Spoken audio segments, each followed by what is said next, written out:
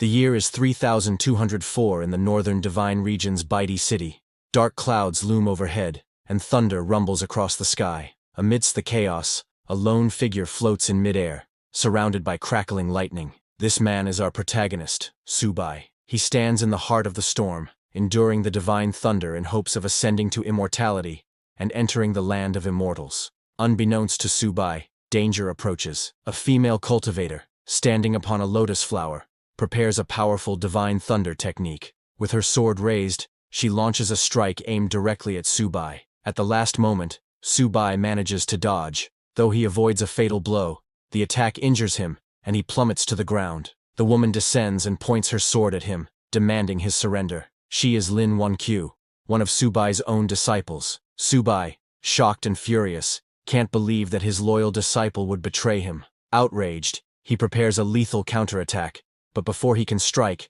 another disciple, Bai Yuyu, launches a sneak attack from behind, piercing a hole through Subai's chest. Bai Yuyu then turns to Lin Wankyu and insists that, despite their master's many sins, they should at least let him die with some dignity. Subai, gravely wounded, can only laugh at the betrayal. He had never treated his disciples unfairly. How could they do this to him? Enraged, he vows that he will not die alone. If he goes down, he will take them with him. Just as he is about to unleash another technique, a third disciple named Xuer activates the falling treasure copper coin, slamming Subai into the ground. He lies there, immobilized, stunned that even Xuer would side against him. Two other disciples, the eldest and the fifth, are missing, and Subai wonders about their absence. Xuer commands her master not to resist, blaming him for countless crimes that cannot be forgiven, and warning him not to blame anyone else for his fate. Hearing this, Subai only laughs and asks if they truly believe the false charges against him.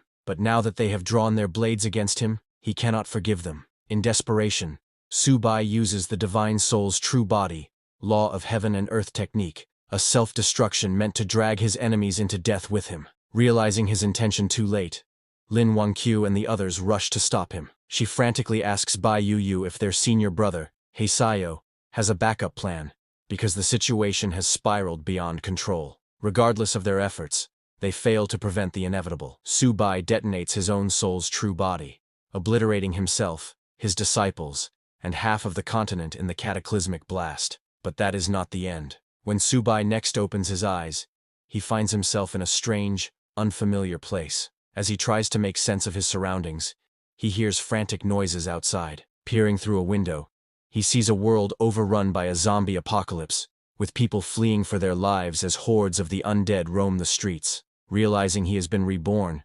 Subai's thoughts turn back to his traitorous disciples. Why would they betray him? What did they stand to gain? For now, those questions must wait. His priority is to train this new body to its peak, return to the world of immortal cultivation, and make his former disciples pay for what they did. He attempts to gather spiritual energy as he once did. His cultivation had been close to the immortal realm, so if he can just sense the ambient spirit power, he should be able to progress swiftly. Yet to his shock, he feels nothing. Thinking his body might be too weak, he looks outside again and realizes the truth. This world has no spiritual power at all. Furious, he could hardly believe it. How is this possible? Without spiritual power, there was no way for him to cultivate in this world. In fact, merely surviving here would already be extremely difficult. Just then, a man and a woman burst into the house, having barely escaped from the zombies outside. They looked terrified, as though they had nearly died. The yellow-haired boy immediately grabbed the woman. Another person, possibly named Vertical, tried to stop him, warning that her boyfriend might still be in the house, and that it would be bad if they were seen. The yellow-haired boy scoffed, telling her not to worry. Even if her boyfriend saw them, there was nothing he could do. As he removed his clothes, the woman suddenly noticed a bite mark on his arm, and asked how he got wounded. The boy shrugged it off, saying he might have been bitten by those crazed people on the street, and insisting it was nothing serious. They continued their business until, abruptly, the woman realized the boy had gone still. She asked him what was wrong, urging him to continue, but to her horror, he had turned into a zombie and attacked her. She struggled, barely managing to push him away. Meanwhile, Subai heard the commotion and wondered if someone else was in the house. Searching through the memories of his new body, he recalled that the woman was supposed to be his girlfriend, and the yellow-haired boy was her lover. Subai smiled bitterly, realizing that the original owner of this body had also been betrayed by those closest to him. Opening the door, Subai saw the now zombified boy lunging at the screaming woman. She noticed Subai and begged for help. He stared at her coldly, said nothing, and watched as the zombie tore into her flesh. Then, without a word, he closed the door behind him, thinking, serves her right. In a world with no spiritual power, Subai knew he had to find a way to survive. Otherwise, he might die here before ever returning to his original world. Sitting on the floor, he tried to retrieve something, anything, from his sea of consciousness that could save his life. Yet with his current cultivation level, advanced magic items like the 9 Changes Spirit Pellet were beyond reach. All he could do was rely on luck and hope for the best. Finally, he pulled out a low-level magic weapon, the 10,000 Souls banner. Subai was disappointed. How could he have ended up with such a low-level magic weapon? He had hoped to retrieve something that could truly save his life in this chaotic world. Just as his frustration peaked, a blue window suddenly appeared before him. System prompt. It has been detected that the host has obtained the magic weapon 10,000 Souls banner. The host is now bound to the 10,000 Souls banner system. Current system level 1. Capacity 10 souls. Upgrade requirement to level 2. Hunt down an elementary mutant. Curious, Subai wondered what sort of system this could be, especially attached to a mere low-level weapon like the 10,000 Souls banner. As far as he remembered, the banner's only function had been to collect souls. The system then explained that by using the 10,000 Souls banner, he could harvest the souls of the dead, convert their soul power into spiritual power, and feed it back to himself. The higher the banner's level, the stronger the souls it could collect, and thus the more spiritual power Subai would gain in return. There was a catch. Any person who had been dead for more than 5 minutes would have a soul that completely vanished, rendering it uncollectible. Subai smiled. So it really is possible to transform soul power into spiritual power. Even if this world lacked natural spiritual energy, he realized that, with zombies everywhere, there was no shortage of materials to harvest for cultivation. He remembered the girlfriend who had betrayed him and the yellow-haired boy, both now zombies, banging on the door. Subai opened it, and the 2 zombies lunged at him. He swiftly killed them with the 10,000 Souls banner, but to his surprise, they continued moving even after he attacked. At that moment, he activated the banner's true power, collecting their souls and converting them into spiritual energy. Subai was amazed to feel a breakthrough in his cultivation almost immediately. After absorbing their souls, he now had 2 controllable souls at his command, and his spiritual power had grown noticeably stronger. He couldn't help but smile. Despite its humble appearance, the 10,000 Souls banner had proven to be far more powerful than he ever imagined. Sometime later, outside, people were running in all directions, desperately searching for any safe place to hide. In the midst of this chaos, Subai was also looking for supplies. His body was still too weak. I can't do much cultivation in this condition, he thought. First, I need to find some supplies, then consider upgrading the 10,000 Souls banner. Suddenly, a group of zombies perched atop a nearby building heard the commotion below and leaped down into the fleeing crowd. Among them was a plump, blonde-haired woman who panicked upon seeing the zombies heading toward her. In a desperate attempt to save herself, she grabbed another woman from the crowd and threw her at the zombies, using the poor victim as a human shield. Subai happened to witness this horrifying act, and was shocked to recognize that the woman who'd been thrown to the zombies looked exactly like Lin Wangqiu, one of his disciples who had once betrayed him. Furious and confused about her presence here, he quickly summoned the 10,000 Souls banner and killed the zombies attacking her. Lin Wangqiu gasped with relief, grateful to be rescued. How did you end up here? Subai demanded, glaring at her. Not long ago you used the Divine Thunder technique on me, forcing me into a wretched state. Now you can't even protect yourself from a handful of low-level monsters. He could scarcely believe that his former disciple, who had once caused him so much trouble, was now so weak. Yet Lin Wangqiu only stared at him in bewilderment. She had no idea who he was or what he was talking about, and she couldn't understand how he already knew her name when, to her knowledge, they had never met. Standing up, she thanked Subai for saving her life and asked if they had met before. Incensed, Subai pointed his spear at her. Don't pretend to be crazy. You won't get away by feigning ignorance. Startled, Lin Wangqiu tried to calm him. This isn't the time for wild accusations. There are more monsters nearby. We should leave and find somewhere safe. Hearing her words, Subai hesitated. Did I get the wrong person? He wondered. Or is she simply not the Lin Wangqiu I once knew? Subai still found it difficult to believe that the woman before him wasn't the traitorous disciple he remembered. She looked identical to Lin Wangqiu, and he was sure he would never mistake her face. Unless, he thought, unless coming to this world caused her to lose her memories. As he moved closer, hoping to investigate, Su-bai's stomach growled. Lin Wangqiu smiled at the sound, and mentioned there was a large shopping mall not far away. She planned to gather supplies there and possibly take refuge. She invited Su-bai to join her, and although he hesitated briefly, he eventually agreed, if only to see for himself whether or not she was truly the same Lin Wangqiu. Gripping his hand, Lin Wangqiu urged him to hurry so they could stock up on supplies and wait for rescue. Su-bai followed her, still torn between suspicion and curiosity. Even if she really has lost her memories, he thought, her betrayal remains. Sooner or later, she'll pay for it. After half an hour, they reached the entrance of a Walmart supermarket. While standing at the front doors, Lin Wangqiu asked for Su-bai's name. Hearing this, Su-bai realized she truly seemed unaware of who he was. She wasn't faking her confusion at all. He refused to let his guard down. Stepping past her, he answered curtly, "Su-bai." Following a brief introduction, Lin Wangqiu invited him to head inside. She suggested they use the store's resources and wait for rescue. But to their surprise, the supermarket was already crawling with zombies, and not just ordinary ones. Among them was a mutated zombie that stood out. It kept mumbling phrases like, "Apply for a card, get 50% off," before slaughtering several normal zombies in its path. Then it charged straight at Su-bai. Su-bai smirked as he felt the creature's aura. It's probably at the initial stage of the spiritual sea realm, he realized. That must be an elementary mutant. Lin Wangqiu, terrified, hid behind him, urging him to retreat and find safety elsewhere. But Su-bai saw this as an opportunity, not a threat. A sacrifice that could help him upgrade his 10,000 souls banner to level 2. Summoning the banner, he commanded 2 zombie slaves he controlled to attack the mutant. The supermarket erupted into chaos as his zombies clashed with the others, killing them one by one. However, the mutated zombie soon noticed Su-bai's slaves and charged in to attack. Su-bai quickly ordered them to pull back, but the mutant was too quick and killed one of his zombie slaves. Seeing an opening, Su-bai launched a sneak attack from behind. At the same time, his remaining slave, a female zombie, leaped onto the mutant's back and bit into its neck. The mutated zombie roared in pain. Su-bai quickly ordered his slave zombie to slam it into the ground, knocking it unconscious. Then, he activated the 10,000 souls banner to absorb its soul, making it his newest slave. Right after absorbing the mutated zombie, a system window appeared before him. System prompt: "Congratulations on defeating an elementary zombie. The 10,000 souls banner has been upgraded to level 2. New capacity 5 additional souls.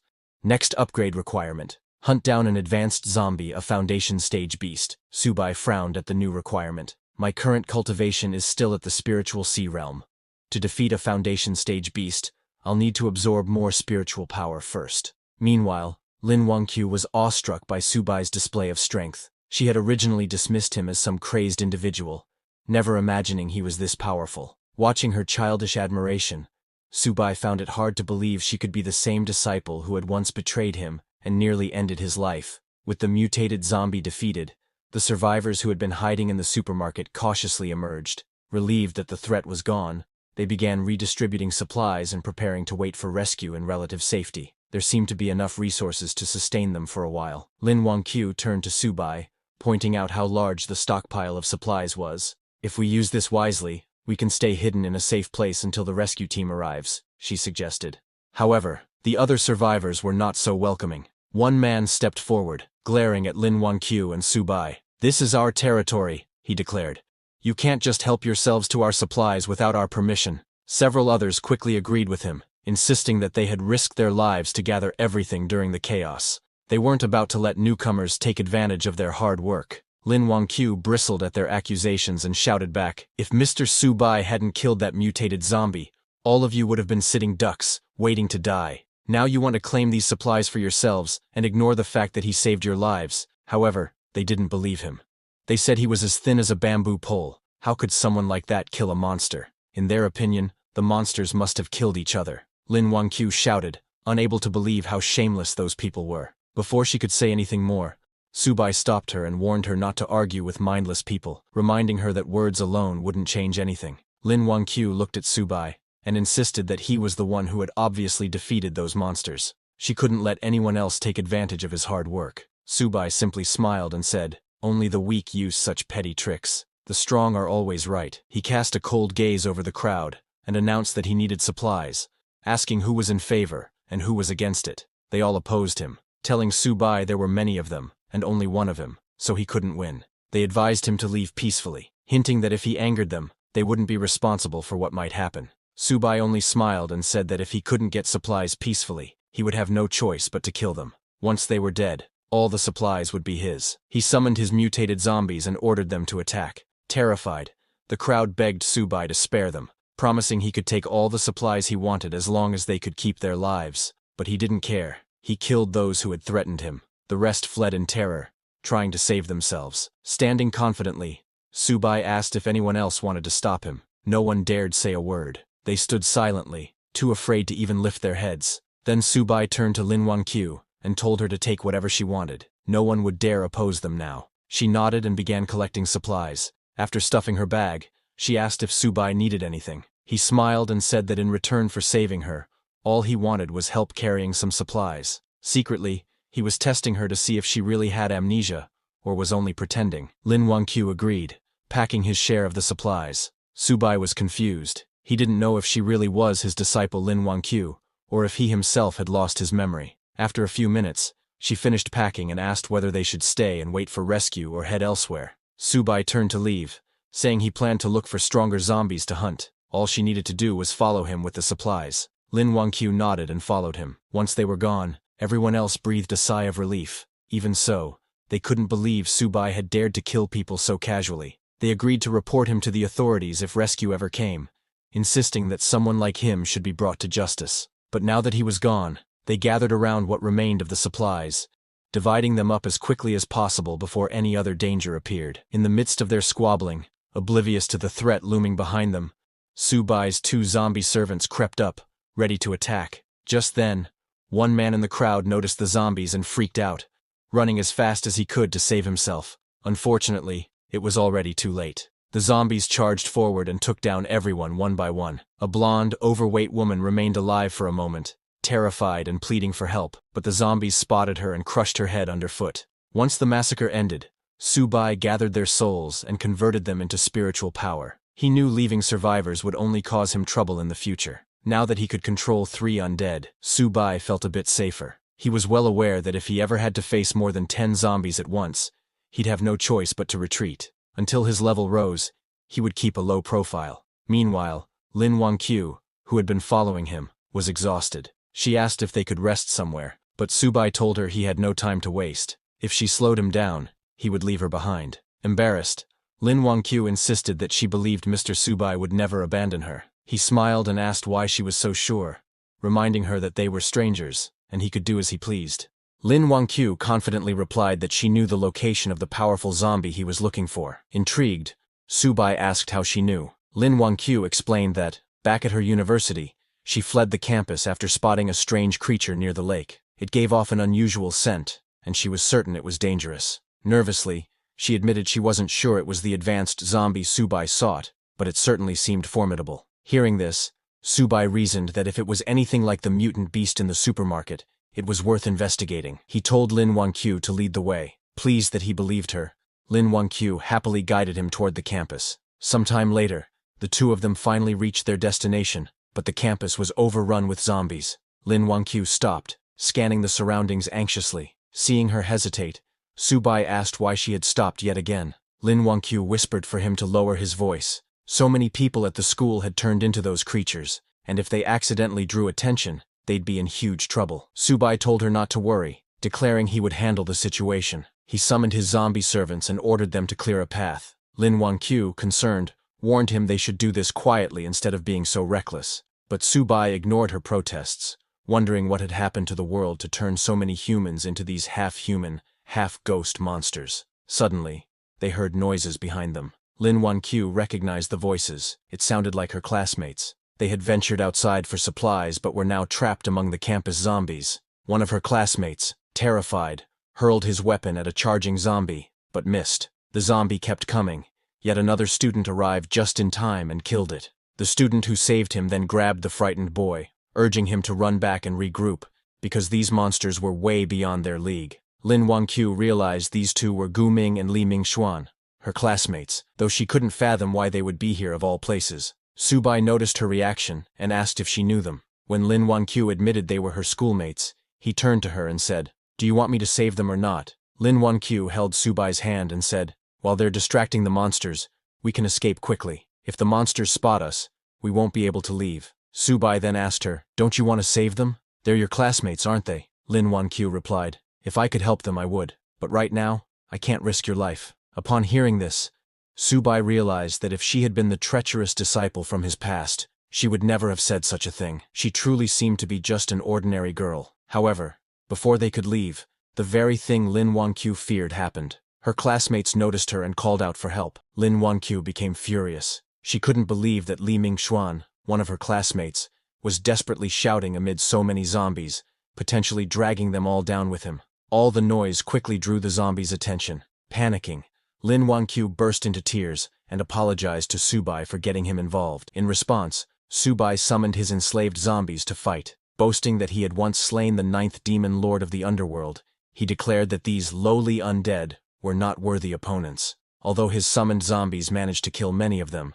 there were simply too many. Subai lost 2 of his contracted zombies, and his mutated zombie was also in trouble. He realized that dealing with 10 zombies at once was already his limit given his current strength. If they wanted to turn the tide and survive, he needed to lure some of the zombies away. He asked Lin Wanqiu if there was anything nearby that could produce a loud sound. Lin Wanqiu remembered her smartphone and handed it to Subai, who had never seen such a device before. He was baffled by the idea that a small box could make a loud noise. Instead of explaining, Lin Wanqiu simply turned on the phone's music. Subai was astonished by how loud the sound was coming from what he called a small metal box. Drawn by the blaring music, many of the zombies attacking the mutated zombie turned their attention towards Subai. Overjoyed by this new magical tool, he threw the smartphone to his mutated zombie slave. The mutated zombie caught the phone and started running, drawing most of the horde away. With so many zombies in pursuit of the mutated zombie, Subai and his remaining undead were free to dispatch the remaining threats one by one.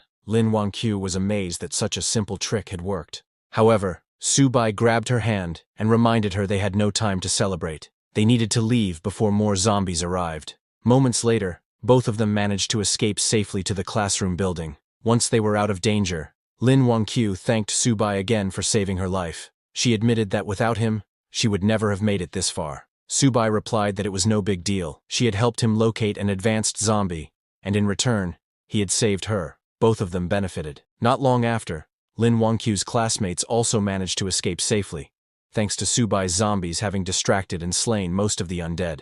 However, they quickly noticed that Lin Wanqiu was carrying a large bag of supplies. They were thrilled to see Lin Wanqiu return with so many supplies. With that amount, they believed they could wait for a rescue team to arrive. However, Lin Wanqiu scoffed and reminded everyone that these supplies were obtained by Mr. Subai, and she had no right to distribute them on his behalf. Li Mingxuan was furious. He told Lin Wanqiu that there was no point in distinguishing yours and his in a crisis like this. Other students also needed these supplies to survive. Another one of Lin Wanqiu's classmates, sensing the tense atmosphere, stepped in and suggested they all stop arguing and return to the classroom first. They could decide how to distribute the supplies once they were somewhere safer. Turning to Subai, he also invited him to join them, saying they should all stick together in times like these. Subai and Lin Wanqiu followed them back to the classroom. On the way, Lin Wanqiu apologized to Subai for the trouble, but assured him that she would not let anyone touch his share of the supplies. Subai told her not to worry.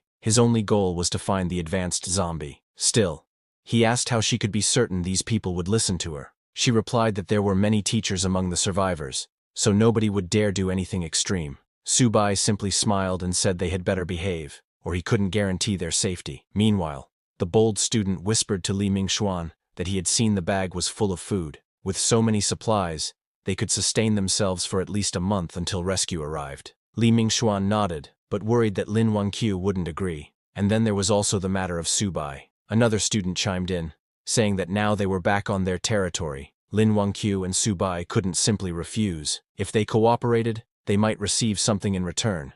If not, they would have to deal with them the hard way. Moments later, they arrived at the classroom door. Li Mingxuan called out to the teacher to open up, announcing they had brought supplies. The teacher, relieved to see them safe, invited everyone inside and asked for the supplies to be handed out. As Subai entered, he noticed that many survivors were present. They had managed to avoid the zombies so far, perhaps because the undead hadn't swarmed this area yet. The same bold student pressed Lin Wangqiu to distribute the supplies right away, complaining that they hadn't eaten anything for 3 days. Gritting her teeth in frustration, Lin Wangqiu said she would only give out half. Mr. Su Bai owned the other half, and they had no right to touch it. Li Mingxuan scoffed and asked why a single person needed so much food. He offered to buy Su Bai's share at 10 times the market price. Looking at Su Bai, he asked if he minded selling. Su Bai smiled and agreed. In that moment, Li Mingxuan tried to claim all of Lin Wangqiu's supplies, forgetting that Su Bai was no pushover. Su Bai promptly summoned his mutated zombie slave, ready to attack Li Mingxuan. Seeing the monster appear inside the classroom, everyone panicked and scrambled for safety. Only then did they realize the zombie seemed to be under Su Bai's control. Su Bai grabbed Li Mingxuan by the collar and snarled that, because of Li Mingxuan's earlier actions, he had lost 2 undead minions. Yet Li Mingxuan still dared to demand Su Bai's supplies. Li Mingxuan apologized profusely and begged for his life. Su Bai asked, "Should I kill you? Or should I take your soul to make up for my losses?"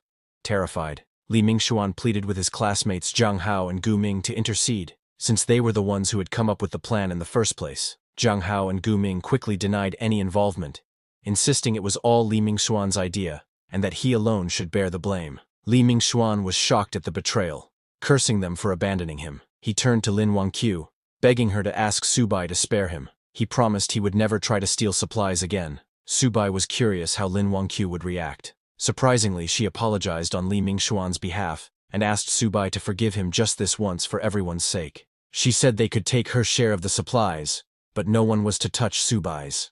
Watching her selfless behavior, Su Bai realized that she truly might not be the treacherous disciple he once knew, despite her resemblance. Deciding he no longer needed to keep her close, he told Lin Wangqiu that, now that she had found her companions, it was time for him to leave and continue searching for the advanced zombie. But Lin Wangqiu stopped him, claiming that she knew where the creature he was seeking might be. When Su Bai asked if she had actually seen it, she said no, but she could sense a terrifying presence somewhere in the school. This startled Su Bai. Her ability to sense spiritual power suggested an innate spiritual physique. He was astonished because, to his knowledge, no one else in the world had such a physique except his lost disciple. Could she truly be that woman, suffering from memory loss, or was there some other explanation?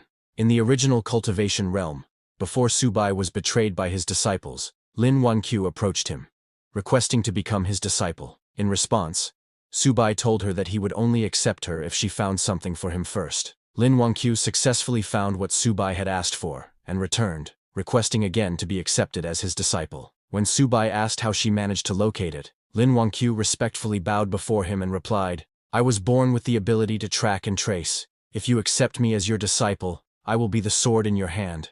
I will never let you down." Seeing her determination, Su Bai accepted her as his second disciple. With her innate spiritual physique, her future achievements would not fall short of his own. However, Lin Wangqiu humbly told him, "My life was saved by you. I would never dream of surpassing you. I only wish to serve by your side and ease your burdens." Su Bai walked up to her and said, "Stop calling me senior. Now that you're my disciple, you should call me master." That was the moment Su Bai learned that Lin Wangqiu possessed the innate spiritual physique. Although he wasn't sure how she had lost her past memories, for him, it didn't matter. He was still planning to kill her. He extended his hand to capture her soul and make her his servant, dooming her to eternal soul refinement. But suddenly, Lin Wangqiu grabbed Su Bai's hand and urgently warned, "That thing I've been sensing, it's really coming this way. We must leave now before it's too late." Hearing this, Su Bai fell silent. Then, in the next moment, he burst into laughter like a madman, shocking everyone in the room. He thought to himself, "I nearly killed her just now. But this is an innate spiritual physique, a one-of-a-kind rare body. Killing her outright would be such a waste. Rather than that, I'll treat her as a chess piece. Once she outlives her usefulness, I won't shortchange her. She'll have her own place inside the Soul Banner." Meanwhile, the mutated monster Lin Wangqiu had warned about approached the building. It had sensed Su Bai's spiritual energy and followed it here, to where Su Bai and the others were gathered. This mutated creature was intelligent, and it had recently been lucky enough to absorb a trace of spiritual energy to recharge its core. If not for that, it too would have eventually turned into one of those half-human, half-ghost abominations. When it detected the presence of spiritual energy in this barren world, it was thrilled. Finally, a chance to break through to the next realm. Standing in front of the university building, the mutated beast looked up, then leaped straight through the upper floor, crashing into the room where Subai and the others were. Seeing the creature, Subai thought, is this the powerful entity Lin Wanqiu mentioned? A mutated snake demon? But as he observed it more closely, something felt off. This mutated beast's aura, it felt familiar. The students in the room panicked, screaming and trying to escape, but to their horror, the door was locked. They couldn't get out. Lin Wanqiu pointed at the beast and exclaimed, "This is the same creature I saw by the man-made lake. It has the same aura I've been sensing all this time." Subai was surprised. This mutated snake demon, it actually possesses spiritual energy? This isn't some ordinary mutant. This is a demon beast from the cultivation realm. But then he wondered, why would such a creature appear in a place like this? The mutated snake demon sneered and spoke. Even though this world lacks spiritual energy and is crawling with ghostly pests, it's far more fun than that wretched cultivation realm. I can feast on humans freely here, without interference from those damned cultivators. It grabbed one of the students to devour. The terrified student cried for help. The teacher, Bai Ling, turned to Lin Wanqiu and begged her to ask Subai to save the students. If he can protect them, she will do anything he asks. Subai glanced at her coldly and said, "Whether I can or not is beside the point. What do their lives have to do with me?" Still desperate, the teacher pleaded, "I'll pay you a lot of money. Just save them." But Subai rejected her offer. "I'm not interested in money. Don't worry. Once you're all dead, I'll collect your souls." As the snake demon devoured the student, Subai ordered his mutated zombie to attack. The zombie leapt into the air and struck from behind, knocking the mutated snake demon to the ground. As the beast lay unconscious, the zombie jumped on top of it to finish it off. But suddenly, the snake demon's eyes flew open.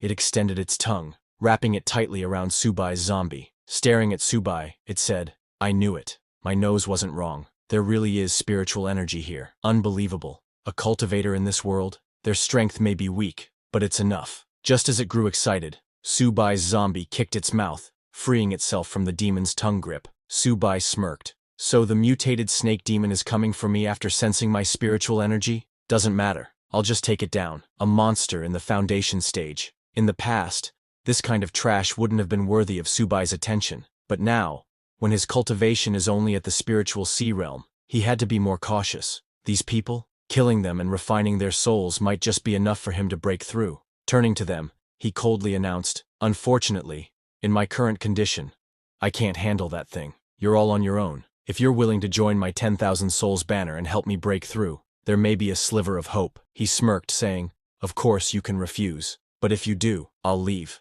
and no one can stop me. What happens after that won't be my responsibility." Everyone sat frozen in silence, terrified. No one dared to speak. Seeing that no one was willing to sacrifice themselves, Subai turned to leave. Lin Wanqiu tried to stop him, but before she could, her teacher, Li, stepped forward and said, "I'll sacrifice myself. In exchange, please take my students to safety." At that moment, Subai noticed a glowing purple crystal hanging around teacher Li's neck. His eyes narrowed, realizing that, a spiritual stone. He grabbed the crystal and asked coldly, "Where did you get this?" Teacher Li hesitated for a second before replying that her father found it by chance, many years ago. Seeing Subai's obvious interest, Teacher Li handed him the stone and begged to, "Please, just protect her students." Inspecting it closely, Subai confirmed, "This is indeed a product of the immortal realm. The quality isn't low either. The spiritual power inside, it's on par with a top-grade spiritual stone." But what puzzled him was, how did something like this end up in this world? Could it be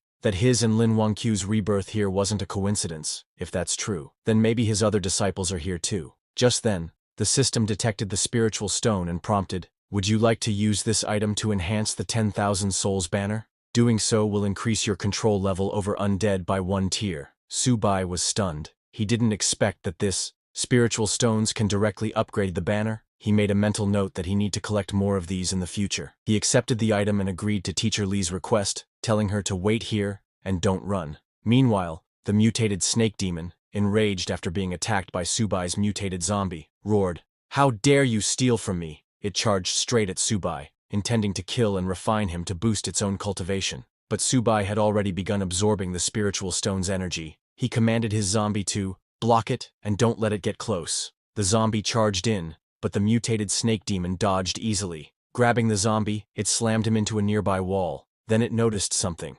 Subai's aura. It was rapidly growing stronger. He was breaking through. The snake demon growled in panic. "If I don't stop him now, it'll be a problem later. But before that, I need to squash this bug. It punched Subai's zombie, sending him flying out of the building. Now, rid of the distraction, the demon laughed and charged toward Subai. But just as it approached, its entire body froze. A primal fear surged up, warning it.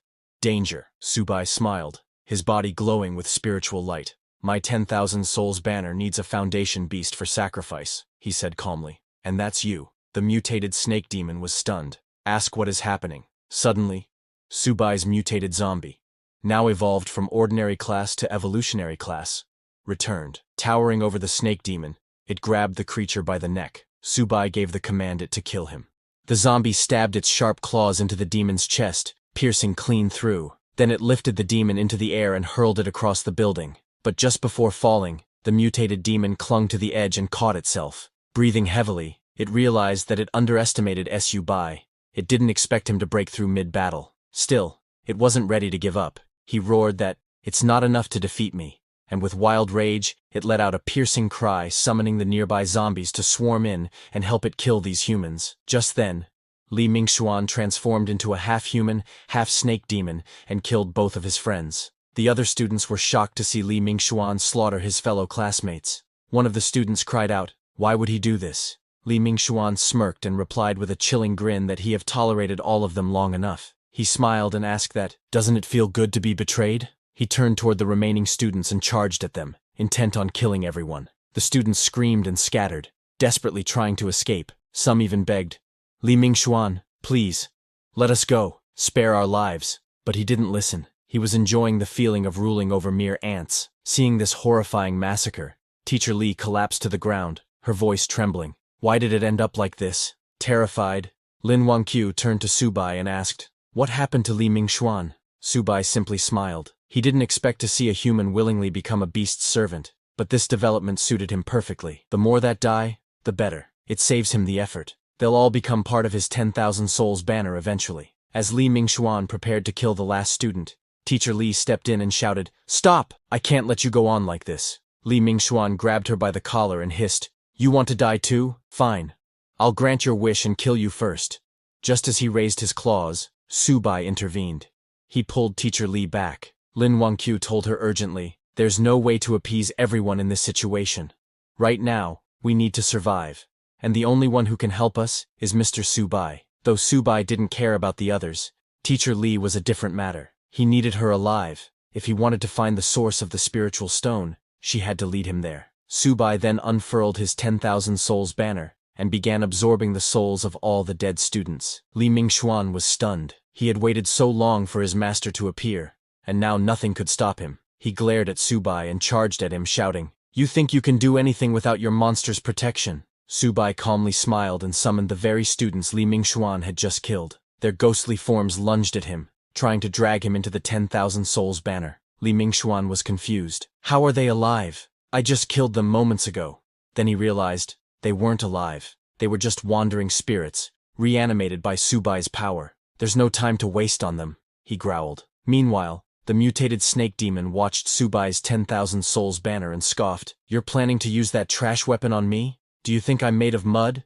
Subai chuckled. "You have no idea who I am, and my 10,000 souls banner still needs a dead soul like you as sacrifice." At the same time, Li Mingxuan managed to partially free himself from the grasp of Subai's zombies and ran toward the mutated snake demon for help. The demon scowled. "Just my luck. I finally meet an immortal cultivator. And he turns out to be a demon cultivator? These puppets he controls are strange and dangerous. If I don't act quickly, I'm in trouble." Although he had already broken through to the Foundation realm, he knew that continuing the fight might end badly. At worst, I won't get any spiritual energy, and I'll die too. Desperate, he grabbed Li Mingxuan and growled, "I gave you power. Now it's time to repay me." Then he hurled Li Mingxuan toward Subai to buy himself some time to escape. But before he could flee, Subai gave the order to attack. His mutated zombie leapt high into the air and came crashing down onto the snake demon, slamming him into the ground. The zombie grabbed the demon and restrained him, locking down all movement. "You're not going anywhere." Just as the mutated snake demon struggled to break free, Subai made his move. He transformed several of his zombies into stone statue form, anchoring them into the demon's limbs, binding its hands and feet so tightly it couldn't move an inch. The demon let out a pained roar, its body shaking violently. Blood oozed from the cracks in its scaled flesh as it cried out in fury and humiliation. "I admit defeat. For today," it hissed, its voice trembling with suppressed rage. "But don't think this is enough to hold me forever." In a desperate move, the demon's main body detached from the larger snake host and fled into the distance like a dark shadow melting into the horizon. Li Mingxuan, who had just barely survived, watched the escape in panic. "Don't leave me behind. I haven't escaped yet." But before he could move, the remaining students, those who had narrowly survived his betrayal, surrounded him, cold hatred burning in their eyes. "Karma always comes back around," one muttered. "You really think you'll walk away after killing so many of us?" Fear flooded Li Mingxuan's eyes as he stumbled back. "Stay away. I'll kill you if you come any closer. I swear." But the crowd no longer feared him. They descended on him without mercy, fists and feet replacing words. Li Mingxuan died the same way he lived, violently and utterly alone. Nearby, Lin Wangqiu turned toward Subai, her voice filled with disbelief. "That monster. We're really just letting it go." Subai only smirked. "It's just a lowly snake demon. Does it really believe it can escape my spiritual sense?" Far away, the mutated snake demon, now free from its bindings, let out a long breath. It had narrowly escaped death, but one question clawed at his mind. Where did that demonic cultivator come from? Then a chilling realization crossed his thoughts. Could he too have been pulled into this world through the chaotic spatial rift? "Just like me," he scoffed. "Doesn't matter. I'm free now. A Foundation establishment cultivator like him, he'll never find me." But he was wrong. Before he could take another step, a shadow fell over him. Subai appeared directly behind him. "Try running again," he said coldly. "Let's see if you can escape my spiritual sense now." Terror flooded the snake demon's expression. His whole body trembled. He could not understand. How did he track me this fast? How strong is his spiritual sense? Subai didn't waste time. He ordered his mutated zombies forward. As the beast tried to flee, lunged in, grabbing the demon's legs and arms, pinning it down. The mutated zombie struck its vital point, sealing its core. The snake demon howled in agony, completely paralyzed. "If I can't live in peace, none of you will," the demon bellowed. He activated his final skill, Serpent Shadow Clone. Dozens of shadowy snake clones burst forth, swarming towards Subai. Laughing, the demon mocked, "Your soul banner is useless now. Once I devour you, your puppets will vanish." But Subai showed no concern. He raised his 10,000 souls banner, calmly scanned the illusions, and in a flash, stabbed the real body. The snake demon gasped. "How did you see through it?" "Not even nascent soul cultivators could."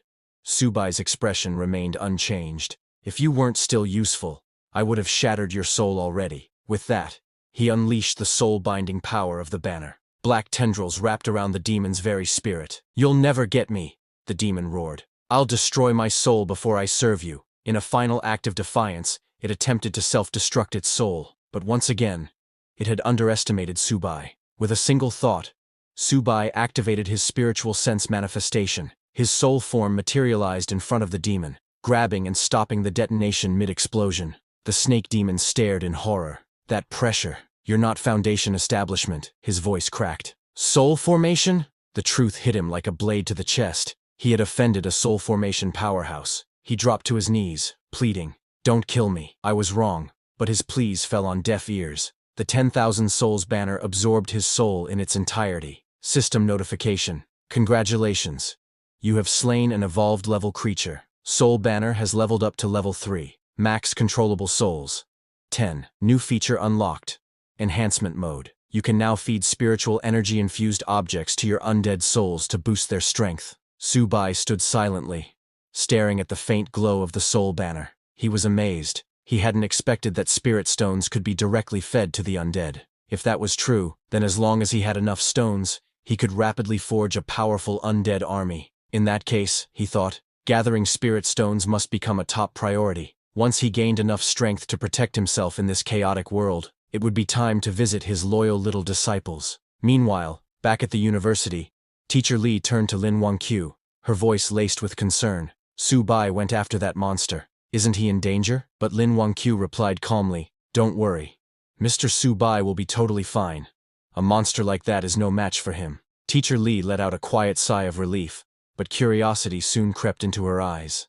"You seem to trust him a lot. He doesn't appear to be a student here. How did you meet him?" Lin Wanqiu hesitated for a moment before speaking. When I ran out of the school during the chaos and was about to be attacked by monsters, he saved me. Her eyes flickered with a strange emotion. When I first met him, I felt something odd, a strange sense of familiarity, like I've seen him before. Just then, Subai returned. Lin Wanqiu ran toward him. Mr. Subai, are you hurt? He pushed her gently aside and replied coldly, a low-level demon like that? There's no way it could hurt me. Then he turned to Teacher Li. Do you know where to get more of those spirit stones? Teacher Li looked apologetic. That one belonged to my father. I don't really know where he found it. If you want answers, you'll have to ask him yourself. Subai narrowed his eyes. She hesitated again, then spoke cautiously. If you truly want to find him, we'll have to make another deal. The last time I spoke with him was 3 days ago. He was trapped somewhere, waiting for rescue. If you want that information, we'll have to find him first. Subai's face darkened. This woman, is she trying to use me to save her father? If the old man had knowledge about spirit stones, it would be worth the time. Fine, he said. I'll go with you, but listen carefully. If I find out you're lying to me, not only will you die, but everyone else will too, including your father. Teacher Li trembled under his gaze but nodded quickly. Understood. I'm sure my father won't disappoint you. She then turned to her surviving students. We're leaving with Mr. Subai. There was a wave of relief among them. They were leaving this nightmare. But not all were so lucky. Many students had died during the chaos. As Subai looked at their bodies, he raised his 10,000 souls banner and summoned their souls. One by one, gasps echoed through the group. The students stared in horror. Even Teacher Li's voice trembled as she asked, "Why are you taking their souls?" Subai turned to her, his expression unreadable. They were going to be wasted otherwise. Now, they reside in the soul banner, my personal puppets. He glanced toward the school gates. Enough talk. Let's go. I don't have time to waste here. Despite the grim nature of it all, Teacher Li bowed slightly. Mr. Subai, if it weren't for you, we'd still be trapped in that classroom. We would have starved, or been torn apart by monsters. Subai scoffed. I didn't do this for free. Everyone got what they needed. Now that he had broken through to the Foundation establishment stage, Subai could feel his divine consciousness gradually recovering. He should now be able to retrieve higher-tier artifacts sealed within his soul domain. Without hesitation, he focused, reaching inward, and suddenly, a brilliant sword appeared before him. Subai's eyes widened. Could it really be fate? Lin Wanqiu stared at the sword. Stunned, something stirred in her heart. I feel like I've seen that sword before. Subai turned to her, expression sharpening. Could this be a sign that her memories are returning? He narrowed his eyes. If this girl truly regains her memories, and realizes she's fallen into the hands of her former master, a lamb remembering her shepherd, just before the slaughter, he threw the sword onto the ground and looked at her. Hold on to it. Lin Wanqiu blinked in surprise. Me? What do I even do with a sword? Are you asking me to fight monsters? Subai nodded. I won't protect you forever. You need to learn to protect yourself. She hesitated. I've never used a sword before. You'll have to teach me later. As she nervously picked it up, her fingers brushed the blade, and flashes of memory surged through her mind. Moments long buried, of a distant mountain sect, her master Subai, and the day she was tested to become his disciple, the pain of betrayal, and the haunting image of a mysterious senior brother whispering lies to her and her senior sister, lies that turned them against their master. She staggered back slightly, clutching her head. The fragments were blurry, incomplete, but they were returning. At last, Lin Wanqiu finally saw her master's face, the very master she had betrayed, and he looked exactly like Subai. Seeing the angry gaze of her master, Lin Wanqiu got so frightened that she lost consciousness and fell to the ground. Seeing her suddenly fall, Teacher Li and the others were shocked, but before anyone could help her, Subai, realizing that Lin Wanqiu's memories had returned, immediately raised his soul banner and released his newly controlled snake beast to attack and kill her. Before Lin Wanqiu could even understand or say anything, the snake beast coiled its muscular body around her and began squeezing. Seeing Subai attacking Lin Wanqiu, Teacher Li and her students were too shocked. Teacher Li ran forward, begging Subai to stop, but Subai didn't even flinch. The snake beast continued tightening its grip, suffocating Lin Wanqiu slowly. Lin Wanqiu struggled and somehow managed to free her mouth. While coughing, she said, "Mr. Subai, your monster has gone insane. Please, help me quickly." Subai approached her and pinned down the soul banner right in front of Lin Wanqiu, scaring her. He sat down and asked, "Lin Wanqiu, do you remember now?" Scared and confused, Lin Wanqiu asked, "Remember what? What are you talking about?" Teacher Li pleaded with Subai to save Lin Wanqiu, saying she was a good child. Subai was also confused, not understanding what was going on. Lin Wanqiu's reaction just now didn't seem fake. and he wondered if it could really just be a mere restoration of her memories for a split moment. But he was not sure, so he decided to investigate it himself. He placed his hand on Lin Wangqiu's head and used Soul Search to look into her memories. He saw all of Lin Wangqiu's memories, himself included, but found nothing. He knew that memories couldn't be faked, and wondered if she really had not recalled her past. Both Lin Wangqiu and Teacher Li looked at Subai, scared and confused. After confirming for himself, Subai decided to let her live for now. He stood up, called back the snake beast, which released Lin Wangqiu and returned to the soul banner. Subai then walked away as if nothing had happened, telling Lin Wangqiu, "Maybe this sword doesn't fit you that well." He took back the sword and told everyone, "Don't waste time." Teacher Li then turned to her students and told them, "It's okay, hurry up and follow." But Lin Wangqiu felt something odd. She couldn't understand why she suddenly called Subai master, and what this sense of familiarity toward him was. Not just her, even Subai was very confused. Wondering if this was all God's will, he decided he would definitely investigate this matter. After walking for a few hours, Teacher Li led them all to a building. Pointing at it, she told Subai, "This is one of my family's properties, and my father last contacted me from here. But it looks like he wasn't able to evacuate because of those monsters." Looking at the building, Subai said, "If that's the case, let's go check it out." But a student of Teacher Li suggested that they should not go in, and would just wait here for Subai and the others to come out. Other students agreed, saying they might not be able to help Boss Subai if they went in. So, it's better to meet them here again. Subai said, "No problem," and told them, "Since I took you out of the school, my part of the deal has been fulfilled. Where you go now has nothing to do with me." Teacher Li looked at her 3 students who were scared, standing there. She told them, "Stay here and don't run around. When they come out, we will take you to the official shelter. It's safe there." The students told her not to worry, saying they would definitely stay put. After Teacher Li left with Subai and Lin Wangqiu, those students sighed with relief, saying, "We are free." A girl told the others that she didn't dare breathe deeply for fear that Subai would kill them if displeased. Others agreed, saying he was scarier than the monsters. A third person told them both to stop talking for now. They just had to stay quietly here to survive. Meanwhile, Subai, Lin Wangqiu, and Teacher Li approached the building's gate. But before they could enter, Lin Wangqiu sensed something and asked them to wait. She looked to the side and saw something approaching. She told Subai that something seemed to be coming their way, soldiers being chased by zombies. When those soldiers saw Subai and the others, they shouted, "Go away, this is not a place for you. Don't come close to the monsters. Return immediately." Seeing the soldiers shooting at zombies, Teacher Li told Subai that these people were likely the official rescue team and would know where her father was trapped. Hearing this, Subai decided to keep them alive. He raised his soul banner, summoned his zombies, and ordered them to clear the way. Seeing Subai's zombies, the soldiers misunderstood, thinking monsters were coming from behind to attack. They asked their captain what to do. The captain told his soldiers not to panic and ordered everyone to disperse and avoid getting caught by the monster wave. All the soldiers hid in the cracks between the buildings. After the soldiers got out of the way, Subai's zombies attacked the zombies coming from the front. The mutated zombie swung its sharp claws, slicing hundreds of zombies in one strike. The snake beast wasn't far behind.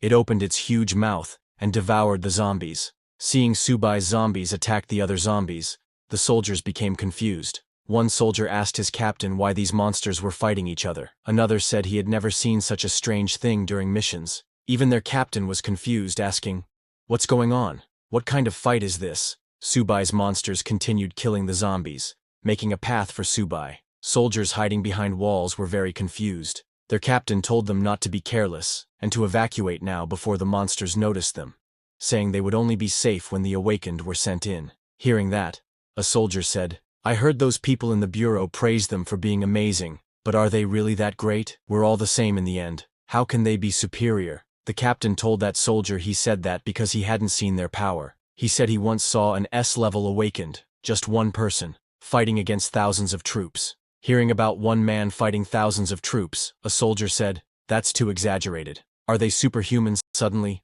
a soldier saw Subai and the others walking toward the zombies. Confused, he asked, "Aren't those the survivors from before? Why aren't the monsters attacking them? It even looks like the monsters are escorting them." Seeing this unusual phenomenon, the soldiers immediately pointed their swords at Subai. The soldiers warned Subai to stand still and answer. Otherwise, they would open fire. But Subai didn't even look at them and continued walking ahead. Seeing this, the soldiers asked their captain if they should open fire. But after seeing Subai controlling the monsters, their captain lowered his gun and told his soldiers to forget it, because this person was not someone they could handle. The captain came out of hiding and asked Subai to wait. He introduced himself as Xiao Changqing, the captain of the 3rd Search and Rescue Team of Z City, and asked Subai if they were the awakened sent by the higher-ups to assist them. Hearing that, Subai finally stopped and looked back, asking the captain what he meant by awakened. The captain replied that Subai was not the one he was referring to, and then tried to ask if Subai was the awakened. But before finishing his sentence, he stopped, thinking that since Subai was not a registered awakened from the bureau, could he be a lone wolf? That would be bad news. Then Teacher Li stepped forward and told the captain that they were here to find someone, her father, Li Zhenghao. Hearing the name, the captain told Teacher Li that Li Zhenghao was on their rescue list. They had been informed that he had important information, so the higher-ups required this person to be rescued. Hearing that, Subai asked the captain if he knew where Li Zhenghao was. The captain said yes, but told Subai that the place was in the heart of the region, and given the current situation, it would be hard for them to rush in there. Just as the captain said this, the walls on their side broke, and more zombies poured out. Because of this new zombie wave, they all got surrounded. Immediately, the soldiers started shooting at the zombies, but it was still not enough. Panicked, the captain turned to Subai, telling him that even if he was not affiliated with the government, they hoped he could lend them a helping hand. He added that it didn't matter if they all died, as long as they could send one person out to pass on the news from here, it would be fine. Subai agreed without hesitation, saying he would get them out of here, but they needed to lead him to the target in exchange. The captain agreed. Subai immediately called his monsters to attack the zombies. The mutated monster and snake monster jumped on the zombies, crushing them to the ground. Subai's mutated monster sliced off hundreds of zombies in one strike, while the snake monster shot fire from its mouth, burning thousands of zombies. The soldiers were shocked to see how strong Subai's monsters were. One soldier asked his captain if this was some kind of superpower, adding, "Isn't this too extreme?" Another asked if all awakened were like this, and if any one of them could destroy everything like this. He added that compared to Subai, what they had in their hands was just a fire stick. With a serious expression, the captain told his soldiers that not all awakened were that strong. This man right in front of them was definitely one of the best. Even among officially registered awakened, he had never seen someone capable of manipulating monsters for his benefit. So Subai's level must be at least C level. While Subai's monsters were fighting, Lin Wangqiu sensed something and told Subai to watch out, saying something was coming. She pointed above and told Subai that it was coming from the sky. Just as she said that, a huge monster jumped off a building, shouting, "Anyone who enters my territory without my permission will die." A huge night monster landed right in front of them. Seeing the huge night, the soldiers panicked and asked what kind of monster it was, because they hadn't been told about this level existing in this place. When Subai saw the night monster, he immediately recognized the aura of the perfect foundation realm. He hadn't expected a monster of this level to be lurking here. Moreover, it seemed different from the ordinary undead. The night monster pointed his mace at Subai and shouted, "My family, follow me to defeat the invaders." Hearing his voice, all the zombies in that area charged at Subai. Seeing them coming, Lin Wangqiu panicked and asked Subai what they should do now. Subai told everyone to get ready to fight.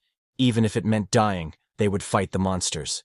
Subai was very excited to see the night monster, knowing that sure enough, this was a rare undead creature with intelligence. If he could capture its soul and send it into the 10,000 souls banner, there was a high probability that the souls of his subordinates would gain independent consciousness. Subai stepped forward with Lin Wangqiu and Teacher Li and told the soldiers to step back, saying this night monster was his prey. Subai was confident that as long as he captured it, there was hope to create an army of undead with independent intelligence, which would greatly enhance his combat power. He then summoned his monsters and ordered them to attack. Subai's monsters charged at the night monster at super speed. The mutated monster jumped into the air and punched the night monster with full power, blocking its mace with its blackened fist. Taking this opportunity, the snake monster coiled its muscular body around the night monster's leg, making it unable to walk. The night monster looked down and saw that Subai was controlling the undead. Realizing that this human was very dangerous, the night monster became very angry. It released an energy blast from its body, sending all of Subai's monsters flying.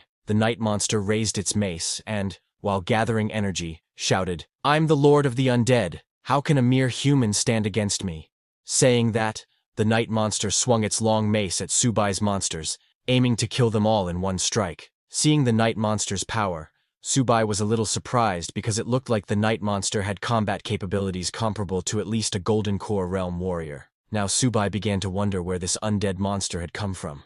When that undead monster unleashed his full power, a guy was watching it from afar, standing on the rooftop of a building. Seeing Subai, that guy in glasses smiled, saying, "A sweet prey discovered. My lord will surely be pleased." He called his lord, and suddenly a dark figure appeared in the sky. That glasses guy told his lord that he had found a foundation-building cultivator who could control the dead. Hearing that, his lord ordered the glasses guy to kill and seize his body, saying the spiritual energy in his body was extremely valuable, and if he succeeded, he would be rewarded. Hearing that, the glasses guy laughed and told his lord, "Don't worry, because the Bone Fiend Lord is already hunting him down." On the other hand, that undead monster swung his huge sword to attack Subai. Seeing it coming, Teacher Li and Lin Wangyu got very scared. The soldiers standing behind started shooting at the undead monster, saying they would fight with everything they had. Lin Wangyu grabbed Subai's hand, saying that even if she died, she would stay by his side. Seeing the sword coming, Subai closed his eyes and sensed that it was a Golden Core Realm undead lord,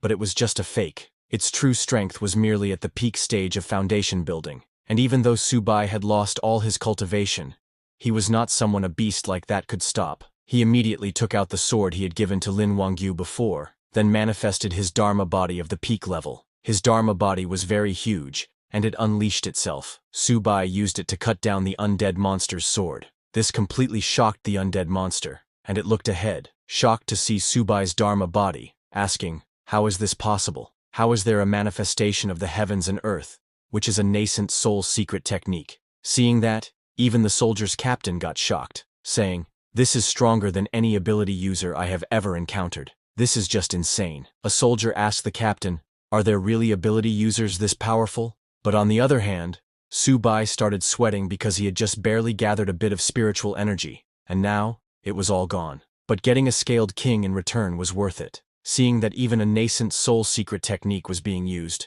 the undead monster didn't know how he was supposed to fight this, so he immediately turned around and started running away. Seeing it trying to escape, Subai got ready to use another powerful technique. He threw his sword at the undead monster using his Phoenix Fury first. His sword turned into a fire phoenix, and at high speed flew towards the undead monster. Seeing the fire phoenix coming towards him, the undead monster got shocked. He recognized that it was a divine weapon, and with just one cry of the phoenix, he couldn't move a muscle. Now the undead monster regretted asking, "Just what kind of monster have I provoked?" The fire phoenix hit the undead monster in the stomach, piercing a huge hole. Seeing that, everyone was shocked. Lin Wangyu asked Subai, "The thing you just summoned, was that a phoenix?" Soldiers were also quite shocked seeing an ancient divine beast, the Golden Phoenix. They could not understand just what kind of power Subai had. Subai then raised his soul banner and activated it to seal the undead monster. As the chains of the soul banner went towards the undead monster, it started running away shouting, "Don't even think about enslaving me. I, the Bone Fiend Lord, will never surrender." But before it could run away, the Bone Lord got caught by the chains of the soul banner. Seeing that Bone Lord finally admitted defeat, saying even if it was frustrating, following a nascent soul powerhouse sounded far more promising than sticking with that brat. The soul banner sucked in the Bone Lord and closed its mouth completely, trapping him inside. Immediately, a system notification came congratulating the host for slaying a commander-level creature. With that, the 10,000 Souls banner leveled up. Host's current realm is Chi Refining Stage. 10,000 Souls banner level is 4. Controllable boss level undead is 1. Controllable advanced undead is 2 and could control 5. Controllable normal undead is 10 and could control 20. But before Subai could get happy seeing those notifications, he suddenly started coughing. Forcing the manifestation of heaven and earth overexhausted him, and even caused his realm to drop. Seeing him coughing, Lin Wangyu immediately asked if he was okay. But suddenly a voice came from the soul banner. It was the Bone Lord. He addressed Subai as Lord, and offered to help him recover some strength. After seeing Subai stabilizing, the Bone Lord immediately appeared in human size, and transferred some of his spiritual power into Subai. A system notification came telling Subai that his current realm was now mid-stage of foundation building.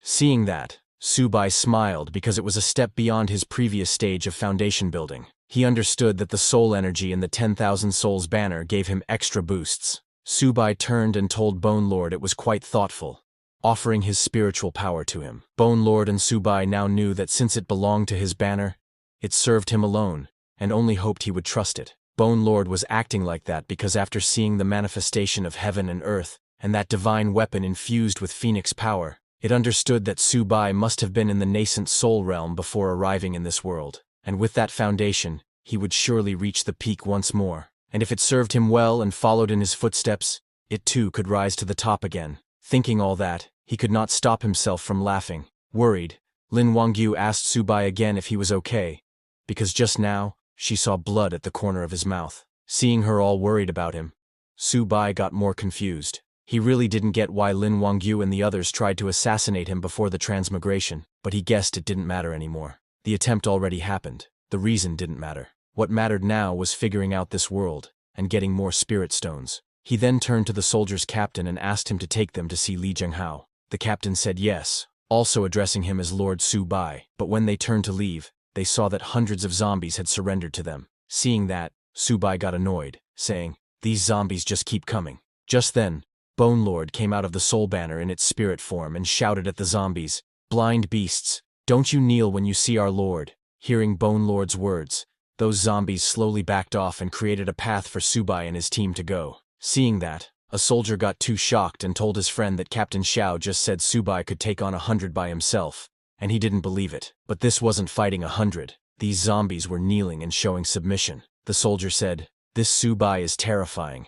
Ability users are like gods." Even Teacher Li was amazed, thinking, "This young man is remarkable. That golden phoenix from earlier, and the ability to harvest and command souls. In this chaotic post-apocalyptic world, could he become the new hero?" Meanwhile, in a faraway house, it was the house of that glasses guy's master. He reported to his master that the Bone Fiend Lord was killed. Hearing that, his master got shocked, saying it's impossible. The glasses guy sent some pictures, telling his master it's the truth. He wouldn't dare make false reports. These were some images captured from the scene. When that glasses guy's master saw the techniques Su-bai used, he immediately recognized that it was the manifestation of heaven and earth and Phoenix Fury Sword, because he was none other than Su-bai's disciple, who provoked his other disciples who killed Su-bai. He immediately recognized that it was his master Su-bai. He was very angry seeing that his master had arrived in this world too, and his master's progress was faster than his. He knew that he must hurry and find the junior sisters. He told the glasses guy that he recognized this Su-bai, and ordered the glasses guy to mobilize all his forces and kill him as soon as he stepped into the prison land. He also told the glasses guy that if he failed,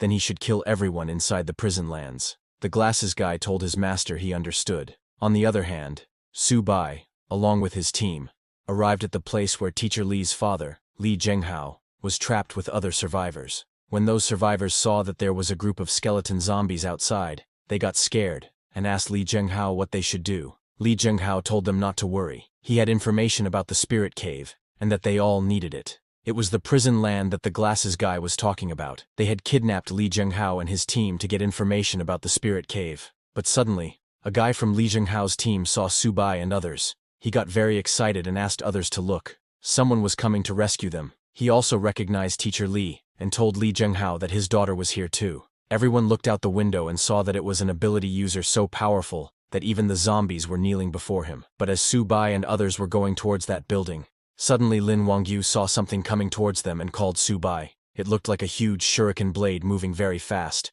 Seeing that, Bone Lord immediately came out, telling his master Su-bai not to panic and to leave it to him. Bone Lord used his huge mace to block that giant shuriken blade, but just as he blocked it, a skeleton ninja came out and kicked him hard, pushing Bone Lord back. That skeleton ninja recognized Bone Lord and was surprised to see that it wasn't dead, and that it even switched sides. Bone Lord stood beside Su-bai and told the skeleton ninja that this was his new master. He warned the skeleton ninja to get out of his way quickly if he was smart. Seeing Bone Lord's arrogance, the skeleton ninja smiled and asked, "Who are you to command me?" Skeleton ninja ordered his skeleton subordinates to attack them, saying, "Master said, kill them, and you'll be greatly rewarded." When Su-bai saw that skeleton ninja, he immediately realized that this skeleton ninja was like the Bone Lord, seemingly at the Golden Core realm, but actually just at the peak of Foundation establishment. He took out the sword from before again, and asked Lin Wangyu to watch closely. He threw the sword at the skeleton ninja and used his phoenix cry.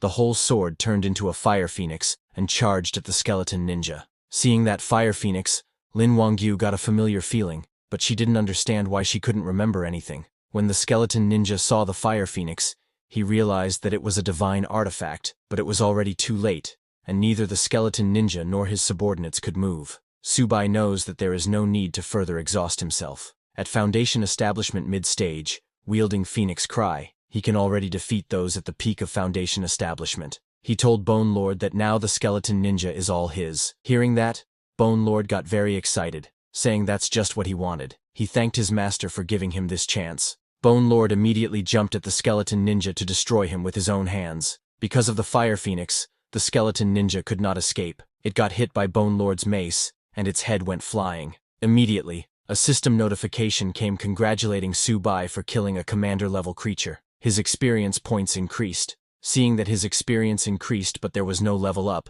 Subai got a little disappointed. On top of that, the level 4 10,000 Souls banner can still only control one boss-level undead.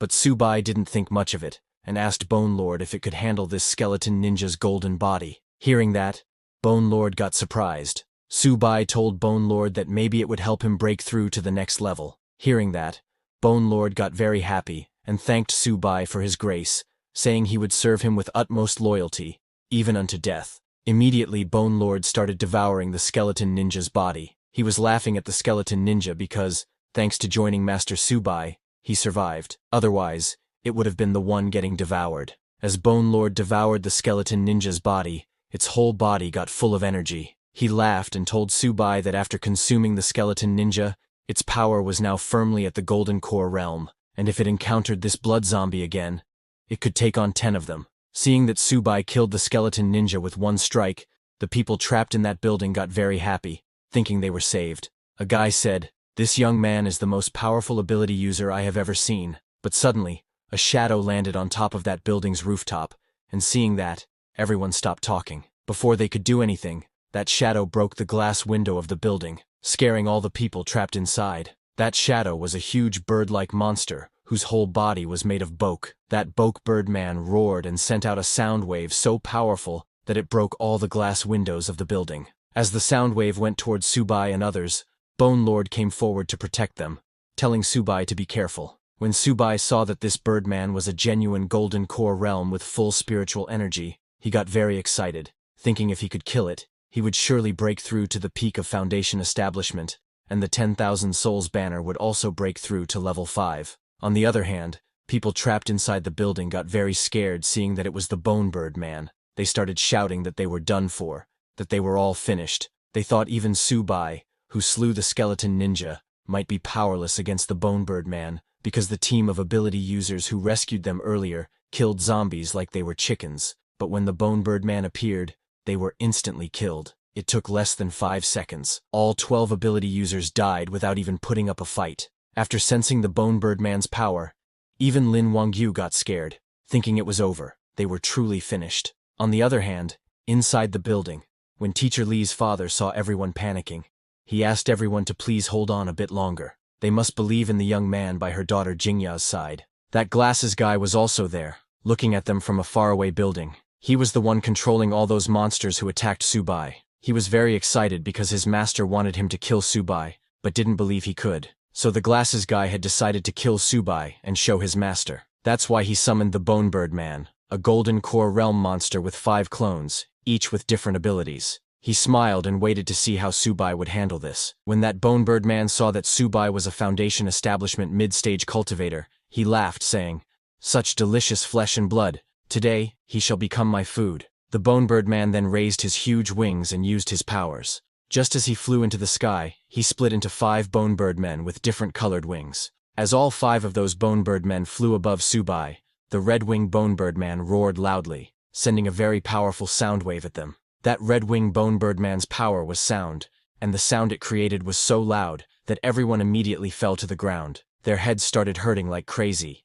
Even Bone Lord's head was hurting. He told Subai that this Birdman was his previous master's trump card puppet, with the strongest power. The one making the sound now is the Sonar Birdman, and there's also Venom, Blade, Bronze Wall, and Titan. Hearing that, Subai got worried because of that sound. Though Subai was not in pain like Lin Wangyu, his internal spiritual energy was being suppressed. If the others attacked simultaneously now, it would be quite troublesome. So Subai immediately raised his soul banner and told Bone Lord that since it said it could take on 10, he would leave this to him. Bone Lord immediately jumped at the Bone Bird Man, telling Subai to leave it to him. Bone Lord immediately jumped to attack the red Birdman, but the yellow Birdman used its huge wings to block his mace. Then the blue Birdman came and shot blade-like wings at Bone Lord. While both of them were fighting, the purple Birdman charged at Subai and the others. When Subai saw it coming, he immediately took out his sword to fight. Just as the purple Birdman got near, Subai used his Phoenix Force sword division technique and swung with full power to attack the purple Birdman. But the purple Birdman quickly stopped himself and then swung mid-air to attack Subai with its sharp wings. Subai ducked down to dodge its wings, but got cut on his arm. Seeing the blood dripping from his arm, Subai realized that this sound wave was too powerful, affecting both his speed and accuracy. His strength was now less than even early Foundation establishment, and he couldn't overuse the Divine Avatar technique again, because using it repeatedly in a short time would shatter his soul. Subai now didn't understand what he should do next. But Subai is the mighty emperor, and has slain demon kings before. He knows that this mere Birdman is just a matter of time. Once he breaks through the Sonar's influence and regains his strength, with the Phoenix Cry Sword, he will have a chance. He raised the Soul Banner and released all his zombies and slaves, ordering them to charge. Subai's zombies and the giant snake charged towards the Birdman, but even all of them were no match for the Birdman and his clones, who were flying into the air and using 5 different powers. As Subai was struggling, suddenly one attacked him from behind, injuring his back. As Subai fell to the ground, that Birdman laughed at him for trying to stop the sonar power, saying it was impossible. Seeing them laughing at his master, the Bone Lord got furious and challenged the Birdman, saying, "Aren't you Su Haoji's trump card? Is this all you've got?" Hearing that, the green Birdman attacked the Bone Lord, mocking him that his strength was spent. Yet he still tried to talk tough. It told the Bone Lord that even breaking through to Golden Core meant nothing, because under the sonar power everyone was on the ground, unable to fight back. Teacher Lee was very scared to see that this Birdman's one cry made everyone paralyzed. Even the soldiers were scared, saying this skeleton Birdman was an abomination. How could they possibly defeat it? Lin Wangyu said, "It's over. Everyone is going to die here." Seeing their condition, the glasses guy laughed because his master said he couldn't kill Subai, but now Subai was completely defenseless. He told them to enjoy being tortured to death slowly by the Bone Birdman. Seeing them all struggling, Teacher Lee's father came to the window and shouted, telling Subai to stop fighting because he couldn't beat the Birdman. He begged Subai to run, to please take Li Jingya and leave this place. Seeing that there was no way out, annoyed, Subai wondered if he really had to use that move. But before he could do anything, suddenly a strike came flying towards the Birdman. It hit the red Birdman, making it stop using the sonar power. Just as it stopped, a yellow-haired lady jumped into the air saying, "They are all too noisy." Then she used another stick to strike the red Birdman on the head with full power, destroying its whole skeleton head. As it died, the sonar power ended, and everyone's headache stopped. Teacher Lee said it's great. Her head didn't hurt anymore. Lin Wangyu turned to ask if it was Subai who stopped it, but a soldier told her it wasn't Subai but a woman. Hearing that, they all looked at the yellow-haired woman. Teacher Lee was amazed to see her dashing figure. Lin Wangyu commented that she had a cold and beautiful face. Even the soldiers were shocked by the powerful aura that yellow-haired woman was releasing. Subai also stood up and thanked the yellow-haired girl, but that girl asked him to kill the enemy first, and when they were done, he should lend her the soul banner in his hand to play with. On the other hand, Subai's Bone Lord had regained his powers and immediately jumped to attack the blue Birdman, shouting, "Dog Birdman, can't make a sound anymore, can you?" And with a single strike, he killed that blue Birdman. Seeing that, the purple Birdman flew into the sky to escape, but before it could escape, Subai's Phoenix Cry Sword came flying and cut the purple Birdman's neck. The purple Birdman fell to the ground and died while the Phoenix Cry Sword returned to Subai. Without the sound waves, these Birdmen were utterly defenseless. The glasses guy immediately recognized that the yellow-haired girl using the staff is the Weapon King Chuan Yinyun. He could not understand why she was here, but he decided to do as his master said and kill everyone in the warehouse. The green Birdman asked the yellow Birdman, "Who's that staff wielder? Where did this wild one come from?" But the yellow Birdman reminded him that it was just the two of them left, and their master had said if they couldn't kill Subai, they should kill everyone in the warehouse. On the other hand, the people inside the warehouse felt relieved to see that Subai and his team had killed 3 of the Birdmen, and now only 2 remained. They thought they were saved. They thanked heaven and Subai. Teacher Lee's father confidently declared that now no one could stop them from surviving. But just then, the yellow and green Birdmen charged towards the warehouse at full speed. Seeing that they were targeting the warehouse, Teacher Lee shouted, asking Subai to please save her father. Knowing that Teacher Lee's father had information about the Spirit Stones, Subai ordered Bone Lord to stop those two birdmen. Bone Lord charged at them, shouting, "Birdmen, don't you dare run away!" He swung his huge mace and struck the yellow birdman with full power, destroying its whole body. But the green birdman used the opportunity and reached the warehouse. It smashed through the window and entered. Seeing that, everyone inside panicked and ran, but there was no place to escape. Immediately, the green birdman opened its mouth and released a green fog. Everyone who inhaled that green poison immediately fell to the ground. The green birdman laughed, telling them to taste the flavor of absolute poison. Teacher Lee's father also breathed in that poisonous gas, and while calling his daughter's name,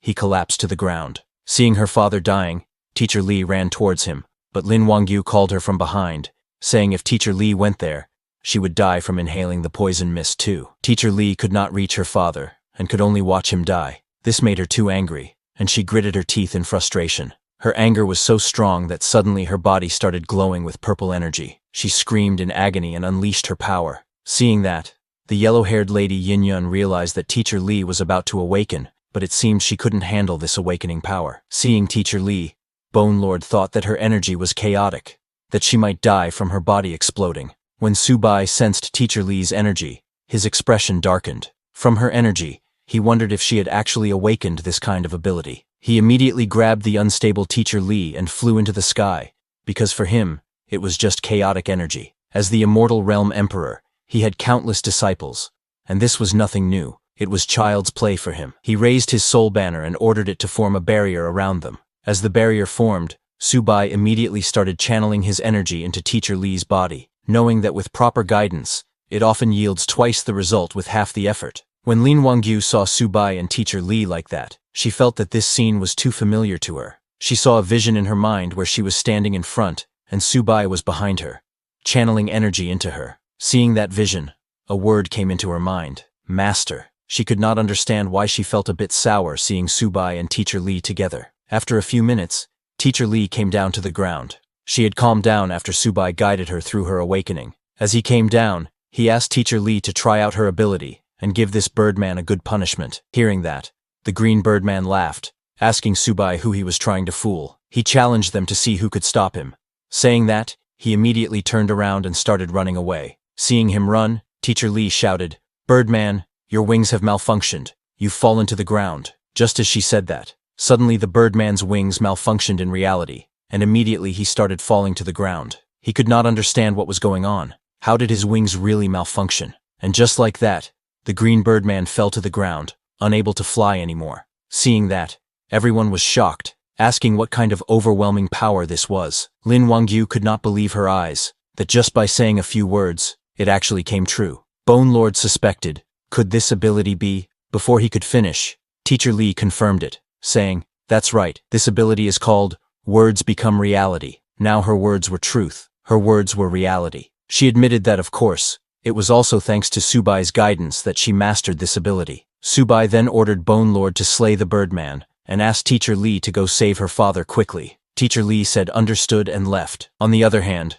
as Subai commanded, Bone Lord raised his huge mace into the air, and while laughing, struck the green birdman with full power, telling him this was his true power at the Golden Core realm. Just as the birdman died, Subai raised his soul banner and captured its soul. Chains of spiritual energy came out of the soul banner and tied down the birdman's soul. Seeing this, the glasses guy was too shocked, realizing that Subai really had skills. Even the bone birdman had been taken down, but he thought it was fine, because the people in the warehouse should all be dead, so the mission wasn't a failure. As Subai captured the birdman's soul, a system notification came, congratulating the host for killing a commander-level creature. Because of that, the banner of 10,000 souls level had increased. Currently, its realm was Foundation Establishment. Banner of 10,000 souls is now level 5. Its current controllable boss level undead is 2. Its current controllable ordinary undead is 39. And just like that, the Bone Bird fell beside the Bone Lord in the soul banner. It didn't even imagine that he,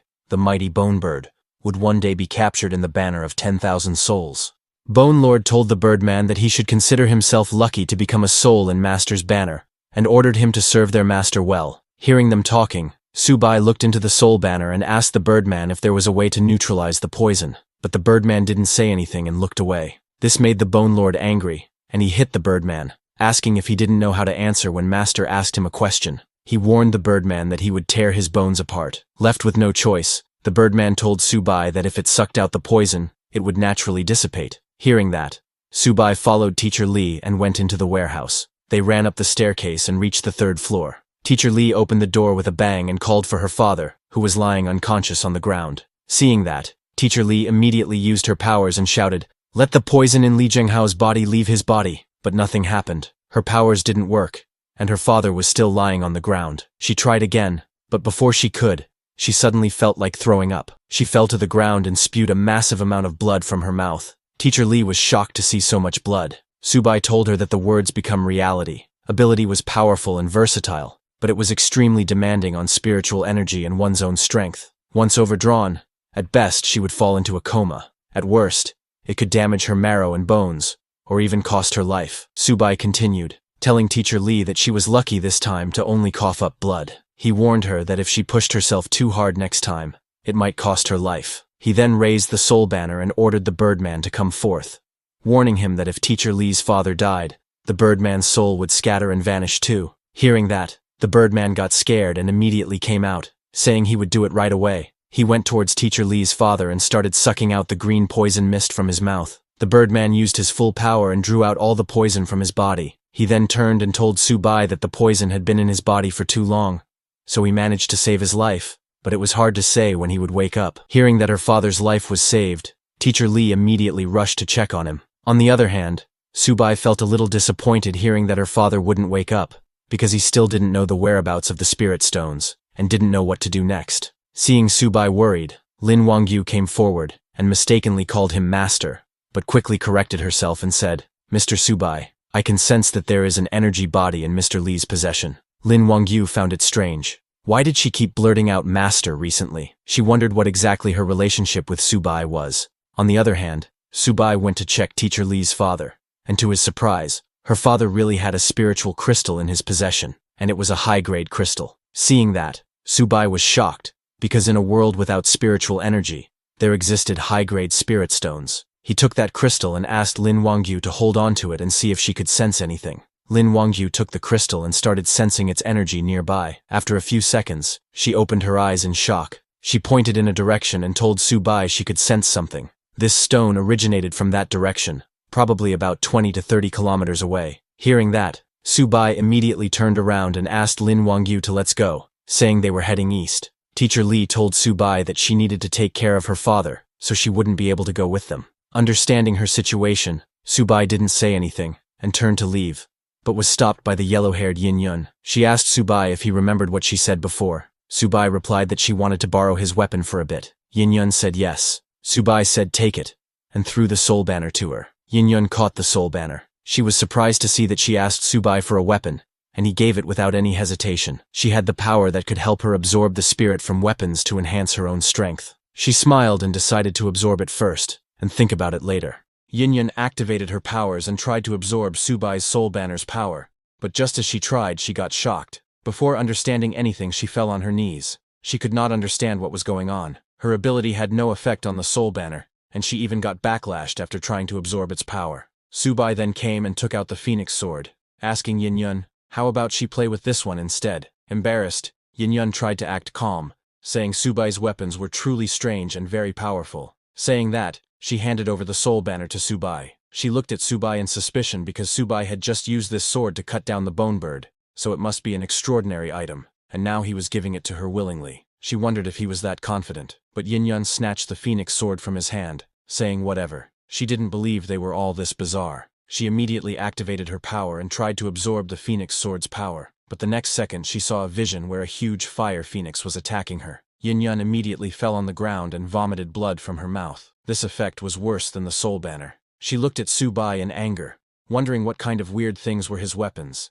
Countless souls, and now a divine phoenix. Now she wanted to know exactly who he was and what his ability was. When Subai saw her looking, he smiled. He had realized that her ability was absorbing the spirit of weapons, and it was quite common in that world. But unfortunately, the Phoenix Cry Sword was a divine artifact, and the banner of 10,000 souls was given by the system, even beyond a divine artifact, and she was only at the peak of Foundation Establishment realm. Embarrassed for the second time, Yin Yun handed over the Phoenix Sword to Subai, saying Mr. Su's divine weapons were truly impressive. Subai then asked her to come with him, and all the weapons they seized along the way would be hers. She was surprised to hear that. She turned and said, "It's a deal." Meanwhile, inside the Soul Banner, Birdman called Bone Lord an old schemer because it even absorbed Yin Yun's spiritual energy. Bone Lord laughed and told the Birdman that it did it all for Master and asked it to watch and learn. Bone Lord then used sound transmission and told Subai that it had just absorbed some spiritual energy from that girl for him to help him break through. Hearing that, Subai got happy and praised Bone Lord, saying he was very thoughtful. He told the Bone Lord that in the future, when it encountered souls with spiritual energy, it could have them all. Hearing that, Bone Lord got happy. Subai then turned to check his realm. His current realm was Advanced Foundation Establishment. At Mid-Foundation Establishment, Subai's one sword strike could defeat Peak Foundation Establishment. Now breaking through to Advanced, even Golden Core Realm might not be unbeatable. Then they all came out of that warehouse along with Teacher Li's father. Subai told Captain Xiao that this was where they parted ways. Captain Xiao told Subai to don't worry, saying they would make sure to protect Teacher Li and the other survivors. At the same time, at a faraway place, a rich family along with their bodyguards were trapped in a house surrounded by zombies. One of the bodyguards shouted, asking what about the master? We can't break through at all. Just then the zombies broke free and attacked the bodyguards. The family head along with his daughter were terrified, screaming. This was the GI family house. The family head started crying while hugging his daughter, saying his G family had struggled for 100 years to finally reach the top of the wealthy, and now they face the apocalypse. He shouted, asking who would save his G family and his daughter. Just then, somebody came there with lightning speed, and with a swing of his sword, he sliced those zombies into pieces. It was none other than Subai's disciple Shen Yunbin, who had collided with other disciples to kill Subai. When G family's bodyguards saw him, they immediately told their master that it was ability users, explaining that they were too strong, like war gods. Hearing that, the G family head and his daughter got very excited, thinking they were saved. Yunbin looked at the G family daughter, calling her fake Shui, saying long time no see. Hearing that, the G family head got shocked and turned to his daughter, asking if they knew each other. His daughter immediately declined, saying no, but admitted that she felt like they had met before. Yunbin got close and patted fake Shui's head and called her Little Snow, explaining to her that she was his dear junior sister. Hearing him call her junior sister, Little Snow immediately remembered everything about her senior brothers and sisters and her master. When Subai's face snapped in front of her eyes, she opened her eyes in shock. She called Yunbin's senior brother and told him that she seemed to remember everything now. Saying that, she laughed and activated her power. Many coins started floating around her immediately. Yunbin congratulated Little Snow as her memory and ability had been restored, and told her that now it was time to deal with more important matters. Little Snow said yes. She turned and threw some coins in the air. Those coins spread around the GI family house and created a golden barrier, pushing all the zombies out of it. Little Snow told her father that this was farewell. She was leaving with her senior brother on important business, and told him to don't leave the space where the coins were. Zombies couldn't enter there. Saying that, she left from there. After coming out, she took a deep breath and said the air here was very polluted, but compared to underground, it was too fresh. Yunbin told her that now was not the time for nostalgia, adding that if they didn't eliminate Master, this world would become even worse. Hearing the word Master, a smile came on Little Snow's face. She smiled and said, "My beloved and respected Master, why did you do this? Since you're not dead, my senior brother and I will have to continue our righteous patricide." Yunbin told her that their master was now heading to the spirit cave, so they must get there first, obtain the spirit stones, and then kill him. Meanwhile in the city, Yunbin's disciple, that glasses guy, was standing on the rooftop of a building. He was shocked to see that his mission failed, but he laughed because in his eyes, there was no such word as failure. He decided that as long as he killed Subai and his master gave him that thing, he could return to his own world. On the other hand, while Subai, Lin Wangyu, and Yin Yun were going, some people who were getting attacked by zombies asked for their help, saying, "Ability users, save me." But Subai just walked past them. Seeing those people, Lin Wangyu asked Subai if they were really not going to save them. Hearing that, Yin Yun called her naive, explaining that they couldn't save everyone. In the apocalypse, improving their own strength was key. Then, after they left the city, Lin Wangyu pointed in a direction and told Subai that from here 10 miles ahead was the source of those stones. Hearing that, Subai asked them to speed up to avoid any trouble. But just then, Lin Wangyu saw something shocking and told Subai that a large mass of spiritual energy was approaching. When they looked ahead, they saw the glasses guy coming towards them on a bone horse, and behind him was an undead army. Glasses Guy stopped his bone horse right before Subai. He looked at Subai and said, "Mr. Subai, you killed 3 of my generals and are just leaving like this. That's not very polite, you know." Hearing that, Subai got serious, realizing he was the one controlling those monsters. When Birdman saw the Glasses Guy, it panicked, saying it's over, it's the master, and he's actually coming out himself. But the Bone Lord angrily told the Birdman that he was their master. Their only master now was Subai. Hearing Birdman, Subai asked it if it was scared. Birdman said not at all and asked Subai to just give the order. Hearing that, Subai smiled and summoned both Birdman and Bone Lord, ordering them to go and test the enemy's strength. Seeing them coming, Glasses Guy laughed, saying how presumptuous. He called the Bone Lord and Birdman, asking if they had forgotten his tireless teachings. How dare they draw their weapons against him? Just as he said that, the ground below Bone Lord and Birdman broke, scaring both of them. Immediately the whole surrounding changed. The Bone Lord and Birdman flew onto a piece of land in the air and sat on the ground all scared. Seeing that, Yin Yun got shocked, saying this guy's voice had some kind of ability to interfere with people's minds. Subai immediately realized that it was a mental interference ability, and asked everyone to cover their ears. But Yin Yun didn't listen to Subai and jumped to attack the Glasses Guy, saying what's so great about that. She raised her staff to attack, shouting, "Eat my staff, you bastard." Seeing her, the Glasses Guy laughed, saying such a beautiful young lady, how can you be so crude? Saying that, he used his power on Yin Yun. Before Yin Yun could get near him, her mind got hit. She immediately fell in front of the Glasses Guy, unable to do anything. Her personality changed completely, and she started crying like a baby, calling her mama.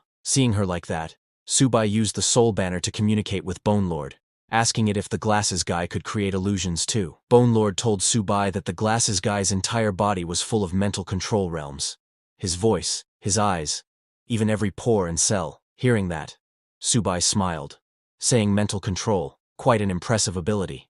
However, blocking mental control wasn't that difficult. Subai then swung his hand in the air and used a technique. He gathered spiritual energy from the surroundings and created an energy layer over his body. This energy layer covered Subai's whole body along with his head and arms. When the Glasses Guy saw Subai blocking the perception of every part of his body, he laughed and asked, "How will Subai fight then?" But just as he completed his words, Subai immediately attacked him with the Phoenix Sword, telling the Glasses Guy to worry about himself. The Phoenix Fire hit the Glasses Guy, burning his whole body. He screamed in pain. Subai looked at him with a serious expression, because he saw through the Glasses Guy's acting. Glasses Guy mocked Subai, laughing, saying, "Can't catch me, can you?" He told Subai that he had seen all his tricks. They were nothing special. Besides, did Subai really think he was helpless, just because Subai had blocked the perception of every part of his body? Glasses Guy called his skeleton warriors and ordered them to farm ranks. Immediately Glasses Guy's skeleton warriors surrounded Subai, Lin Wangyu, and Yin Yun. Both Lin Wangyu and Yin Yun fell on the ground crying. Lin Wangyu also fell into an illusion, seeing Yin Yun as her child. She hugged Yin Yun, asking her to don't cry. Seeing that, Bone Lord panicked and told Subai that they had entered Glasses Guy's domain, explaining that he had set this place up in advance, and once they entered this domain, they couldn't escape his mental control. Just as Bone Lord said that, Subai also fell into Glasses Guy's domain. He found himself in his own world, cultivating in the air while his disciples were sitting in front of him. Subai's 5 female disciples were looking at him while their master, Subai, had completely stopped moving. Seeing that, Glasses Guy laughed, telling Subai that even with his impressive strength, he had still fallen when he met him. Glasses Guy decided to see what was actually in Subai's illusion. He entered Subai's illusion where he saw Subai teaching his disciples. There was Yunbin too. Subai told Yunbin that every detail must be perfect. A tiny error can lead to a huge difference. Yunbin said yes, master, and followed his words. When the Glasses Guy saw Yunbin, he got shocked. He recognized that this was his master. Glasses Guy's jaw dropped when he found out that his master was actually Subai's disciple. He got too confused, wondering who on earth was this Subai. Why did the master want to kill his own teacher? While Glasses Guy was lost in his thoughts, suddenly Subai turned around and looked directly at him. This surprised the Glasses Guy. Subai laughed, asking, "Have you finished watching?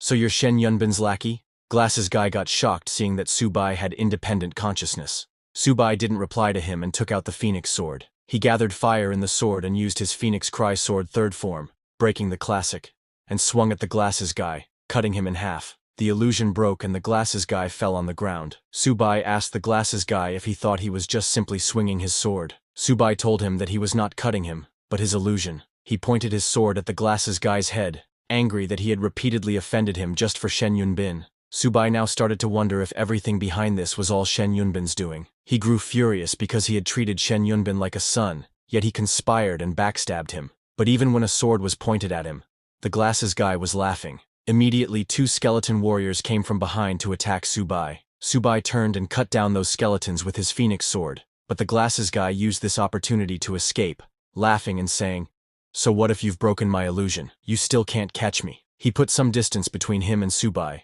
and then turned around. He took out sharp blades, telling Subai that he could dominate this apocalyptic world, not just relying on illusion techniques. He threw those sharp blades at Subai, saying killing the master's teacher. Just thinking about it is exciting. Seeing him attacking, Subai smiled and asked Bone Lord if they understood the glasses guy's weaknesses. Bone Lord and Birdman replied that they did. Hearing that, Subai said very good, and summoned both Bone Lord and Birdman, telling them that he was leaving the glasses guy's soul consciousness to them. Just as Subai said that, both Bone Lord and Birdman came out of the soul banner and charged at the glasses guy. Seeing them coming, glasses guy grew angry and shouted, "Bone Lord, you dare to face me in combat." He threw more blades at Bone Lord and Birdman, telling them to come back after training for another 100 years. But the Bone Lord blocked all the blades of the glasses guy, saying he looked down on others too much. Birdman used his wings to deflect all the blades, telling glasses guy that he should reassess after 3 days apart. When the glasses guy heard that, he realized that something was off. He used his senses and got shocked to feel Bone Lord and Birdman's aura. Both Bone Lord and Birdman jumped to attack the glasses guy. Still in shock, glasses guy asked if they had broken through to the Golden Core realm. How was that possible? Birdman used its legs to attack the glasses guy, telling him that following the new master, it ate 6 meals a day. Bone Lord attacked the glasses guy with its giant mace. Bone Lord laughed, telling the glasses guy that reaching Golden Core was normal now. He asked glasses guy to surrender, saying he was no match for his master. Hearing that, glasses guy laughed, calling Subai a petty man in power. He used the blade fans in his hands and with full power pushed both the Birdman and Bone Lord, sending them flying into the air, telling them that with his treasure in hand, they couldn't kill him even if they wanted to. Glasses guy immediately turned to run away from there, telling them to get out of his way. He was very annoyed and decided that he would concede this time. But just then, Yin Yun jumped from behind to attack the glasses guy. She hit the glasses guy's hand, making him drop the blade fan.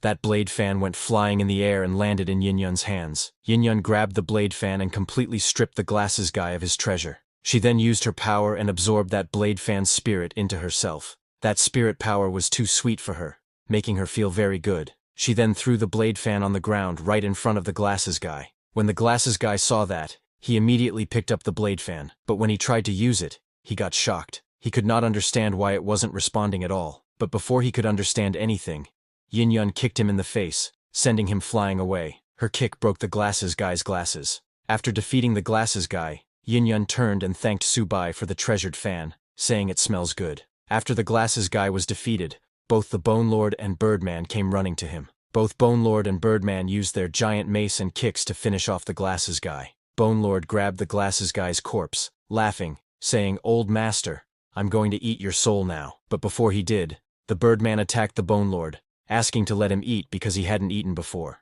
Bone Lord pushed the Birdman saying, "Go away, you are new here. Why are you butting in?" Hearing that, Birdman started fighting the Bone Lord, asking him to let him go first or he would chop him up. But Bone Lord told it to stop boasting, asking if it wanted to have a go. When Subai saw them fighting, he just told them to split it in half. Hearing their master's command, they finally stopped and agreed to split it in half. As the Bone Lord was splitting the soul of the glasses guy with Birdman, it wondered how Subai knew it was aware of the glasses guy's weakness. This made the Bone Lord realize that his new master was far smarter than the glasses guy, and so he should better behave himself. Both Bone Lord and the Birdman then absorbed the glasses guy's soul. Immediately the Birdman shouted in excitement, saying it tasted so good, it felt like it was approaching mid-golden core. Bone Lord agreed, saying the flavor was absolutely amazing. Bone Lord then turned and sent some spiritual energy towards Subai, telling him that the glasses guy's spiritual energy was truly abundant, and he couldn't bear to enjoy it alone, and wished to offer it to him. Birdman joined in, saying it too wanted to give the spiritual energy to him. Subai absorbed that spiritual energy, and thanked them. Subai then checked his status window. Subai's current realm was Peak Foundation Establishment, and the banner of 10,000 souls was at level 5. Its current controllable boss level undead was 2, and current controllable common undead was 30. Subai was shocked to see that the banner's level didn't increase, but his realm improved quite a bit. Subai realized that as long as he found the spirit cave, breaking through to Golden Core was within reach. Now that Subai had reached peak foundation establishment, he could explore his sea of consciousness again. Subai then tried to touch his consciousness, and got shocked. He could actually touch it. It was too wonderful. Meanwhile, 10 miles away from there in a rocky area, on a huge mountain's backside, there was a huge cave, and Yunbin and Little Snow were standing at the entrance of the cave. Looking at that cave, Little Snow asked her senior brother if this was the place, adding that she could feel the spiritual energy was very dense inside. Yunbin asked her to let's go in quickly, or they might miss their chance.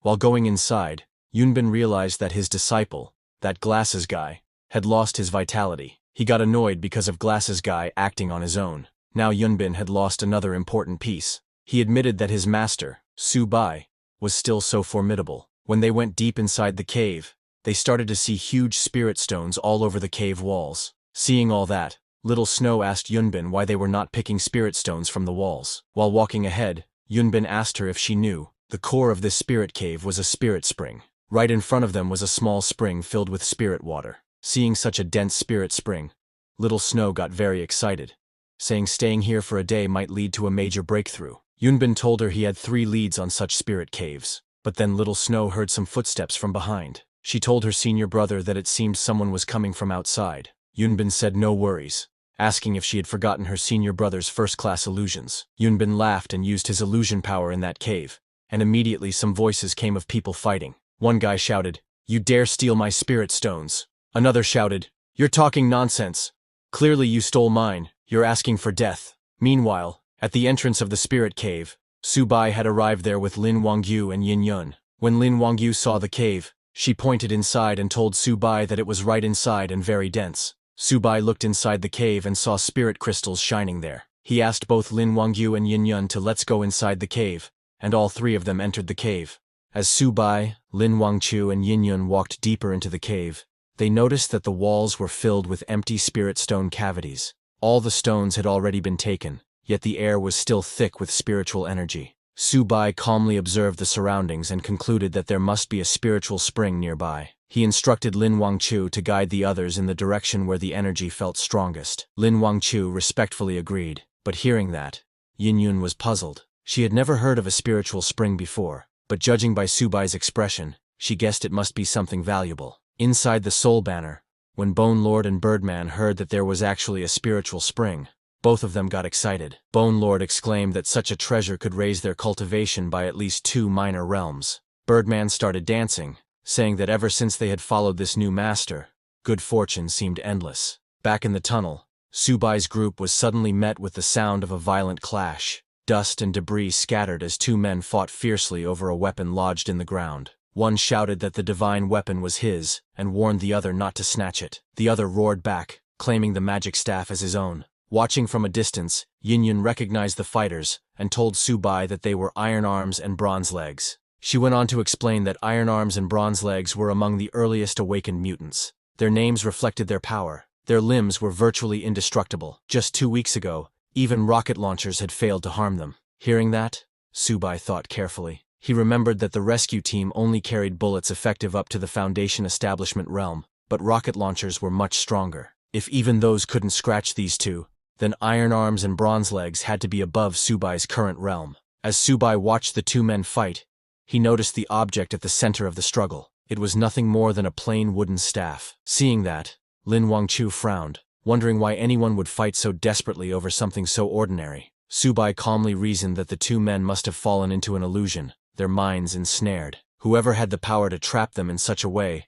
had to be incredibly strong. Lin Wangchu suddenly pointed ahead and told Subai that the source of the dense spiritual energy was just inside. Subai's sharp eyes turned toward the direction she indicated. Lin Wangchu hesitated, placing a hand near her lips as a strange feeling stirred within her. She whispered that the energy seemed oddly familiar. Subai's expression hardened as realization struck him. A cold light flashed in his eyes as he confirmed his suspicion. The one absorbing the spiritual spring was no stranger. It was his very own traitor. Suddenly, Iron Arms and Bronze Legs stopped their struggle for a moment. their eyes shifting towards Subai and his companions. Bronze Legs muttered that he didn't like having spectators around and suggested they get rid of them. Iron Arms agreed without hesitation. With a sudden roar, both men launched themselves forward, attacking at full speed. Seeing that, Yin Yun in the black combat suit stepped forward confidently. After absorbing the treasure fan earlier, her strength had surged. Smirking, she declared that she had energy to spare, and told Subai to leave those two to her.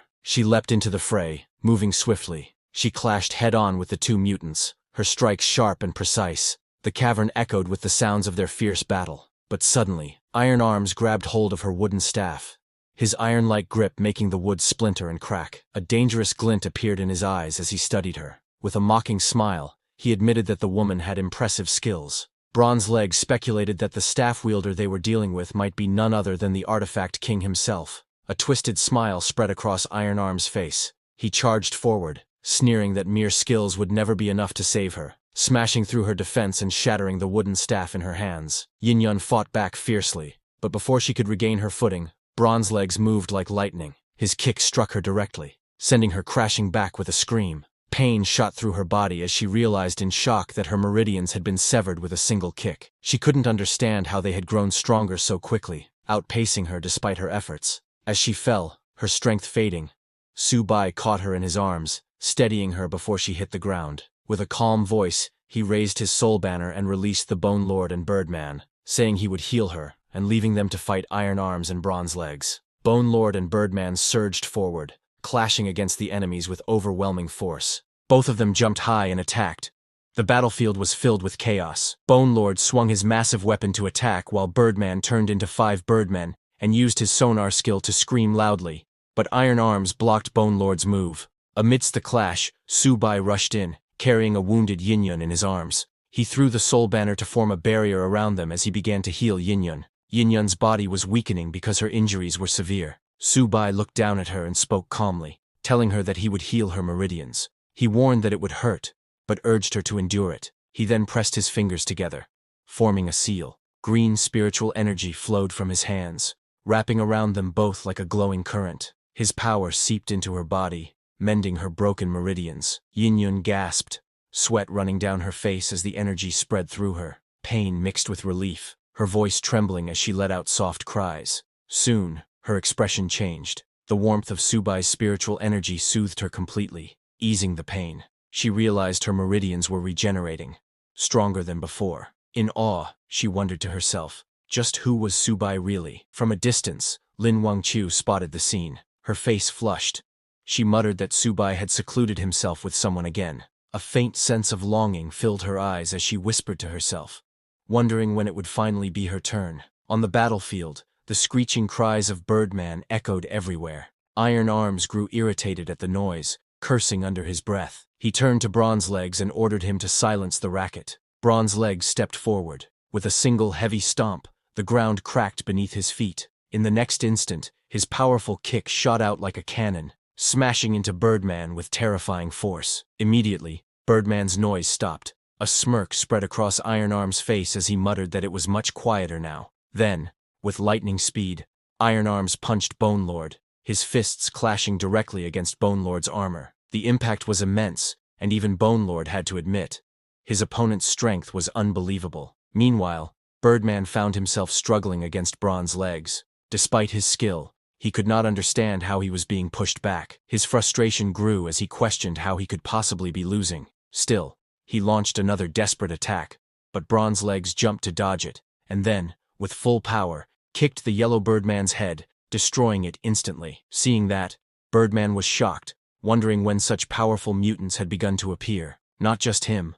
Iron Arms was also attacking Bone Lord fiercely, slamming his blows against the massive warrior. Bone Lord grunted in pain, muttering about his old bones as he struggled to withstand the assault. Then all the Birdmen attacked Bronze Legs together, mocking him, saying he couldn't kick them because they had wings to escape with. Meanwhile, deep within a glowing cave pool, Yunbin and Little Snow sat in the water. Little Snow listened to the distant rumble of battle, and commented that the fighting outside was growing intense. She also sensed a presence that felt strangely familiar. Yunbin opened his eyes, his tone calm but certain. He told her that the presence was none other than their dear master. Realization struck her, and she quickly urged that they needed to break through faster, for their master was already near. Meanwhile, on the battlefield, Subai called back his soul banner while holding Yin-yun beside him. Both of their bodies swirled with energy, shaking the ground. Just then, Bone Lord and Birdman cried out in pain as they were struck down. They came flying and hit the cave wall with a solid impact.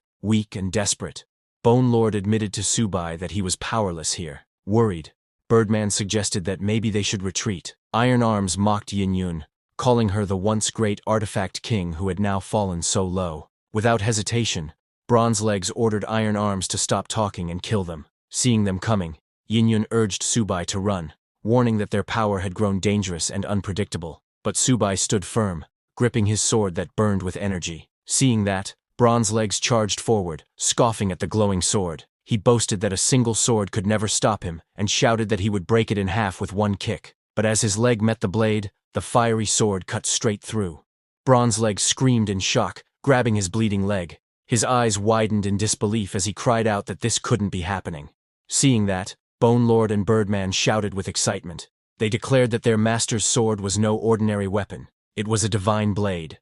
Not even the strength of Iron Arms or Bronze Legs could withstand its power. With great zeal, they praised their master, chanting that all should hail the sovereign. Bronze Legs, cloaked in black, suddenly cried out that he surrendered, yet he arrogantly added that if he chose to flee, no one could possibly stop him. Hearing that, Subai only smiled calmly and took out a rope from his inventory. Without hesitation, he lashed out the rope. The strike was swift and precise, binding the fleeing Bronze Legs. Bronze Legs fell hard to the ground, groaning in pain as he was dragged back. Desperately, Bronze Legs struggled against the ropes, but no matter how much force he used, the bindings held firm. Damn it, he thought, panic filling his chest. What kind of monster is this? It's like crashing into an iron wall. Seeing that, Yin-yun was shocked, realizing that despite Bronze Legs' strength being equal to hundreds of thousands of pounds, he could not break even a single thread. Subai stood tall with the rope still in his hand, his calm expression making the struggle of his opponent seem meaningless. He then gripped the rope tightly in his hand, and Bronze Legs screamed in fear. Subai explained that the rope he held was normally used to tie up his ox, but today, it would be used to bind his opponent instead. He told him to consider it an honor. Seeing Bronze Legs tremble, Yin-yun, in shock, questioned Subai. What kind of ox would need such a rope?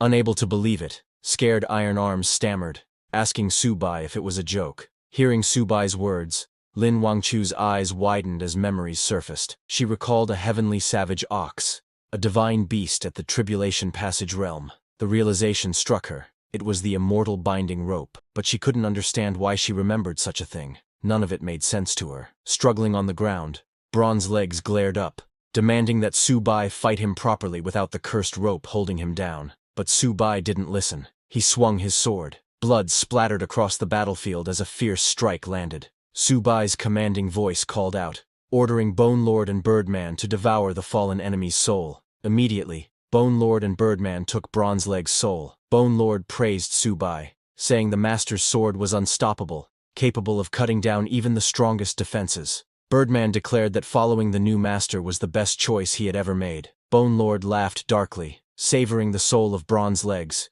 which was nearly at the Golden Core realm. He said it was delicious, and with their new master, they could feast 8 times a day. Watching this terrifying scene, Yin-yun's heart raced. She wondered what kind of power Subai had awakened. His strength seemed unimaginable, far beyond what she had ever expected. Even Iron Arms trembled as cold sweat ran down his face. He realized the thread was far too powerful, and even the sword in Subai's hand felt strange. Fear filled his heart. He realized that there was no way they could win. Absolutely no way. Iron Arms approached Subai from behind, each step heavy and intimidating. Unable to hold back his fear, Iron Arms fell to his knees and begged. He admitted he had been blind to such overwhelming strength and pleaded for mercy. Desperate to save himself, he offered the Divine Heaven Staff, the weapon he and Bronze Legs had once fought over. But Subai only looked down at him, unimpressed. He said he had preferred him back when he was arrogant and defiant. Confused, Iron Arms turned to pick up what he thought was the Divine Heaven Staff, but to his shock, it was only a rotten stick. His eyes widened in disbelief as he shouted, demanding to know where his real weapon had gone. Subai explained to him that he was caught in an illusion.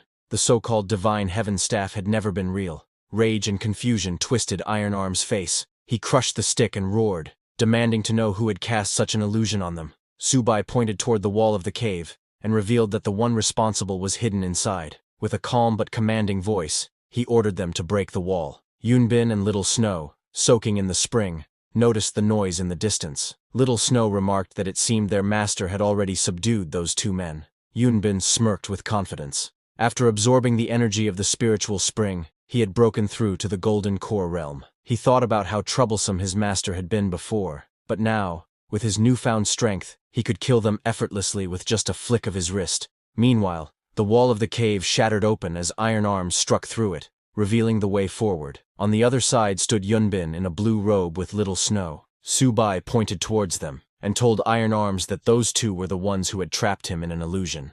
With a calm tone, he ordered him to go and kill them. Enraged, Iron Arms roared that he did not hit women, so the man in blue would die first. With fury, he charged forward. He swung his fists at Yunbin, shouting that anyone who dared to use illusions on him deserved death. But to his shock, Yunbin dodged all his punches by moving so fast that Iron Arms couldn't land a hit. Suddenly Little Snow took out golden coins that flitted in the air. Little Snow, with long red hair, raised her hand and formed a spell sign with her fingers. Golden coins burst from her, filling the space with dazzling power. The attack hit Iron Arms directly. The explosion of energy sent him staggering back, smoke rising from his body as his armor cracked and burned. He struggled to stay on his feet, groaning in pain, before crashing to the ground face first, blood spilling from his mouth. Yin-Yun watched in shock. She whispered that the power she had just seen was unbelievable. Lin Wangqiu said it was coins falling from the sky, but she couldn't understand why it felt strangely familiar. Yunbin and Little Snow stepped forward together. Yunbin called to Subai, "Master, it has been a long time." Little Snow admitted the same, but noted with regret that their reunion had begun with violence. Suddenly she noticed Lin Wangqiu standing behind Subai. Little Snow questioned Lin Wangqiu. Why was her senior sister standing behind their master instead of using her sword technique to strike his heart? Confusion spread in Lin Wangqiu's mind as the words, "senior brother" and "junior sister" echoed. Immediately Lin Wangqiu clutched her head, crying out in pain, unable to understand who these people really were. Hearing their conversation, Yin-Yun realized in shock that Subai was being called their master. She wondered what kind of strange organization could have such complicated relationships. Inside the Soul Banner, Bone Lord and Birdman recognized Yunbin too. Bone Lord exclaimed that Yunbin had been the master of their previous master. Birdman was equally shocked to hear their previous master's master call Subai master. Subai's expression grew cold as he demanded answers. He asked Yunbin if the plan to kill him during his tribulation had been his doing, and if he had also manipulated that glasses guy. Anger flared in Subai's heart as he reminded Yunbin that he had raised him for over 867 years, only to be betrayed. But Yunbin dismissed the questions and suggested they draw their swords instead. Little Snow stepped forward, her presence commanding and dangerous. As she flitted in the air, she told her senior sister that she should stand by their side, otherwise she too would be eliminated. Little Snow was shocked and confused, her eyes narrowing as she saw something unexpected. Lin Wangqiu, standing confidently with determination, had stepped forward to protect Subai. Little Snow was stunned because she hadn't expected such defiance. The air grew tense as they faced each other. Little Snow shouted angrily, demanding if Lin Wangqiu even knew the kind of terrible things the Subai she was protecting had done. But Lin Wangqiu, standing firm, glared back and replied that from her point of view, they were the true wrongdoers. Her voice was filled with conviction. Even though she hadn't known Subai for long, Lin Wangqiu declared her faith in him. She shouted that if anyone wanted to harm him, they'd have to go through her first. Her courage infuriated Little Snow, who snapped back in rage, summoning her coins of power and shouting that Lin Wangqiu was asking for death. Just then, Yin-Yun suddenly jumped in front of Lin Wangqiu, blocking the incoming attack with swift movements. Coins spun wildly in the air after getting hit by her weapon. Yin-Yun grinned mischievously, saying she loved drama and fights. How could she miss such excitement? Then she taunted Little Snow, asking what kind of grudge she had with her own master. Hearing that, Little Snow glared ahead, holding glowing coins between her fingers. In an angry voice, she said that no one should dare pry into her affairs. As power surged from her hands, she shouted fiercely, telling Yin-Yun to ask her questions in the underworld instead. She released a storm of golden coins that shot forward with deadly force. Yin-Yun quickly raised her wooden staff and began spinning it rapidly, blocking the incoming coins. Her staff was a treasure, but she soon realized with worry that it was about to break under the intense pressure. Meanwhile, Subai stood silently nearby, watching Iron Arms lay motionless on the cracked ground. He then raised his staff high and commanded Iron Arms to come into his banner. A green light surrounded Iron Arms' body, pulling him into Subai's banner. His sudden arrival surprised Bone Lord and Birdman. Inside, Iron Arms looked around in shock, finding himself between two intimidating figures, the Bone Lord and Birdman. Still confused, Iron Arms asked what this 10,000 souls banner was. Subai said in a cold voice that if Iron Arms became his servant, he would be granted an undying body. Hearing that, Bone Lord clicked his tongue and said they had gained another comrade. Birdman crossed his arms and complained that it was just another mouth to feed. Iron Arms looked around in disbelief, feeling his body again. He couldn't believe he had been revived. He wondered if these two strange figures were now his companions. Clenching his metallic fists, Iron Arms shouted with determination that being a servant was fine. As long as he lived, there would always be a chance to rise again. Watching all this, Subai reflected on his past life. Back then, he had ruled through strict orders and harsh discipline, which caused his followers to betray him. But this time, he wanted to change. He decided that true leadership was about balancing kindness and authority. He faced his new servants and spoke sincerely, telling them that even though they were bound to serve him, he also saw them as his friends. He promised fair rewards for their efforts in battle, and vowed not to mistreat those who proved capable. Hearing that, all three of them knelt together, showing their loyalty. They shouted that they would devote their bodies and souls to their sovereign. Iron Arms also nodded with a faint smile, thinking to himself that these new companions seemed trustworthy. Then, as the next fight began, Subai summoned all three of them and gave quick orders. Birdman, protect Yin. Bone Lord, deal with Little Snow. Iron Arms, come with me. We'll fight Yunbin together. They all responded at once, ready for battle. Yin swung her staff fiercely, refusing to back down. Birdman joked that she should hide behind their sovereign, but she scoffed and shouted that she needed no protection. She clashed with Little Snow, her strikes breaking through waves of spinning coins. Just then, Bone Lord swung his huge mace to attack her, but Little Snow jumped and dodged his strike. Looking at Subai, she thought he truly was a demonic pathmaster, one who even used the 10,000 souls banner. With anger in her voice, she said she would destroy the banner's spirits first. Little Snow glared forward, her hands glowing with golden energy as lightning crackled around her. With a smirk, she asked Subai if he still remembered this move. Raising her hand, she gathered energy, forming a massive glowing copper coin above her. She swung her arm down with force, using her treasure-fall technique. The giant coin descended with crushing power. Bone Lord below tried to resist but groaned in pain. He could barely hold himself up as the heavy coin pressed him down. This coin, it weighs more than Mount Tai, he struggled to say, his strength nearly giving out. Meanwhile, Iron Arms charged at Yunbin, shouting angrily, "You're the one who cast illusions on me! Take this fist!" He launched a powerful punch, but Yunbin didn't even dodge. He just stared at him with his white eyes. Iron Arms' eyes widened in shock as his body suddenly froze. He fell to the ground, confused and unable to move. Yunbin then looked at Subai and mocked, saying, "Master, have you fallen so low as to let trash lead your charge?" The iron-armed man twitched on the ground, furious and embarrassed, asking Yunbin who he was calling trash. But Yunbin completely ignored him and took out a sword. Holding it firmly, he acknowledged his teacher Subai's skill, admitting that everything he knew about swordsmanship came from him. With a determined look, he proposed a duel and suddenly attacked Subai with a powerful strike. The force of his swing tore through the ground, radiating energy. Lin Wangqiu nearby watched in shock. She was amazed that such a simple sword move could carry so much power. Subai also took out his phoenix sword and explained to Lin Wangqiu that this technique was called sword fall, a blade empowered by spiritual energy. He told her that it could destroy everything in its path, and he called it the ultimate sword. He told her that to counter it required the sword wall, where he swings his sword 360 degrees to create a formation of countless blades forming an unbreakable defense. "This," he said, "is what I call the toughest shield." The clash between Yunbin's sword and Subai's sword shield filled the air with explosive force. Seeing that, Lin Wangqiu was stunned. She whispered that both techniques, the ultimate sword and the toughest shield, were incredible. However, she was worried that her master's cultivation was weaker than his opponent's. But suddenly, she held her head in pain, feeling strange memories flooding her mind. She couldn't understand what kind of memories they were. She was too confused, and her mind began to overload. Seeing that, Yunbin realized Lin Wangqiu's memories were returning. He smiled and gathered a surge of power, lightning flashing around him as he descended with a sharp blade strike. He shouted to his master, Su Bai, eager to prove his progress. Multiple swords surrounded him like a storm, their edges glowing with red energy as he charged forward. But Su Bai's shield blocked them, yet that wasn't Yunbin's real attack. With a fierce swing, he unleashed his true strike.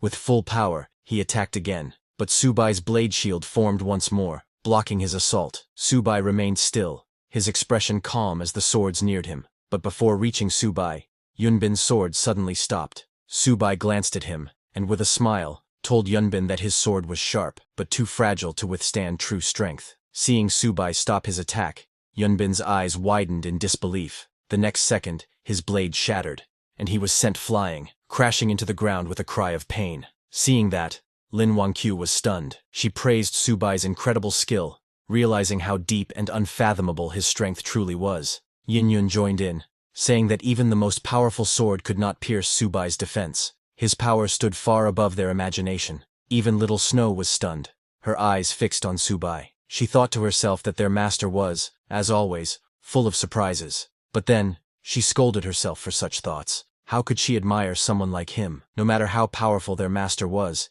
his wickedness could never be forgiven. He deserved death. From behind, Bone Lord, still buried under Little Snow's silver coin, let out a mocking laugh. He told her she could say whatever she wanted, but deep down, Su Bai would always remain her master. But suddenly, Yunbin, who was on the ground, grinned. He asked Su Bai, didn't he teach him that in battle, everything is fair? Saying that, Yunbin called back all the pieces of his broken sword that had fallen behind Su Bai. Su Bai was shocked by his move, and looked back, but it was already too late. Before he could fully dodge, those sword pieces struck, and a sharp cut sliced across his face, leaving a thin trail of blood. His eyes widened in surprise. He turned to Yunbin and shouted angrily, "Wretched disciple! I taught you honor. Where did you learn such underhanded tricks?" Saying that, he raised his staff to cast the banner shield. Yunbin, however, only smirked, and replied that results were all that mattered, not the methods. As his sword pieces reassembled and completed his blade, he raised it for a decisive strike. Charging forward, he declared that this blow was unavoidable. Su Bai looked up, seemingly unable to dodge. Seeing that, Lin Wangqiu screamed in fear, crying out for him not to be struck. Even Bone Lord panicked, realizing that at such close range, there was no way their master could escape. Birdman feared they would all be doomed alongside him, but Little Snow was shocked at how low her senior brother Yunbin had stooped. Yet deep down, she convinced herself it didn't matter. If it killed their master, then it was justified. Just as Yunbin's deadly strike was about to hit Su Bai, metallic arms blocked the sword. It was iron arms. Seeing him, everyone was stunned. Yin Yun was shocked, wondering how he was still standing. Even Little Snow's eyes widened as she realized that Iron Arms had broken free from her senior brother's suppression. Iron Arms struggled to block the incoming strike, gritting his teeth as sparks of lightning erupted from the clash. Sweat dripped down his face as he groaned in pain, trying to hold his ground. Yunbin stared at him in disbelief. He couldn't comprehend how a simple mutant from this world could resist his golden core-level suppression. Gathering his strength, Iron Arms clenched his fists tightly and shouted with determination. Though he resented being bound as a servant, he couldn't stand idly by, not against the one who had once killed him, and not when his current master believed in him. Summoning all his power, he roared, vowing to fight with everything he had. With his iron fist, he struck forward, declaring that his fists would never bow to anyone's commands. With a powerful blow, he sent Yunbin crashing into the ground, the impact shaking the battlefield and scattering debris everywhere. Seeing that, Bone Lord grew motivated, and his body began to heat up. Energy surged through him as he stood up. With a thunderous roar, he declared his name, saying he would break free. His glowing eyes flared with determination as he raised his arms and lifted Little Snow's silver coin. Little Snow, standing nearby, stared in shock, realizing that a ghost had broken free from her treasure-fall coins, something she thought impossible. Before she could react, Birdmen descended from behind, telling Bone Lord it had his back and urging him to attack together. Bone Lord and Birdmen roared in unison, unleashing a surge of power as they charged toward Little Snow, ready to strike. Seeing them coming, Little Snow got angry, annoyed by their vulgar words. She muttered that their foul mouths were both amusing and irritating at the same time. With determination, she raised her glowing coin and clashed head-on with Bone Lord. Their powers collided in a burst of light, the impact sending shockwaves rippling through the area. Meanwhile, Yunbin, though injured, stood firm on the cracked ground. admitting that breaking free from enslavement showed how impressive Iron Arm's strength was. He then, with cold fury, promised that next time, he would make Iron Arms beg for death. He raised his sword, creating multiple shining illusions. 48 shadow swords in total, each one as deadly as a real blade. Iron Arms tried to block, but the overwhelming assault sent him crashing into a rock wall. He coughed in pain, unable to withstand the storm of strikes. Then, out of nowhere, a glowing rope shot through the air. Yunbin's eyes widened in shock as he recognized it. The immortal binding rope, something strong enough to restrain even sky oxen. He couldn't understand why such a powerful item was here. Before he could react, the rope wrapped tightly around his body, binding him completely. Behind him stood Subai, holding the rope firmly, ready to strike again. Seeing Yunbin restrained, Iron Arms thanked Subai respectfully before turning toward Yunbin, who was still bound tightly by the rope. Gathering power in his fist, he charged forward with determination. His expression turned fierce as he punched Yunbin with full force, sending him flying backward. Without giving Yunbin time to react, Iron Arms unleashed a flurry of punches, striking repeatedly with incredible speed. Each hit landed powerfully, shaking the ground beneath them. Watching from a distance, Lin Wangqiu cheered loudly, saying she saw everything. Yin Yun smirked confidently. She believed Iron Arms' fists would completely crush their foe. But suddenly, Iron Arms stopped as he noticed something strange. The body of Yunbin started to look unusual. His skin seemed rough and lifeless. Kneeling down, Iron Arms frowned and said something felt wrong, because Yunbin didn't look human anymore. He looked like clay. Subai immediately realized that Yunbin was using a nascent soul technique, one that allowed him to manifest his spirit. However, he also understood that performing such a technique while still at the golden core level came with a heavy cost. Suddenly, Yunbin's spirit emerged from the clay and smirked. He challenged Subai, asking if the so-called master had the courage to face him directly. He mocked Subai for relying on ghosts and artifacts during battle. Drawing his weapon, he glared fiercely and shouted in anger, demanding how someone so cowardly as Subai could ever dare to call himself his master. Yunbin stood tall, his sword pointed forward, while Lin Wangqiu shouted for Subai not to be provoked. Hearing that, Yunbin turned in anger and yelled at her, saying his junior sister was too noisy. In an instant, he swung his sword with fury, sending a sharp strike toward Lin Wangqiu that knocked her back violently. She screamed as the attack was far too sudden to dodge. Yin Yun, watching from the side, sensed a chilling bloodlust filling the air. Her eyes widened. She could feel the killing intent behind that sword strike. Nearby, Bone Lord clenched his weapon tightly, realizing the power of the attack. He muttered that even he couldn't block such a sword and feared the worst, thinking the master's woman was doomed. However, before the sword could reach its target, Subai swiftly reacted and threw his sword. Seeing that, Yunbin laughed, saying the sword that was thrown couldn't possibly block his attack. Just then, a golden coin-shaped artifact flew through the air, glowing brightly. It intercepted the attack, shattering the sword's momentum and saving Lin Wangqiu just in time. Seeing that, Yunbin's expression twisted in disbelief, and he looked back. From behind, Little Snow stepped forward, reminding Yunbin that the one he attacked, Lin Wangqiu, was their junior sister. But Yunbin only glared back coldly, saying that a junior sister who protected the master was useless to him. Hearing that, Little Snow stared at him in disbelief, unable to comprehend what she had just seen. Her senior brother had actually attacked their junior sister. His actions felt foreign and unfamiliar, as if he were no longer the person she once knew. Realizing what he had done, Yunbin looked startled and quickly tried to calm himself. He admitted that he had lost control in the heat of the moment. He turned to Little Snow and thanked her for blocking the sword. He said that if not for her, he might have seriously injured their junior sister, Wangqiu, and couldn't have forgiven himself. Hearing that, Little Snow looked at him with softer eyes, thinking that he was still the senior brother she respected. As they were talking, a loud splash echoed as Subai's sword plunged into the spirit spring. Everyone watched in shock as ripples spread across the surface. Yin Yun gasped, realizing that Subai hadn't blocked the sword for Lin Wangqiu. Instead, he had thrown it into the spirit spring. Bone Lord questioned the purpose of such an act, something he had never heard of before. Even Yunbin let out a mocking laugh, facing Subai with a twisted grin. He asked if his master had gone mad, his tone filled with disbelief and ridicule. But as he stood by the spring, suddenly the water rippled strangely. His sharp gaze followed the disturbance as the surface began to tremble. Suddenly, the spirit spring's surface erupted in blinding light as a massive burst of fiery energy shot upward. From within the explosion, a majestic phoenix made of golden flames emerged, spreading its wings wide and illuminating the entire canyon. The onlookers stared in shock. Its power was overwhelming. Birdman was shocked to see a real phoenix. Bone Lord trembled, realizing it wasn't an illusion, but a real phoenix carrying an aura from ancient times. Yin Yun stared at the fiery creature, wondering if it had come from the sword. She remembered trying to absorb that very sword before, and smirked at the thought. Seeing the phoenix, Yunbin was stunned. He couldn't believe a phoenix of such scale had manifested. The spiritual energy in this world shouldn't have been enough to summon something this powerful, yet the impossible was happening before his eyes. The spirit spring glowed brightly under the wings of the fiery phoenix that soared above it. Subai stepped forward and told them that a spirit spring shouldn't exist in a world with such weak spiritual energy. But if it did exist, it must mean the spring had a guide. He continued explaining that there were only two substances capable of guiding spiritual energy: the spirit rhinoceros crystal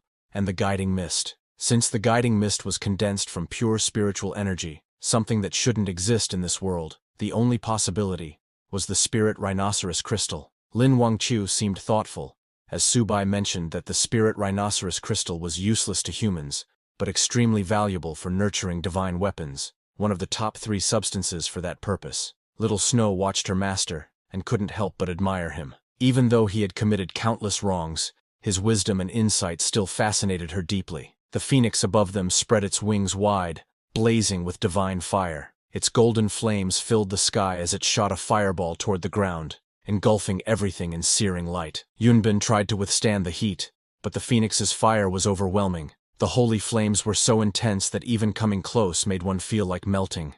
He called it the Flame Phoenix Holy Fire, a power so fierce that even a single touch could dissolve everything it touched. As the fiery phoenix raged across the battlefield, Yunbin realized their situation was hopeless. He shouted for Little Snow to retreat, admitting that they couldn't win against such power. They turned to flee, but before they could escape, a whip-like weapon lashed out from Subai's soul banner, binding Yunbin tightly. The immense force pulled him down, the ground shaking beneath him as he struggled to break free. The flames surrounded him, and the intense heat made it difficult to breathe. But suddenly, Yunbin's body turned into clay, and he escaped from the whip. As he ran away, his face twisted in frustration, and he muttered under his breath that his master had managed to survive yet another day. Seeing that, Yin Yun questioned why Subai didn't chase and finish them off. Lin Wangqiu agreed with her, saying that missing such a chance would make things harder in the future. Subai, still holding his sword, looked at the fading flames and calmly replied that nurturing a divine weapon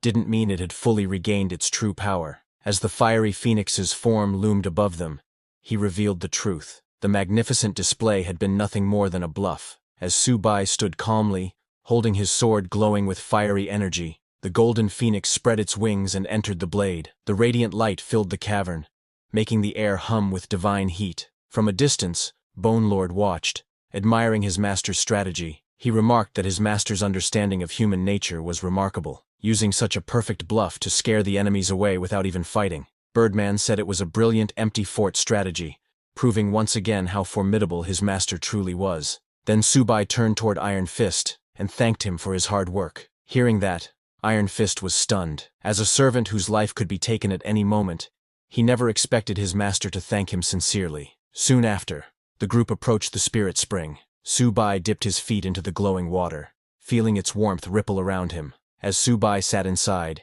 he told the others to join in, explaining that 1 hour in the spirit spring was equal to 3 months of cultivation. Hearing that, Yin Yun's eyes sparkled with excitement. She couldn't believe what she heard and exclaimed in joy, realizing that despite being the mighty weapon king, she had only been protected during the battle. Now, she had a chance to grow stronger. Determined, she shouted that she needed to break through and hurriedly jumped toward the spring, declaring loudly that she was coming. But as she leaped toward the spirit spring to jump in, Subai calmly explained that the spring wasn't ordinary. It was a non-Newtonian fluid, soft when touched gently, but hard when met with force. Before she could process his words, she hit the water's surface with full force. The surface instantly hardened, and she crashed painfully onto it with a loud thud, letting out a cry of pain. Lying on the water's surface, she groaned in frustration, scolding Subai for not warning her earlier. The others sat nearby watching her, some amused, others silent. Determined not to lose face, she pushed herself up, muttering that she wouldn't fall for anyone's smooth talk. Meanwhile, Bone Lord and Birdman soaked in the spirit spring nearby, steam rising around them. They let out satisfied sighs, saying it felt like millions of ants were crawling through their bones and that their nerve cells were growing rapidly. At a distance, Iron Fist watched Subai quietly. He thought about how strange it felt to serve someone after being his own master for so long, but to his surprise, he realized that following Subai didn't feel bad at all. Inside the spring, Yin-Yun relaxed as the warmth spread through her body. The pain she had felt before disappeared, replaced by a tingling sensation. Her eyes glimmered as she sensed her power stirring once more. She was on the verge of a breakthrough. Lin Wangchu sat at the edge of the spirit spring, her expression firm with determination. She clenched her fists and told herself that she needed to awaken too. She couldn't keep holding Subai back. As her feet touched the glowing water, a wave of warmth spread through her body. She gasped softly, feeling both surprised and comforted by the strange sensation. Her entire body began to react, as if something deep inside her was awakening. Immediately, memories started to surface. Visions of Subai's teachings filled her mind. She remembered his lessons, their battles together, slaying demons and exorcising evil across the land. The scenes grew darker. Corpses piled high, natural disasters ravaged the world, and countless lives were lost. Her eyes snapped open, trembling as realization struck her. The man she admired, Subai, appeared in her memories not as a savior, but as the cause of endless calamity. Her voice shook as she muttered his name. Then, in a moment of awakening clarity, she corrected herself. He wasn't just Subai, he was her master. Anger surged within her. She stood up in the water, glaring fiercely. In her mind, she accused him of spreading chaos, causing disasters, and making millions homeless. In fury, she called him what she now believed him to be, a demon. As the energy within the spirit spring surged, Subai opened his eyes, sensing a shift inside his body. The system window appeared before him. His realm had advanced to the early golden core stage. A faint smile formed as he realized he had finally broken through. Golden light pulsed within his body. The energy channels inside him felt smoother, his senses sharper. Everything around him, every sound, every ripple, felt clearer and more alive than ever before. He looked around and noticed the others in the spring, his servants and undead. Their emotions and thoughts seemed to echo faintly in his mind. He could sense their contentment, their acceptance of him as their master. He nodded slightly, realizing that to lead them properly, one needed both kindness and authority, reward and discipline. That balance, he thought, was the key to control. Just then, his calm expression shifted as he noticed Lin Wangchu nearby. She stared at him with a troubled look, her hand trembling slightly. A sudden memory and confusion clouded her gaze. She stood up, clenching her teeth. The aura around her flared as she called out her weapon. Flames burst forth, and her sword materialized with a flash. "Phoenix Cry!" she shouted, her killing intent filling the air. She raised the weapon, pointing it at Subai. Her voice was sharp and trembling with anger. She called Subai master, then corrected herself and called him a demon, saying he should have died long ago. Lin Wangchu's eyes burned with fury as she lunged forward, her weapon igniting in brilliant flames. She screamed for him to give her his life, the fiery aura swirling around her like wings of destruction. Subai stood calmly in the spring, watching her approach. The heat from her attack rippled through the air, shaking the ground beneath them. Nearby, the others reacted in shock. Yin-Yun gasped, unable to believe what she was seeing. She couldn't understand what was going on. Why was little sister Lin attacking Mr. Subai? Iron Fist was equally stunned and shouted that she was just an ordinary person a moment ago. How did she suddenly become so powerful? Even the Bone Lord, usually fearless, began to panic. He turned to Birdman, saying their master might not be able to block that strike. Birdman nodded nervously, saying it was over. They were doomed again. Seeing Lin Wangchu coming, Subai analyzed the situation calmly. Lin Wangchu had just regained her past memories, and her current strength should have only reached the foundation establishment stage. However, her sword, Phoenix Cry, was her personal weapon, and it had just absorbed the spirit rhinoceros crystal, making it far more powerful than before. He realized this attack was overwhelming. The sword strike was too strong for him to block in his current state, unless he took a desperate measure. His eyes hardened with resolve. He thought that if he couldn't stop her attack any other way, he would self-destruct his golden core and rebuild it later. That was his only option. As Lin Wangchu lunged forward with blazing energy, her sword roared with fiery power. Subai got ready to face it head-on. He released his power, the entire spring erupting in a surge of light and flames.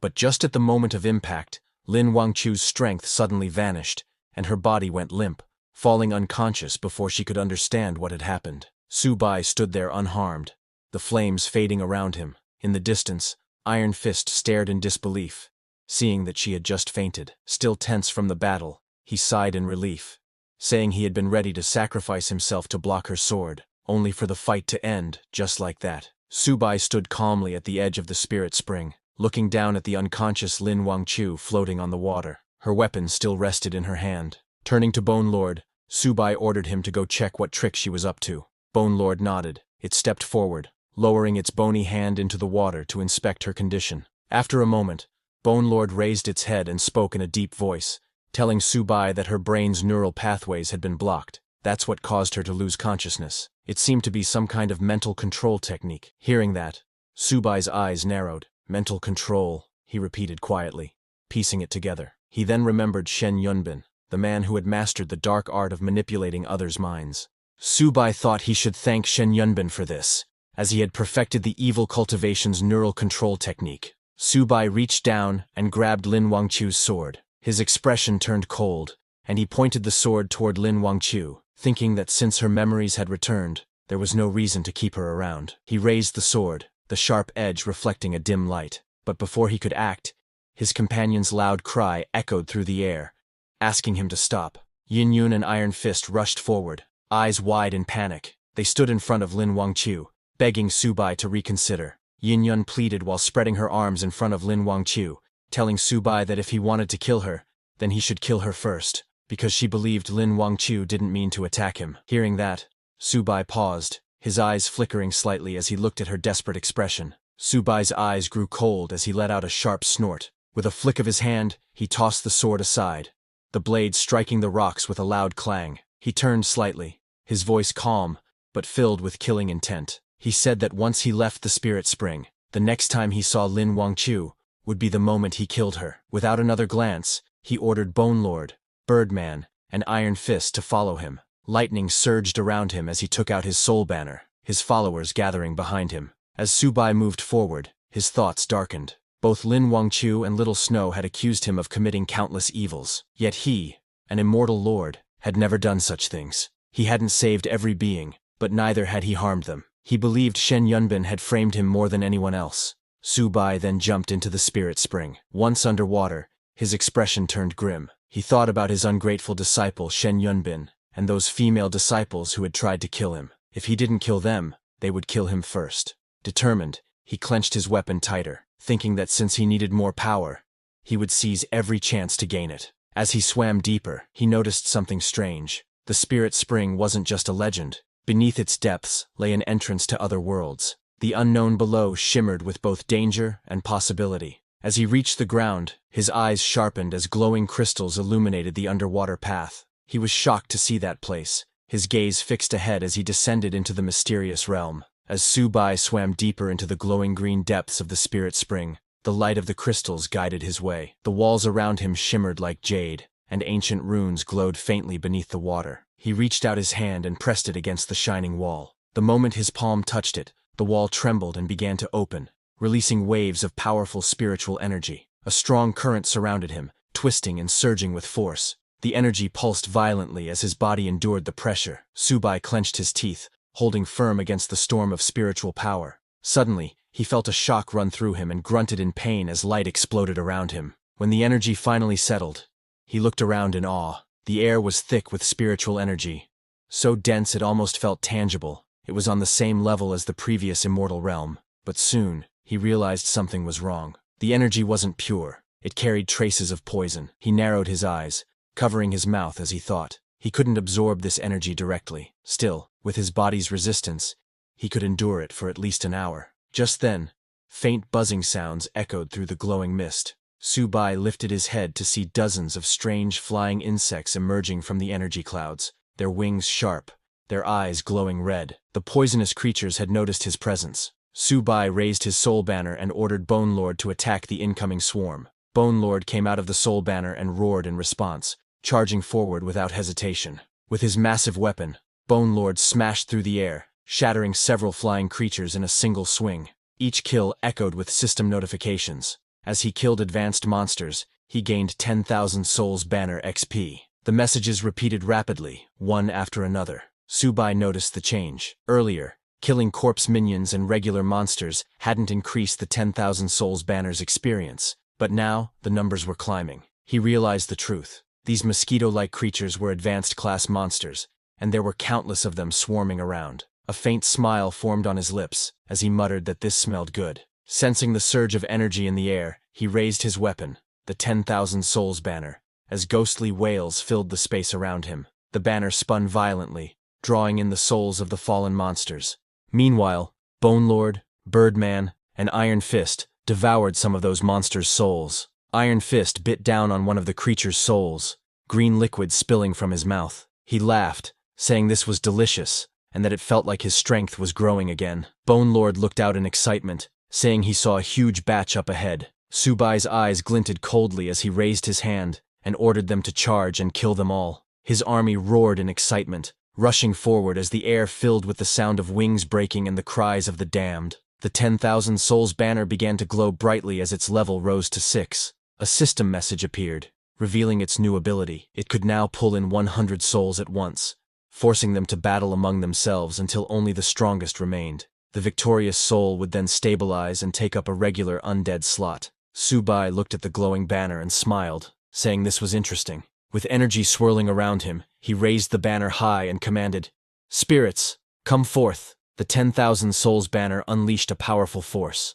Countless glowing mosquito-like spirits were pulled into an otherworldly space, their wings buzzing violently as they began to clash. One by one, they fought fiercely, struggling to devour each other until only the most powerful remained. Meanwhile, outside the spirit spring, in the cave glowing with a reddish hue, Yin-Yun rested quietly in the spring. Steam rose softly around her as she soaked in the warm water. Beside her, Lin Wangqiu was lying on the ground, but she slowly began to wake up. As she opened her eyes, she became cautious, her expression cold and serious. As she saw Yin-Yun still in the spring, she muttered under her breath, recognizing her as Yin-Yun, one of the people connected to that villain Subai. Her grip tightened around her sword's hilt as her thoughts darkened. She decided it would be safer to eliminate Yin-Yun first, before dealing with the main threat. But as she prepared to strike, a sudden wave of killing intent filled the cave. Yin-Yun sensed it instantly, her sharp eyes flashing open. She stared toward Lin Wangqiu, her calm replaced by focused alertness.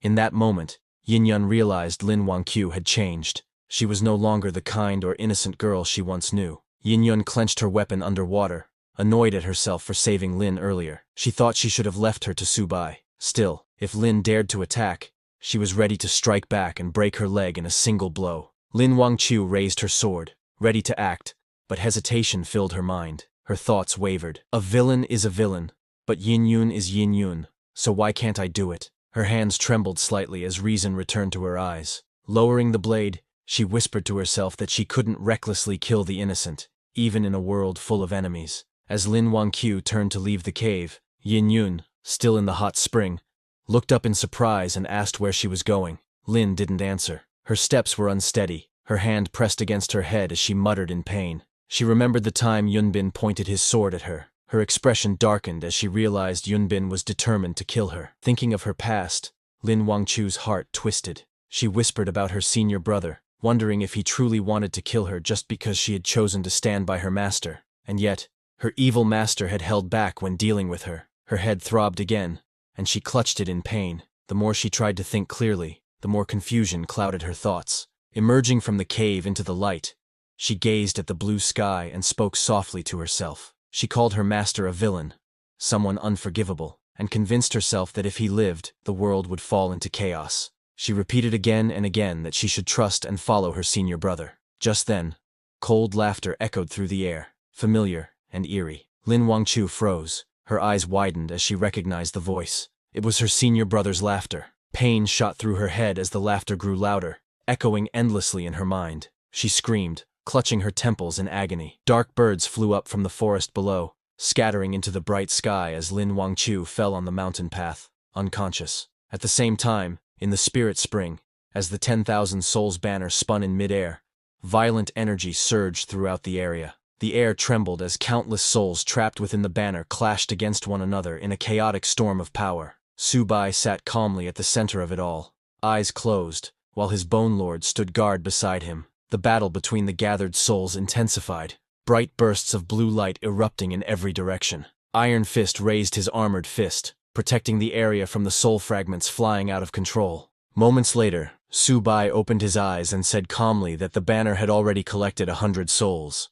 Any more would be useless, as these mosquito-like creatures no longer granted him experience. It was time to move on. He stood up, gripping the 10,000 souls banner tightly. Just then, the ground shook, and a strange sound echoed through the air. His eyes narrowed as something massive stirred in the distance. A swarm of glowing mosquitoes filled the space, parting to reveal a giant among them, a monstrous insect that radiated overwhelming pressure. Its wings buzzed like thunder, and countless lesser creatures hovered around it in perfect formation. Subai's expression hardened. Seeing that, Iron Fist shouted that it was a commanding-level beast, a creature capable of leading an entire swarm. Bone Lord could feel the creature's presence pressing down on them. He was amazed by the creature's strong aura. Immediately, the commanding-level mosquito beast charged forward, its sharp legs slicing through the air with deadly speed. Subai gripped his weapon tightly, his eyes narrowing as the massive insect lunged at him. But before it could touch Subai, Iron Fist stepped in to block the attack with his armored arms. The impact was too strong. His armored arm shattered under the force. He fell back, clutching his injured limb in pain, muttering through gritted teeth that his arm was broken. Bone Lord quickly moved beside Subai and spoke in a deep, urgent tone, warning that this place was not suitable for a prolonged fight. He advised his master to withdraw before the situation worsened. Subai stood silently for a moment, thinking. His poison resistance was nearing its limit, and staying longer could be dangerous. Still, his gaze hardened as he looked at the giant mosquito beast hovering before him. Leaving now would be the safe choice, but letting such a valuable creature escape would be a great loss. With determination burning in his eyes, Subai decided that abandoning this treasure would be truly regrettable. Looking at his summons, Subai felt that their bodies were getting weaker. He realized that they couldn't hold on much longer and had to leave first. He swung his soul banner underwater and summoned them back into the soul banner. Then, from that glowing wall of spiritual energy, he came out of that world. He swam toward the surface, thinking that this world was still very dangerous. He needed to become stronger. He needed to break through. But while he was going, suddenly a very bright light came out of the wall of spiritual energy. Seeing that, he wondered if the giant mosquito was still following him. Suddenly the giant mosquito broke through the wall and came into this world. But just as it entered this world, its large body shrank into a smaller form. Subai looked at the red mosquito and thought to himself that it must have been weakened when it crossed into this world. He smirked slightly at this. He then said that since the mosquito was already here, it should not think about escaping. He raised the banner in his hand and swung it forward, telling the mosquito to get inside the banner. A large space unfolded, and the red mosquito was pulled inside, where many other smaller mosquitoes were. Immediately, the red mosquito started attacking the other small mosquitoes. Subai watched and understood that the red mosquito was suppressed because of its bloodline. He looked at that world behind the spiritual wall and thought that there was still much he had not explored, but he decided to stop chasing other worlds for now. Instead, he wanted to find more spiritual caves so he could grow stronger. He remembered being called the villain by Lin Wangqiu and wondered why that was. He also questioned why Yunbin had betrayed him. To understand these things, he felt he needed even greater strength. While swimming upward through the water, he asked Iron Arms what commanding level meant. Iron Arms replied that he had a catalog and offered it so Subai could understand better. Subai opened the scroll and found detailed information about different factions, lone individuals, and spiritual caves. He was pleased and said that it was very useful. Later, he returned to the red water pool. Yanyun there asked where he had gone. He ignored the question and asked where Lin Wangqiu was. Yanyun replied that Lin Wangqiu had left about half an hour ago and mentioned that she had tried to kill her too earlier. Hearing that, Subai told Yinyun that once someone turns bad, they cannot return to how they were. Yinyun crossed her arms and said that it was good. Ling Wangkel did not act, or she would have killed her first. Subai got dressed and started walking out. From behind, Yinyun asked where they were going next. As they stepped out of the cave together, Subai told her that they were going to the next spiritual cave. Meanwhile, in the same mountain range, a group of hunters walked along the mountain road. One of them said that there was a place up ahead, and hoped they could find spirit stones to level up again. But then one of them pointed forward, saying someone was lying on the road. It was Lin Wangqiu. They moved closer, and saw a beautiful girl lying there in the middle of the path. Seeing that she was holding a sword, one of them said she must be a mutant. Their leader, a man in a mask, called out to the girl in white named Bai Yu. He told her that he found a mutant who had passed out and asked her to help. Bai Yu looked at Lin Wangqiu and suddenly stopped. Her eyes widened. She felt something familiar. It felt like there was some kind of fate connecting them. Bai Yushu placed her hand on Lin Wangchu's chest, and green healing energy flowed out. Yushu told her leader that this girl had suffered a mental injury and that her nerves were unstable, but she also said they were lucky because they found her in time. Suddenly, Lin Wangchu made a soft sound as she began to wake up. She slowly opened her eyes and let out a weak sound. She sat up on the ground, looking confused. She looked at the white-haired girl in front of her and called out to her, saying she was her junior sister. Yu looked surprised and asked if she was being called sister. She asked Lin Wangchu if she knew her name was Yu Yu. Hearing that, Lin Wangchu realized that Yu Yu had lost her memory too, just like her. But then she thought that forgetting things might not be such a bad thing. Yu helped Lin Wangchu stand up, explaining that she had been attacked mentally, and if they had not helped her, she might have gone insane. Then someone asked who could be so cruel as to attack her. Hearing that, Lin Wangchu suddenly remembered everything. She held her head and screamed. She shouted that her head hurt a lot. Seeing that, Yu Nu told Lin Wangchu that this mental attack was very vicious. If she had not treated her, the attack would have killed her. Lin Wangchu remembered someone laughing, and realized that it was her senior brother. She said her senior brother wanted her dead. She looked at Yu Yu, and repeated that her senior brother wanted to kill her. She gave a strange laugh while saying it. Hearing that, Yu asked Lin Wangchu how she knew her name. She also asked who Lin Wangchu and this senior brother she mentioned were. Hearing that, Lin Wangchu looked troubled. She asked Yu Yu what she should do. She wondered if she should trust her senior brother, or trust her master. Hearing this, Yu asked which one was good and which one was evil. Lin Wangchu looked down at the ground, and, with a deep voice, said that she didn't know anymore. Yu got confused hearing that. She told Lin Wangchu that she didn't fully understand what Lin Wangchu meant, but she knew that as mutants, their duty was to slay demons, uphold justice, and save the world. Hearing Lin Wangchu agreed. Her eyes became firm. Lightning formed around her body. She said that if she couldn't trust anyone else, then she would trust herself. She said she would fight beside Yu Yu from now on, slaying evil and saving the world. Then Yu Pai's party leader, a man with a mask, introduced himself as Wang Zongyang. He welcomed Lin Wangchu to the Qingyang team. Lin Wangchu then introduced herself. The man in the mask said they would work together to kill evil spirits and save people. Lin Wangchu nodded and agreed to go with them. Then, as the group walked through a rocky path, Lin Wangchu thought the scene felt familiar. One of the men told her that there was a spirit cave ahead, and that spirit stones were inside. They asked her to come with them to pick spirit stones. Lin Wangchu answered softly that she would go. Meanwhile, at Yangshi City, in ruins, the sky was red, and the ground was covered in broken buildings and dust. Su Bai and Yinyan arrived there. But just as Yinyan looked at the city name sign, she got shocked, saying this was wrong. Hearing her, Su Bai got confused. He said that according to the map, the spiritual cave should be ahead. But Yinyan told him the place in front of them was Yangshi City. Hearing that, Iron Arms explained that Yangshi City was the first place where a disaster happened in the eastern province. Many people died, possibly over 1 million. More than 10 teams of powerful fighters came to help, but they were all killed. With a serious face, Iron Arms told them this place had become like hell on earth. But Su Bai didn't listen to them, and entered the city. Yun followed him, asking him to wait for her. She thought quietly to herself that she had gotten stronger recently, so she should be able to protect herself. Also because Su Bai was with her, she believed there was nothing to fear. Then suddenly zombies appeared. There were thousands of them. Seeing them, Yunjin thought that although these zombies were not very strong, their number was huge. But without any hesitation, Su Bai walked into the ruined city. Yunjin was very nervous because they had just entered the city. Suddenly, a message appeared in front of Su Bai, saying that the Ghoul cultivation was complete, and the Ghoul King had been created. It asked if he wanted to take it. He chose to accept it. Another message said the collection was complete, and now 1 ordinary undead had been collected out of 10. Hearing that, Su Bai lifted his soul banner and spoke to the Ghoul King, telling it to go. The Ghoul King, which looked like a large flying insect, flew out. It rushed into the crowd of zombies and began killing them. The zombies screamed as the Ghoul King attacked. Blood splattered everywhere. Bone Lord, watching from the soul banner, was shocked. He wondered if this was the master's new servant. He felt that the Ghoul King might even be stronger than him. Seeing the Ghoul King, Iron Arms realized that he still needed to train more. Yin watched as the Ghoul King killed all the zombies. She realized she didn't need to worry. She felt relieved. Su Bai looked at the Ghoul King in front and told it that it did well. He told the Ghoul King to come back into the banner, saying there would be a chance for it to become a powerful servant in the future.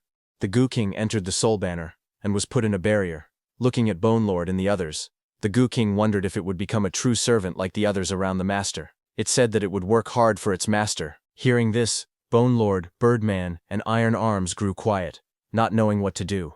Then a hand suddenly came out from under broken stones. An old man climbed out and called out for Subai to wait. The old man ran toward them. He thanked Subai and Yainyun for saving them, but he warned them not to go forward any further, because it was dangerous ahead. Hearing that, Yainyun smiled and told the old man not to worry. She explained that they both had special powers, and they were very strong. The old man shook his head and said softly that they did not understand. The old man then explained to them that Yangshi City was the first city to fall after the apocalypse. He said that the monsters in the outer areas were just ordinary ones, but the deeper someone went into the city, the stronger the monsters became. He said that inside the city, there were monsters taller than buildings. He mentioned that there was once a team of 30 superpowered people who entered. They were strong and killed zombies easily, like cutting melons. However, that entire team was wiped out before they could even enter the middle of the city. The old man continued.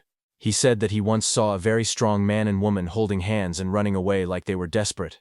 In the end, the man was hit by a monster and died, his body crushed into pulp. Hearing this, Yun looked at Subai, and while hesitating, asked quietly if they should retreat. Iron Arms told Subai that the danger ahead was extremely great. He said that the most important thing now was for Subai to improve his strength first. Subai listened to them all and then smiled slightly. Subai walked forward through the ruined city, saying that luck has always been like this. He said this was both an opportunity and also luck. In the distance, the old man watched them. He sighed and said that it was hard to convince a ghost with kind words. A child beside him called the old man grandfather, and asked if those two were also going to face the huge monster. The old man told the child to call everyone out. He said that since the zombies were killed, they were free and could leave. Hearing that, the children cheered loudly. They shouted that everyone was saved. Hearing the child's voice, more and more people came out from hiding and began to celebrate. They laughed and said that they were finally saved. They called for others to come out too. A large group of survivors gathered in the street. They shouted that they were saved and safe now. But suddenly, a man who was hiding in a cave shouted at the boy named Xiaodong, telling him that his real grandfather was still lying in the basement. The man in front of them was not his grandfather. He told them to come back quickly. Hearing that, Xiaodong turned and looked at the old man in confusion. He called out, asking if this person was really his grandfather. The old man lowered his head and suddenly smiled strangely. Then the old man's body changed. A monster inside him came out, with long tentacles forcing their way out of his mouth. The monster spoke, saying that they had finally come out and shown themselves. The monster's tentacles spread out as it revealed its true form, shouting that it was starving. A huge mutant monster appeared. Everyone panicked. They shouted that it was a mutant and they should run. People fled in fear, trying to escape as the monster's tentacles chased and surrounded them. Because they had gotten so close, they could not escape. People were being dragged and wrapped by the monster's tentacles. They shouted in fear, asking for help. The monster made a creepy laughing sound as it looked at them. Then the monster opened its mouth full of sharp teeth, tossed people into the air and bit down.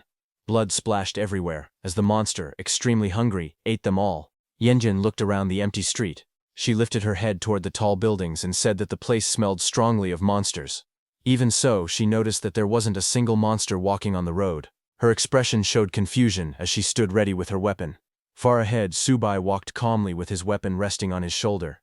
Yanjin followed behind him, but the shadows of several monsters moved quietly around them. Yanjin suggested that they should take a detour, but Subai told her to hold on because they were almost there. Yandian stepped forward with confidence. She said she was very brave and wanted to follow him even in a dangerous place like this. As she took another step, a monster hiding below grabbed her leg, its fingers wrapped tightly around her thigh. At that moment, a monster lunged forward with its mouth wide open, showing sharp teeth inside a dark circular throat. Its body twisted in the air as it prepared to attack. Yandian looked around quickly as more monsters suddenly leaped from the buildings and the ground. Their bodies flew toward them from every direction. She realized what was happening and shouted that it was an ambush. Subai turned slightly, while Yinyun raised her weapon, surrounded by many monsters closing in fast from all sides. The air filled with swirling movement as the creatures rushed toward them.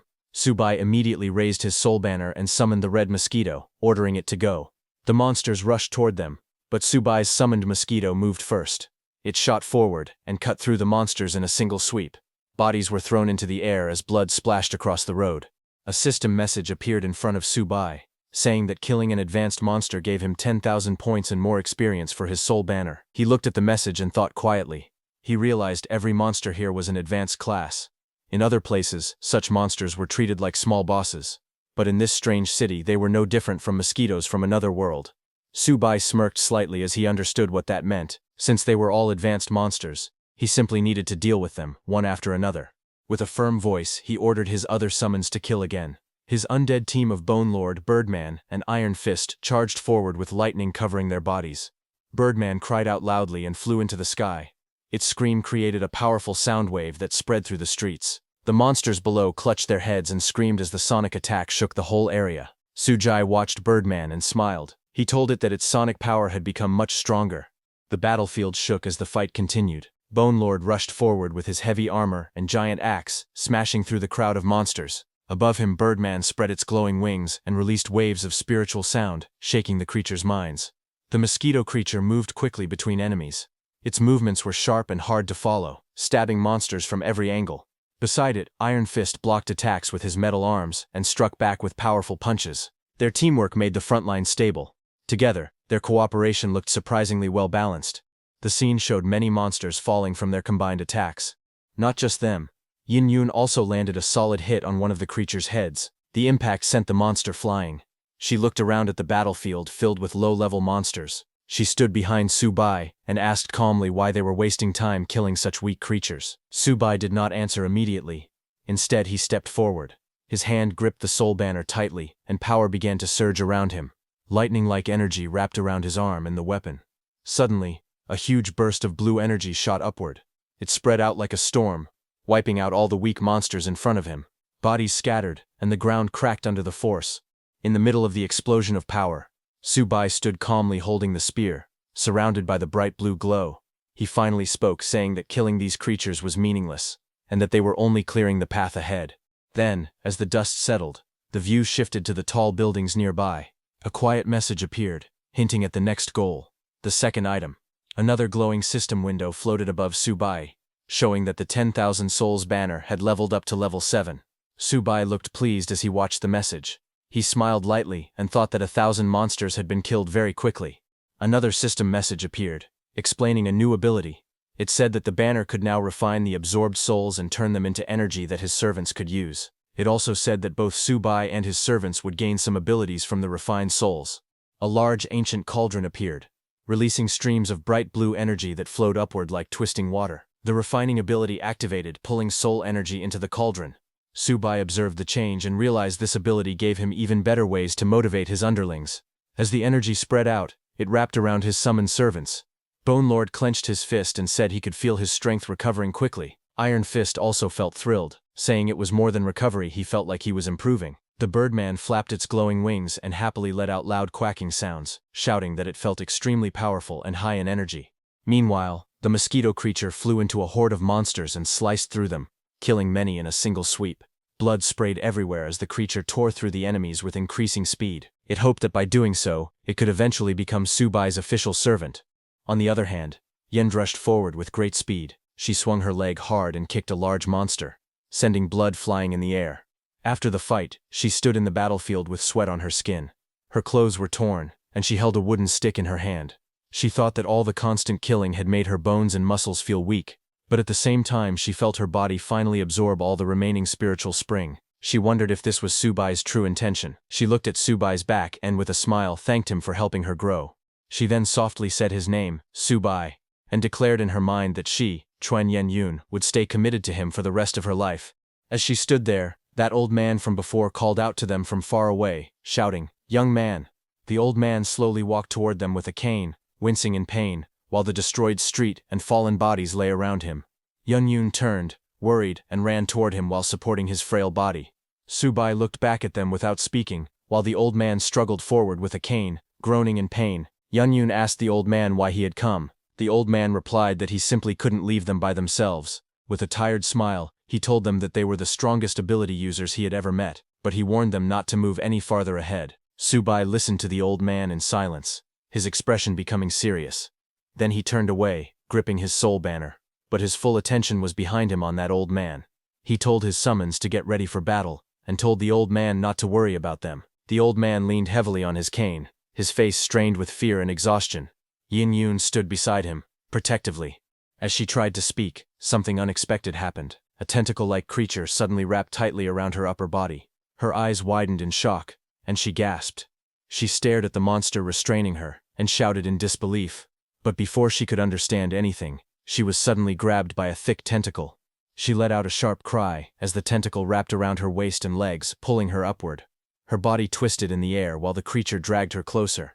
In the next moment, the huge monster opened its enormous mouth. Countless sharp teeth lined the inside of the dark hole.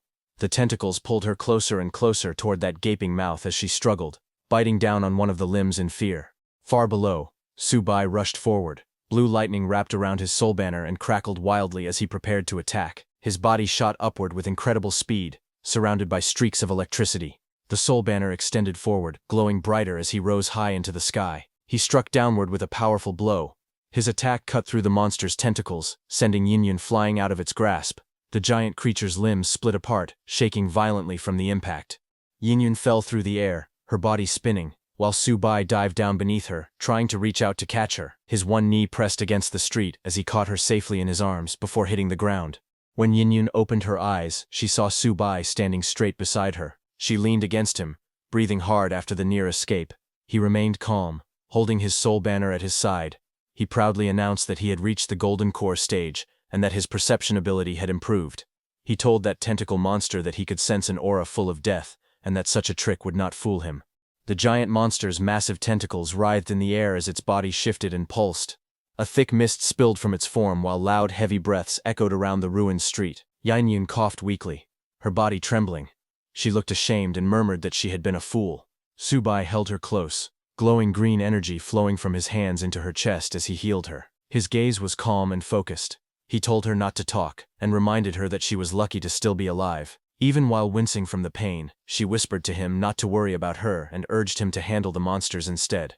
Above them, the monster suddenly burst into laughter. Its enormous limbs moved apart, revealing a row of glowing eyes hidden beneath the folds of its flesh. Drool dripped from its sharp teeth as it taunted them, saying that it didn't matter if they had figured out its trick. The creature's mouth expanded into a giant circular maw full of spiraling teeth. It roared that today, Subai and his summons would become its meal. Subai tightened his hold on her and stepped back, preparing for the imminent strike. But before the monster could attack, the Bone Lord suddenly leaped forward with his massive sword raised. His eyes glowed fiercely as he shouted at the monster to stop its rampage. He declared that if anyone wanted to touch his lord, they would have to go through him first. In a burst of speed, he clashed with the monster's tentacles. His blade sliced through the air again and again, while the monster's limbs whipped toward him. The street shook from the impact. Bone Lord laughed boldly, saying this was simply how he fought. Above the battle, the giant red mosquito hovered with its wings buzzing rapidly. It boasted that speed and assassination were its specialties, as it prepared to attack. The huge monster with many tentacles stood in the ruined street as its long limbs twisted around its body. The red mosquito suddenly landed on the monster's shoulder, its wings beating fast under the red glow around them. The monster did not react at first. The mosquito lowered its needle-like mouth and jabbed it into the monster's flesh. Blood splashed out as the sharp needle broke the skin. The monster's tentacles moved wildly the moment it was pierced. It swung its arms and tentacles with great force, shaking the mosquito away. The mosquito flipped and fell through the air as the monster's limbs smashed around, filling the scene with violent motion. Then the monster looked down with a cold expression. Its sharp teeth curled into a grin. In a low, mocking voice, the monster called the mosquito a noisy thing and asked if it was even worthy of sucking its blood. Far above them, a figure rushed downward through a tall blue light. The shape of the man's body was clear as he dropped at full speed. He shouted "Monster!" as he fell like an arrow. It was Iron Fist, who shot down with his fist pulled back, his face full of determination. As he came close, he yelled for the monster to take his punch. His fist slammed into one of the monster's tentacles with explosive force, sending shockwaves in all directions. The impact created a loud burst of light and sound. But when he landed, Iron Fist's expression changed suddenly. His eyes widened, and sweat rolled down his face. He shouted that something was not good. The monster's body suddenly swelled and opened like a giant trap full of sharp spikes. Iron Fist fell straight toward it, and he looked shocked as he shouted that it was a trap. Before he could react, he dropped into the middle of the creature's expanding body. Then the monster closed around him, and he reappeared on top of its swollen back. The monster's tentacles wrapped and moved with terrifying speed. Iron Fist pushed himself up, but blood splattered around him. He yelled for his lord to run. He said this monster was stronger than a commander-level creature. Immediately, Bone Lord rushed forward, shouting for Iron Fist not to panic. He said he was coming to save him. Iron Fist warned Bone Lord to be careful. While he was going, suddenly one of the tentacles that Bone Lord had cut earlier attacked. Bone Lord was shocked to see that the tentacles could survive independently. The monster attacked the Bone Lord with huge force, sending shockwaves through the street. On the other hand, Yin slowly opened her eyes. Her green pupils looked weak, as if she was waking up after being unconscious for a long time. She found herself in the arms of Su-bai. He explained to her calmly that in a place filled with zombies, an old man had appeared to give advice, and anyone with basic common sense would know that such a thing was not normal at all. Yin lowered her eyes and nodded softly. She said she understood. Then she looked up again, her cheeks turning pink. She told him not to be so harsh with her. She reminded him that she was still just a girl. In the next moment he let go, and she slipped from his arms with a shout of surprise. She landed awkwardly, staring at him in shock. He looked down at her and replied bluntly, telling her that she did not act like a girl. She winced and warned him jokingly, saying that what he said was enough to get someone killed. She then sat on the ground in frustration, pouting with an angry expression. She muttered to herself, wishing that he, being such a straight-faced man, would remain single forever. Not far away, the massive tentacle monster towered over the destroyed city. Su-bai now stood facing it, holding his weapon. Yin sat behind him, watching as he prepared to confront the creature. Su-bai reached a calm state after forming his golden core. He realized something important. He understood that he still had not found his spirit sea. Because of that, he quietly admitted that he did not know what he was able to touch inside this inner space. He reached out his hand toward the strange glowing subspace in front of him. Light flickered, forming glitch-like colors around the surface as he got closer. As his hand neared it, he suddenly felt something change. His eyes widened slightly. The bright light washed over his face, and he gasped softly, realizing that something unexpected was happening. The next second, his hand gripped the handle of a weapon that began to reveal itself from the glowing surface.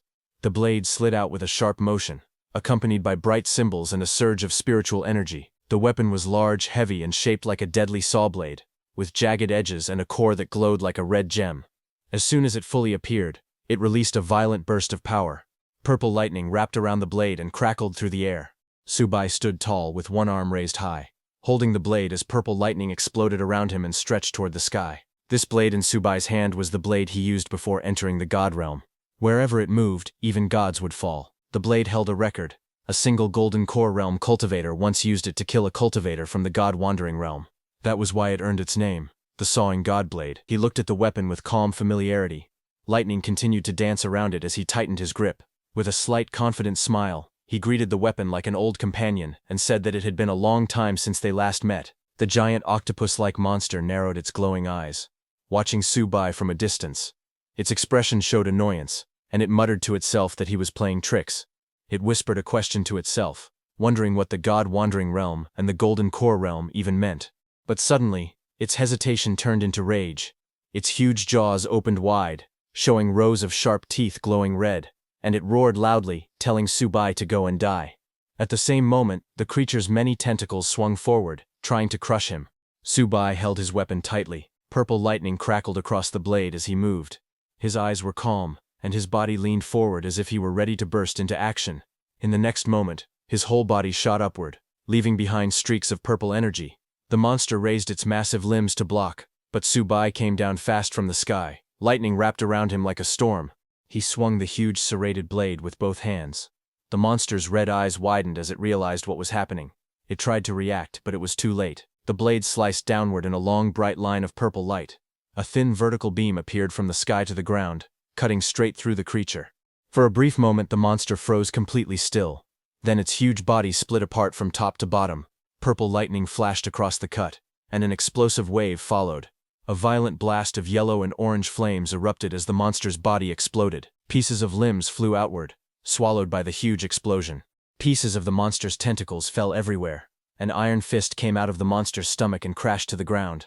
He let out a pained groan as he struggled to get up, surrounded by broken flesh. Not far away, Yenjun watched the destruction with wide shining eyes. Behind her, Bone Lord and Birdman stood proudly.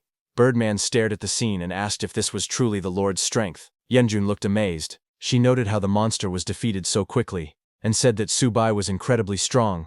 Just then, a faint laugh echoed from the ground. Union and Bone Lord turned their heads toward the sound. The broken pieces of the monster twitched, and a faint voice murmured, "Awesome," from somewhere inside the pile.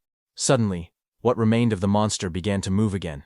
Tentacles shot upward, smashing against the ground and scattering rubble. A dark voice warned them not to think they'd won. From the dust, a new shape rose. What looked like part of the creature's body reformed itself, pulling together into a massive figure. The monster muttered the words, "My body," as it rebuilt. Dust swirled around its frame as it stood tall again. The next moment, its eyes glowed fiercely, its huge mouth stretched open, filled with sharp teeth. The voice grew louder, screaming that its body was invincible. The monster looked excited, and said in a dark tone that it could be invincible, and laughed. Subai stood in front of the creature. He looked calm, and asked the monster whoever said he wanted to kill it. He explained that he only acted to save Iron Fist. Iron Fist was struggling on the ground as Subai told him to get up. Iron Fist realized that his lord Subai had saved him on purpose. He clenched his fists and promised that he would not let the lord down. Subai stared at the monster and let out a short "fun." He said that if he guessed correctly, someone would probably kill the creature. He said that with a dark mocking tone. The monster's red eyes narrowed as it listened, anger building up inside it. Then it suddenly shouted for Subai to become its food. It said loudly that it wanted to evolve. The monster floated above the ruined street, its eyes glowing red. It shouted that it wanted to become a disaster-level monster. Its long tentacles swung wildly in the air. Below, Subai, carrying Yun, immediately turned around. Holding her close, he pushed forward, running with her as fast as he could. Subai ran very fast, making Yun fly into the air as he dragged her with him. The monster roared behind them, telling them to stop running forward. It warned them that if they went any further, they would be doomed. But after a few more steps, Subai's feet suddenly stopped, and he stood firmly on the ground. He turned around, facing the monster. As he walked back hand in hand with Yun, he laughed and said that the one doomed should be the monster instead. Hearing that, the monster stopped there. The monster's eyes widened in shock. It stared forward, trembling as it asked Subai what this meant. The monster slowly turned its gaze and looked up. It saw a shadow on top of a building looking at him, surrounded by bright light. As the octopus-like monster lifted its head, its four glowing eyes widened in surprise. It watched as a tall shape emerged from inside the light. The figure's outline grew clearer. It was a giant mantis monster, its huge red eyes shining fiercely. The mantis opened its jaws and let out a sharp, violent screech. Its wings shook the air as it dropped toward the ground, smashing into the street with explosive force. Cracks burst across the floor beneath it as dust shot upward. The mantis monster jumped with lightning speed to attack the octopus monster. The mantis monster swung its long blade-like arms, slashing at the octopus creature. Its movements were fast and furious. The octopus monster recoiled, raising several tentacles to block the sudden attack. But the mantis kept pressing forward, its sharp limbs cutting through the octopus monster's tentacles again and again. The octopus monster stepped back and shouted angrily. It told the mantis monster to leave, saying its food had escaped because of him. But the mantis didn't back down. Instead, it laughed coldly and said it was ridiculous for the octopus monster to tell him to leave his own territory. The two giant monsters glared at each other under the red-tinted sky. One stood on its long insect legs, blades raised. The other crouched low behind its many tentacles, its white eyes burning brighter with rage. A fierce fight between monsters was about to begin. The octopus monster floated above the ruined street, its tentacles hanging in the air. Its glowing red eyes looked down as it spoke, saying that it did not want to be the mantis monster's enemy. But it had just drunk the blood of hundreds of humans. Below, the large mantis monster stood on a broken rooftop, staring up at the octopus. But seeing that the mantis was still not backing down, the octopus suddenly swung its huge tentacles and rushed forward. It shouted loudly that it was not afraid. Hiding between two buildings, Subai and Yunhyun stood together, looking up as the giant tentacles crashed down in front of them. The street around them shook from the impact. Yunhyun held her weapon tightly and asked Subai what that giant mantis was. Subai looked serious and told her it was the boss of this area. Subai then explained that earlier, the octopus monster had transformed into an old man to stop them from moving forward. This meant something ahead was scaring the octopus. Because of that, he decided to keep going forward.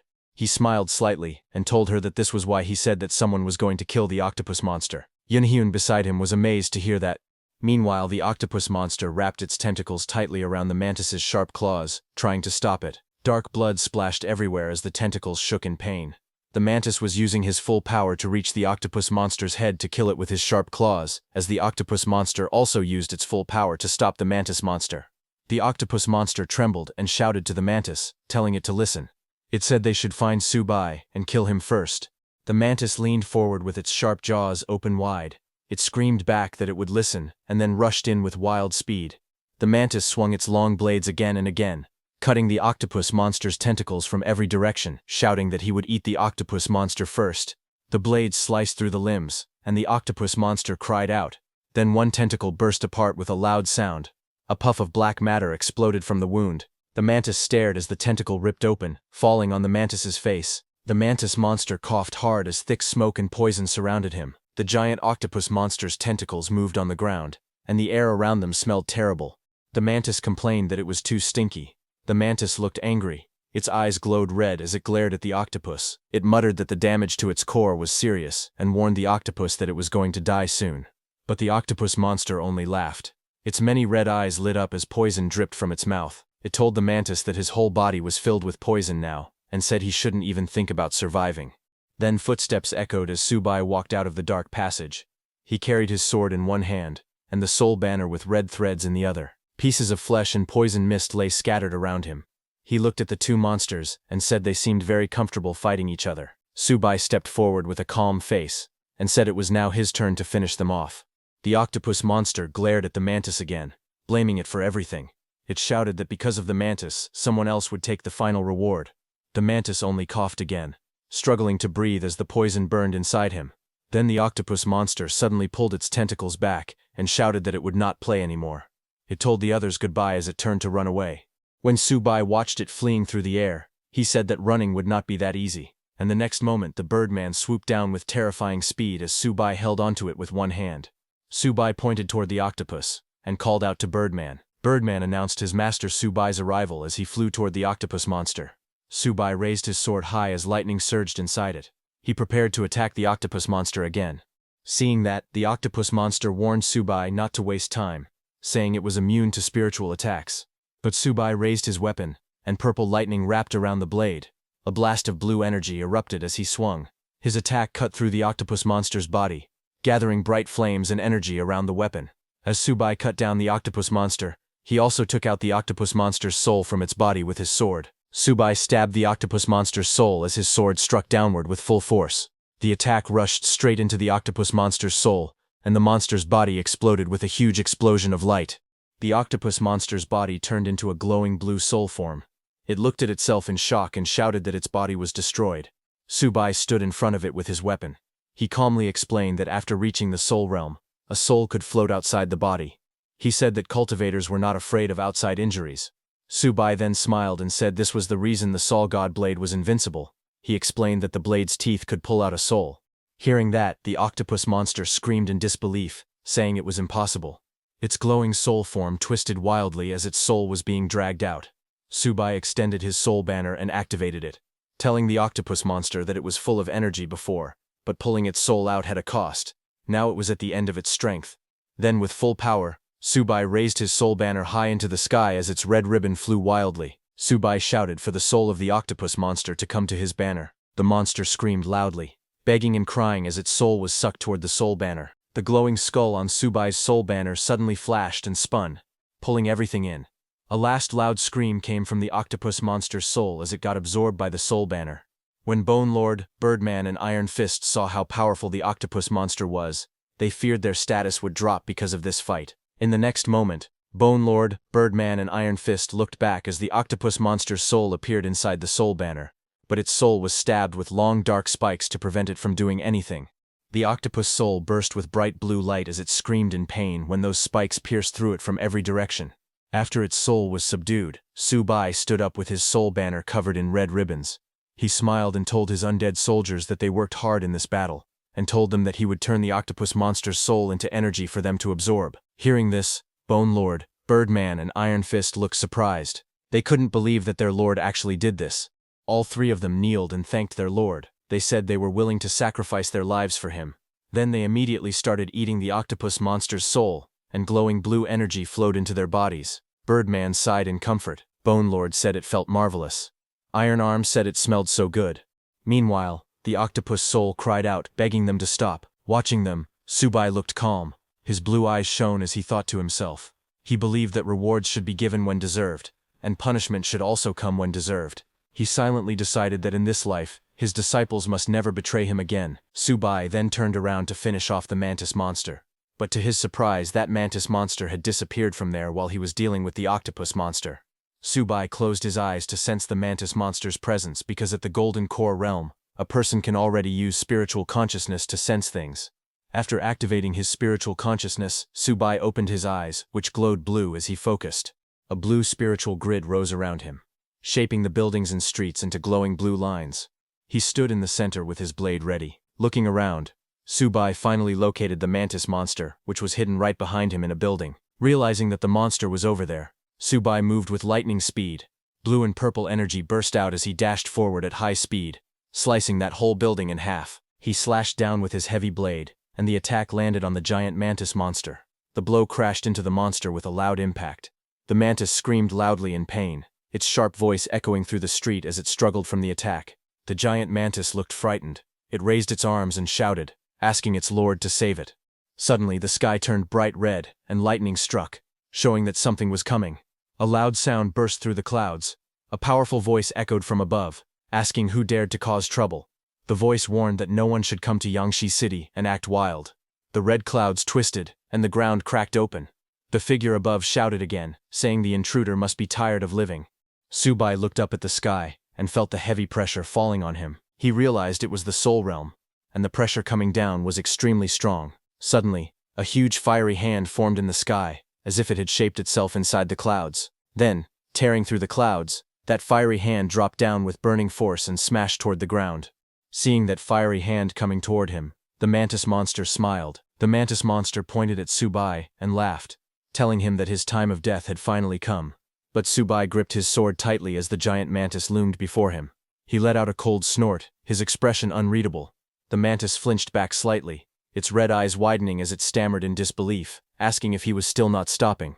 Without responding, Subai swung his weapon in a swift, deadly motion. A flash of blue energy erupted from his blade, slicing through the air toward the mantis. The creature screamed in agony as the strike connected, blue light cutting across its body. Just as Subai killed that mantis monster, that fiery hand came down directly at him. Subai raised his soul banner and sucked in that mantis monster's soul. Within that blazing storm, Subai's figure was barely visible, flames overwhelming everything around him. From below, Yinyon yelled Subai's name in worry. That massive fiery hand hit Subai and smashed him into the ground with a solid impact, destroying and burning everything around. Yinyon and Subai's undead screamed for Subai as they watched that fiery hand crashing on him. The one who attacked Subai with that fiery hand was a flame-haired man, who had fierce eyes. That fiery being looked down at Subai and with a sneer declared coldly that Subai had been easily defeated. But suddenly, the flame-haired man stared ahead as his bright white eyes widened. His gaze fell to the ground as cracks spread across the broken street and blue sparks rose from inside his fiery hand. Birdman saw that and was shocked, asking if this was Subai. He was right. Inside the flames, Subai's figure slowly appeared. His body shone in bright blue light while golden flames wrapped around him. Birdman and the others watched from a distance. Birdman shouted in excitement that his lord was alive. He absorbed the octopus monster's skills. Then the blue light faded from Subai's body and the golden flames scattered like smoke. Subai stood calmly with his sword resting over his shoulder. The air twisted around him as the fire swirled in a circle. He looked normal again. Birdman was shocked to see that Subai restored to his original self. High above the ruins, the flame-haired man jumped onto a cliff. He raised his hand and golden flames gathered and stretched behind him like a giant burning wave. The flame-haired man stared down at Subai. His bright white eyes narrowed a little. He looked closely at Subai's face and thought to himself that this person looked familiar. As Subai stood with his weapon in hand, his expression calm yet sharp, the flame-haired man looked at him closely and thought to himself that this man looked like that benefactor he once met. His eyes moved down to the blade Subai held, realizing that even the knife looked similar to the one that person used. Suddenly, a memory flashed through his mind. He remembered a forest path between tall cliffs. Herds of animals were running wildly, and monkeys screamed as they fled in panic because from the mountains some huge monsters were coming out. While running from tree to tree, one monkey looked back and was terrified. He saw a huge three-headed beast charging out from the shadows of the mountain. Its glowing red eyes locked onto the fleeing creatures, and its roar shook the valley. That monster opened its mouth and sucked in all the creatures who were running away. They were pulled straight into the monster's mouth. The monster swept all the creatures off the ground as they screamed. That monkey tried to stop himself by grabbing a branch, But in front of that monster's power, the branch easily broke, lifting the monkey into the air. The monkey screamed as he was tossed helplessly through the air. Just then, with a blinding flash of light, a dark silhouette appeared through the beam. In front of the giant beast that had been attacking the forest creatures, a figure descended from the sky holding a massive sword. That shadowy warrior landed with grace, his long robe flowing in the wind. The man's silver hair shimmered under the sunlight as he raised his weapon high into the air. His sharp blue eyes glared at the beasts, and in a cold, commanding voice, he called out to the monster. Lightning streaked across the sky, and power gathered around that man's sword, surrounding it with blue arcs. With a furious roar, he leapt forward and slashed down with all his strength, yelling at the monster to die. This man was none other than Subai, in his previous life. His blade cut through the air like a thunderbolt, aimed straight at the monsters below. The creature roared as Subai came down with a bright blue slash bursting across, cutting through the creature with overwhelming force. Just as the monster was cut in two, its body exploded with a massive blast, releasing all the energy it had consumed into the surroundings. The impact threw dust and trees upward. Lightning surged as Subai's figure stood firm in the center of the explosion, his sword held tightly in his hand. That firehead man remembered that his benefactor, even while in the Golden Core realm, had defeated people from the Divine realm. But after the battle, he had fallen near death. His body lay on the ground in a desolate place. Strange-looking beasts wandered around him, but none of them dared to come close. They only watched from afar. Only one small monkey, which was that firehead guy in his past life, approached. It carried a fruit in its hands and placed it gently beside the fallen Subai. Firehead guy remembered that before leaving, the benefactor had given him a technique called the Heavenly Spirit Technique. The flame-haired man, in his monkey form, held that thick wooden scroll in his hands as Subai explained to him that with this technique, one only needed to eat fruits that absorbed the essence of heaven and earth to cultivate and grow. Firehair guy remembered Subai's last words, who told him that their fated encounter ended there, and how far the monkey could go from now on would depend on his own destiny. Now in the present, the flame-haired man looked at Subai on the ground, who reminded him of his benefactor. On the ground, Subai was also looking at the flame-haired guy, ready to fight back. The fire-haired man glared down and said that Subai below resembled his benefactor. He called that crime 1. He added that Subai's blade looked like his benefactor's blade. That's crime 2. Then he pointed out that Subai had killed his subordinates. That's crime 3. The fire-haired man raised his glowing hand and said that being able to absorb the octopus monster's abilities proved that Subai grew too fast and was a great threat. He called that crime 4. He then declared that because of all those crimes, Subai must die here today. Saying that, the flame-haired guy unleashed his attack, striking Subai and his undead with an energy slash. His attack came crashing down like a storm, its power twisting the air. The energy beam struck downward with overwhelming force. The impact wrapped around the area, the force launching Subai and his undead below into the air, slamming them through the rubble. His strike was so powerful that buildings broke apart and scattered across the ground as the energy ripped through them. A massive blue shockwave exploded across the city, tearing through buildings and lifting them into the air. The entire skyline twisted as the blast rushed outward. Amid the destruction, Subai and his summons were thrown backward. Yiniyun, an iron fist behind him, also stumbled as the ground shattered beneath their feet. Subai held his soul banner tightly and stopped himself from falling. Bone Lord behind Subai explained that the octopus and mantis monsters were already commander level, so a disaster level creature was to be expected. Birdman, who hovered in the air, asked his master Subai if they should run, offering to fly and carry him away quickly. Subai looked at the flying monster approaching from the distance. Blue energy circled around the area. He shook his head slowly and told his undeads that against a creature of this realm, escaping was impossible. He explained that they had just absorbed 2 beings beyond commander level. Now that a disaster level threat had appeared, not fighting would be too demoralizing. So a small smile formed on Subai's lips as he raised his head and declared that they should fight. Saying that, he raised his soul banner and summoned the large mosquito monster. The mosquito monster answered loudly, saying yes, and immediately charged. The giant mosquito monster rushed forward at high speed. As it moved, it shouted loudly that it wanted to make an achievement and become an official servant. Not far away, Iron Fist stood with a serious expression. He looked up at the monster and said that wherever a disaster-level monster appeared, disaster always followed. He admitted that if he were still alive as a normal human, he would definitely turn around and run away. Iron Fist then lifted his head with a sharp gaze. He said that now Master had given him life again. Because of that gift, he declared that he, Iron Fist, would absolutely follow Master's orders. Saying that, with a loud cry, Iron Fist jumped forward with full force. At the same time, Bone Lord also raised its weapon and shouted that their lives were all given by Master, and there was nothing to hesitate about. Birdman followed. and all of them charged ahead together, ready to fight. A bright blue energy wave spread across the whole battlefield as Subai's undead rushed at the flame-haired guy. But the flame-haired guy stood calmly on the ground as blue energy circled around him. He raised his hand, and a huge burst of blue light wrapped around it. Then he shot that energy outward with an explosion. The shockwave pushed everything away and covered the monsters in thick blue ice. Birdman and Bone Lord were frozen mid-air. Yin-Yun and Iron Fist were also trapped inside the spreading ice. The flame-haired man looked forward with a cold smile and told them to get lost. The frozen Bone Lord, Birdman, Iron Fist, and Yin-Yun were thrown back violently, falling from that tall building. Ice shattered everywhere as they hit the ground. Bone Lord let out a painful sound while falling with the others, all covered in broken ice. That flame-haired guy floated above the ruined street with lightning swirling around his body. Subai stood below him holding his weapon, while his summons struggled on the ground. Then the flame-haired guy came down on the ground with crackling blue energy running around him. The air shook from the pressure he released. Nearby, Yin-Yun and Bone Lord sat on the ground, looking at him with fear. Iron Fist stared up in shock. His face was pale, sweat rolling down his cheeks. He asked with a trembling voice if this power was really disaster level. Bone Lord on the ground growled that if he had regained his full strength, he could defeat the flame-haired guy with a single strike. But Birdman beside him told him to be quiet, saying they were far too behind to catch up right now. But suddenly Yin-Yun's green eyes widened when she saw Subai step forward.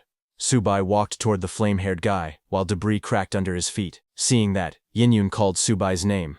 But Subai continued walking, his steps heavy and firm. Dark red energy rose behind him like a shadow. Seeing that, Yin-Yun asked loudly what Subai was doing and if he had gone mad.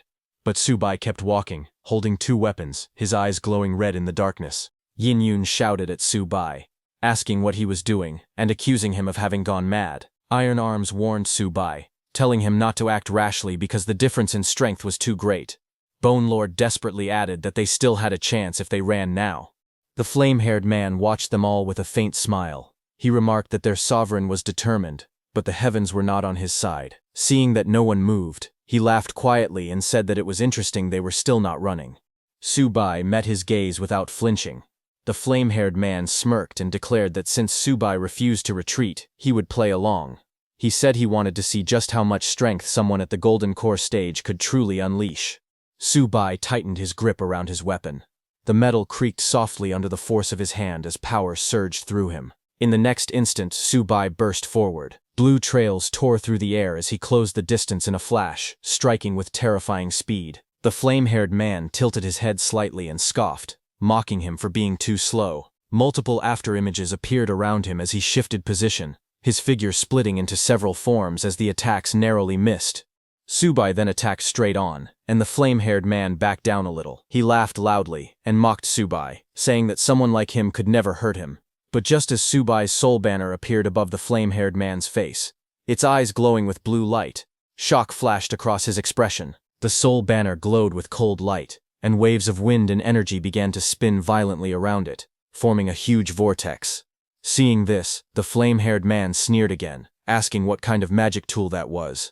He mocked it, saying it was just drinking in the wind and nothing more, calling it a bluff. He raised his hand and gathered energy in his palm. With full power, he swung his hand to attack Subai, but the flame-haired man suddenly froze as his eyes widened in disbelief. He shouted in shock, unable to understand what had just happened.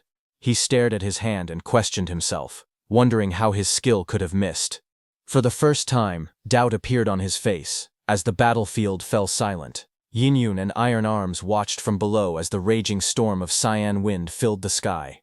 The flame-haired man, who had been attacking violently, suddenly stopped moving inside the swirling currents. Yin-Yun's eyes widened as she asked what was going on, wondering why the monster had stopped attacking. Iron Arms stared upward as well, confused, and questioned what kind of magic the sovereign had used on the monster. Above them, the flame-haired man hovered in the air, his expression uneasy. He looked at the soul banner's skull trapped within the rotating wind, and questioned how such a thing was even possible. He suspected it might be nothing more than a low-grade magic tool. Before he could think further, a sharp shout echoed across the battlefield. Subai's voice rang out, telling him there was no time to think as he called out to Birdman.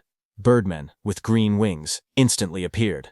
Subai jumped onto its back, and at full speed, they charged toward the flame-haired man. Seeing this, the flame-haired man's expression twisted in irritation. He told himself to stop overthinking it. In his mind, Subai was nothing more than someone at the Golden Core stage.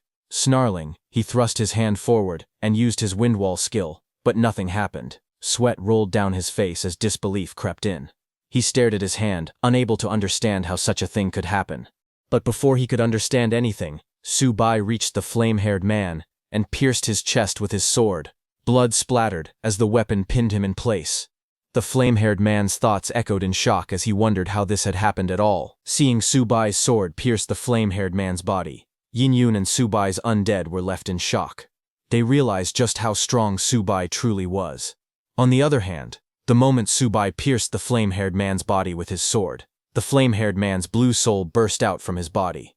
Seeing this glowing soul, the flame-haired man screamed in confusion, demanding to know why this had happened. Then Subai spoke calmly. He explained that wind, fire, thunder, and lightning were all forces of nature. With red glowing eyes, he told the flame-haired man that what the forces of nature relied on was air. Subai explained that his banner did more than absorb souls. He said it could also draw the surroundings into a vacuum. Hearing this, Bone Lord laughed loudly, finally realizing the truth. He told the others that for the flame-haired man, the environment needed to cast spells was completely gone. Hearing that, Yin-Yun clapped her hands in excitement, praising Subai, and saying he truly lived up to her expectations and was mighty. But Iron Arms beside her remained tense. He warned that while this was true, the skill was extremely draining. He said the sovereign had already endured far too much. Suddenly, a strange laugh echoed through the storm. The flame-haired man admitted that he had been careless. Then he sneered and questioned whether Subai truly thought he could win with just that blade. He declared that such confidence meant Subai was gravely underestimating the gap between their realms. Crimson energy erupted as the flame-haired man's body expanded into a terrifying form. It roared that it only needed to detonate part of its cultivation. With a furious shout, it declared that none of them would leave Yangshi City alive. Just as he said that, a blinding glow spread across the sky. Seeing this, Bone Lord shouted in panic that a calamity-level monster's self-detonation could destroy the entire city. Yin-Yun lamented that the realm gap was far too vast. Even though Subai was brave and smart, it seemed useless against this kind of power. In the sky, Birdman urgently yelled for Subai's orders, saying it could quickly get him out of there. Others shouted at Subai to retreat immediately, insisting that as long as he lived, there would still be hope. Subai, however, turned his head slightly and smiled calmly. He said that since the flame-haired man's realm was higher, he certainly could not kill him, but then he calmly asked if the flame-haired man truly intended to self-detonate. As the flame-haired man continued to swell, Subai raised his arm and spoke firmly, telling him to just hold it in. Blue wind and lightning surged around Subai as he prepared to act, his expression sharp and unwavering. The flame-haired man froze in confusion as Subai began chanting strange words. Streams of glowing blue runes suddenly poured out from Subai's sword, forming countless sealing chains in the air. The giant looked shocked and asked what this was. As those sealing chains surrounded the flame-haired man from all directions, realization soon hit him as he questioned whether Subai's sword could also seal things. He recalled that his benefactor had once used a sealing technique as well to tie down a monster. He looked at Subai, standing firm on the skeletal winged mount, and asked what his sword's name was. Hearing that, Subai lowered his head and, with a smile, said it was called the God-Sawing Blade. In the next instant, Subai's eyes glowed with red light as he shouted the command to seal. The blue runes tightened around the flame-haired man's body. The sealing light wrapped around him layer by layer, suppressing his power and stopping the detonation.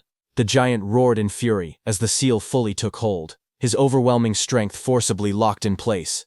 At that moment, he remembered that his benefactor had said his sword was called Nameless. Realizing this, he understood that the man before him was not the benefactor, and that he had been overthinking things, but it was already too late. The sealing chains tightened, and the flame-haired man's soul slowly shrank down. From a distance, the others finally relaxed. Yin-Yun clenched her fist in excitement and shouted that it was great news. Iron Arms declared that the crisis was finally over and praised the sovereign for his brilliant move. With the battle decided, Subai descended from the sky with the flame-haired man's soul sealed. He slammed the tip of his weapon into the ground, sending a shockwave through the surface. Then he turned toward the flame-haired guy, his expression cold and unquestionable. Looking down at the restrained flame-haired guy's soul, he gave his command without hesitation. He ordered it to submit and declared that from this moment on, it would serve him as his slave. Subai extended his sword toward the bound flame-haired man's spirit and calmly commanded it to become his slave. Just as Subai said that, his soul banner reacted at once. Its skull flared with blue light as it issued a single order, declaring the target to be captured. Chains burst forward in a flash of blue energy. They shot through the air, clattering loudly as they wrapped tightly around the glowing flame-haired man's spirit. One chain after another locked into place, binding its arms, body, and legs. The flame-haired spirit struggled, but the chains only tightened, dragging it forcefully across the ground. Seeing this, Subai's expression shifted slightly. His eyes narrowed as he saw something confusing. From above, the soul banner hovered as more chains poured out, surging like a torrent. The glowing flame-haired man's spirit was completely restrained, pinned to the ground by layers of sealing chains that radiated cold blue light. But the flame-haired man was not giving up that easily. The chains continued to rattle and pull, their movement echoing through the battlefield as the capture was completed. The chained flame-haired man's soul let out a low, mocking hum. Even while sealed, it stated that its nascent soul was not something a mere golden core stage cultivator could collect using a broken banner. Blue light exploded outward. The bound flame-haired man's spirit roared, straining as the chains trembled violently. One by one, cracks spread through the bindings as the flame-haired man's soul power surged. With a violent burst, the chains snapped apart and scattered through the air. The force of the backlash sent shockwaves across the battlefield. The flame-haired man's blue soul twisted free, its aura flaring like raging flames as fragments of chains fell away. Seeing this, Subai clenched his teeth. He acknowledged that the difference in realms was too great. He realized that the 10,000 souls banner truly could not subdue this being. Still, he raised his weapon and spoke coldly. He told the flame-haired man's spirit to enter his banner and promised that it would regain its freedom. He warned that otherwise, the soul would be sealed forever within the sword, spending endless years trapped like eternity in purgatory. Hearing that, the flame-haired man's blue spirit turned its head, eyes blazing. It laughed and questioned whether Subai truly believed he could collect it. The flame-haired man's spirit's expression grew sharp and resolute. It declared that ever since it cultivated a human form, it had sworn that only its true benefactor was worthy of becoming its master. The flame-haired man's blue soul glared forward, its face twisted with rage. It shouted at Subai, calling him unworthy. Subai looked up calmly. His expression did not change. His eyes were cold and steady. He raised his hand and brought out the sword sheath. Blue light wrapped around his arm and the blade as he made his decision. He said that if this was the case, then the flame-haired man's soul would spend its time inside the sword case. Saying that, Subai raised his sword. In the next moment, he threw it into the sky as the sword fell toward its case. Blue flames and energy swirled around the blade as it flew through the air. The flame-haired man's soul screamed and refused, shouting again and again that it would not accept this. Blue energy streams rushed forward, pulling at the struggling soul. The flame-haired man's soul roared in fear and desperation. It shouted that it did not want to be sealed and begged loudly as its form shook violently. But it was already too late. Subai's sword returned to its case. The sword seal trembled as its core glowed red, releasing a sharp pulse of power. Blue energy surged outward, cutting through the air as the sealing force fully activated. On the battlefield, Subai stood firm with one hand on the sword. Blue currents spiraled around him as the blade formed a complete seal. At a distance, Yinyun watched closely. Her eyes widened as the energy faded. Iron arms behind her stared in disbelief and asked if it was really done. She remained silent for a moment, then turned her head slightly. With a calm smile, she confirmed that it was finished. Subai lowered the sword and looked ahead. Yinyun behind him shouted excitedly that it was finally over and praised the result. Iron Arms called it incredible. The group gathered around Subai. Bone Lord stood tall, raising its arm in approval. Birdman circled above, shouting praise and declaring how magnificent the outcome was. Yinyun followed, saying it was amazing and that she had always believed Subai would succeed. Iron Arms said that now Yangshi City was finally free, having lost the rule of the calamity-level monster. But Yinyun stepped closer and placed her hand on Subai's shoulder. She said there should still be commander-level monsters nearby. She added that only after they were all killed could Yangshi City truly be free. Hearing that, Subai lifted the sword and looked at it in silence. Then he asked the flame-haired man's soul trapped within the sword how many commander-level monsters were still in Yangshi City, and where they were located. The flame-haired man's sealed spirit appeared again in front of the sword, sitting cross-legged with its arms folded. It laughed and asked why it should tell him. Hearing that, Subai looked down at it without expression. He said never mind, He added that even if the flame-haired man's spirit did not tell him, he could still kill them all the same. The flame-haired man's spirit spoke again. It said that it did not matter. It explained that those monsters were only vessels used to gather the spiritual essence of the world. Now that it was sealed, they were useless to it. Hearing that, Subai frowned slightly and said that there were no trees or fruits here, only humans. He asked if the flame-haired man's spirit was taking the blood essence of humans as the spiritual essence of the world. The blue flame man's spirit replied that there was no spiritual energy in this world at all. It said it had to raise its strength in order to return to its own world, so it had no other choice. Hearing that, Subai realized this flame-haired man's spirit did not belong to this world. He then asked if the cultivation method the spirit practiced was the path of immortal cultivation that absorbed spiritual energy. The flame-haired man's spirit responded that even if it was, Subai talked too much. While Subai stood with his companions, from a distance someone was watching him using a periscope that was coming out of the ground. Underneath the ground, many humans gathered and watched in shock. The man who was watching what happened outside said it was unbelievable and incredible. The man holding the periscope spoke loudly and told the others that there was a young man who had cut down a demon with a single saber strike. Someone asked which demon it was. They asked if it was the praying mantis or the monster that had taken human form. The man with the periscope turned and answered that the young man had cut down all of them. His words hit the crowd hard. People stared at one another, stunned. Someone stammered, asking if that meant even the monster in human form was dead. A woman, tears welling in her eyes, struggled to speak and asked if that meant they were finally free. The answer was clear and loud. They were free. The realization swept through the crowd like a wave. People began to cry, laugh, and shout. Some raised their fists into the air, others collapsed in relief, and some embraced each other tightly. Voices rang out again and again, cheering for freedom, shouting that they were finally free, celebrating with unrestrained joy as the long nightmare finally came to an end. The man with the periscope looked again and spoke seriously. He said that the heroic young man had promised to kill all the monsters in Yangshi City. However, he also said that the heroic young man could not find where the monsters were hiding. The man told everyone that they needed to give the heroic young man information. He asked everyone who was willing to go and deliver the intelligence. Hearing that, everyone hesitated. One person worried that it might be another trick. He said the monsters were too cunning. Another person agreed and said that was true. The crowd fell silent. Faces turned uneasy, and fear spread among them. No one stepped forward at first. Just then, a young boy climbed up, carrying the information with him. Looking above, the young boy wearing a cap said that he would go. He said that if it was a trick, then he would die. But if it was not a trick, then everyone would truly be free. His face was firm, and his eyes were full of resolve.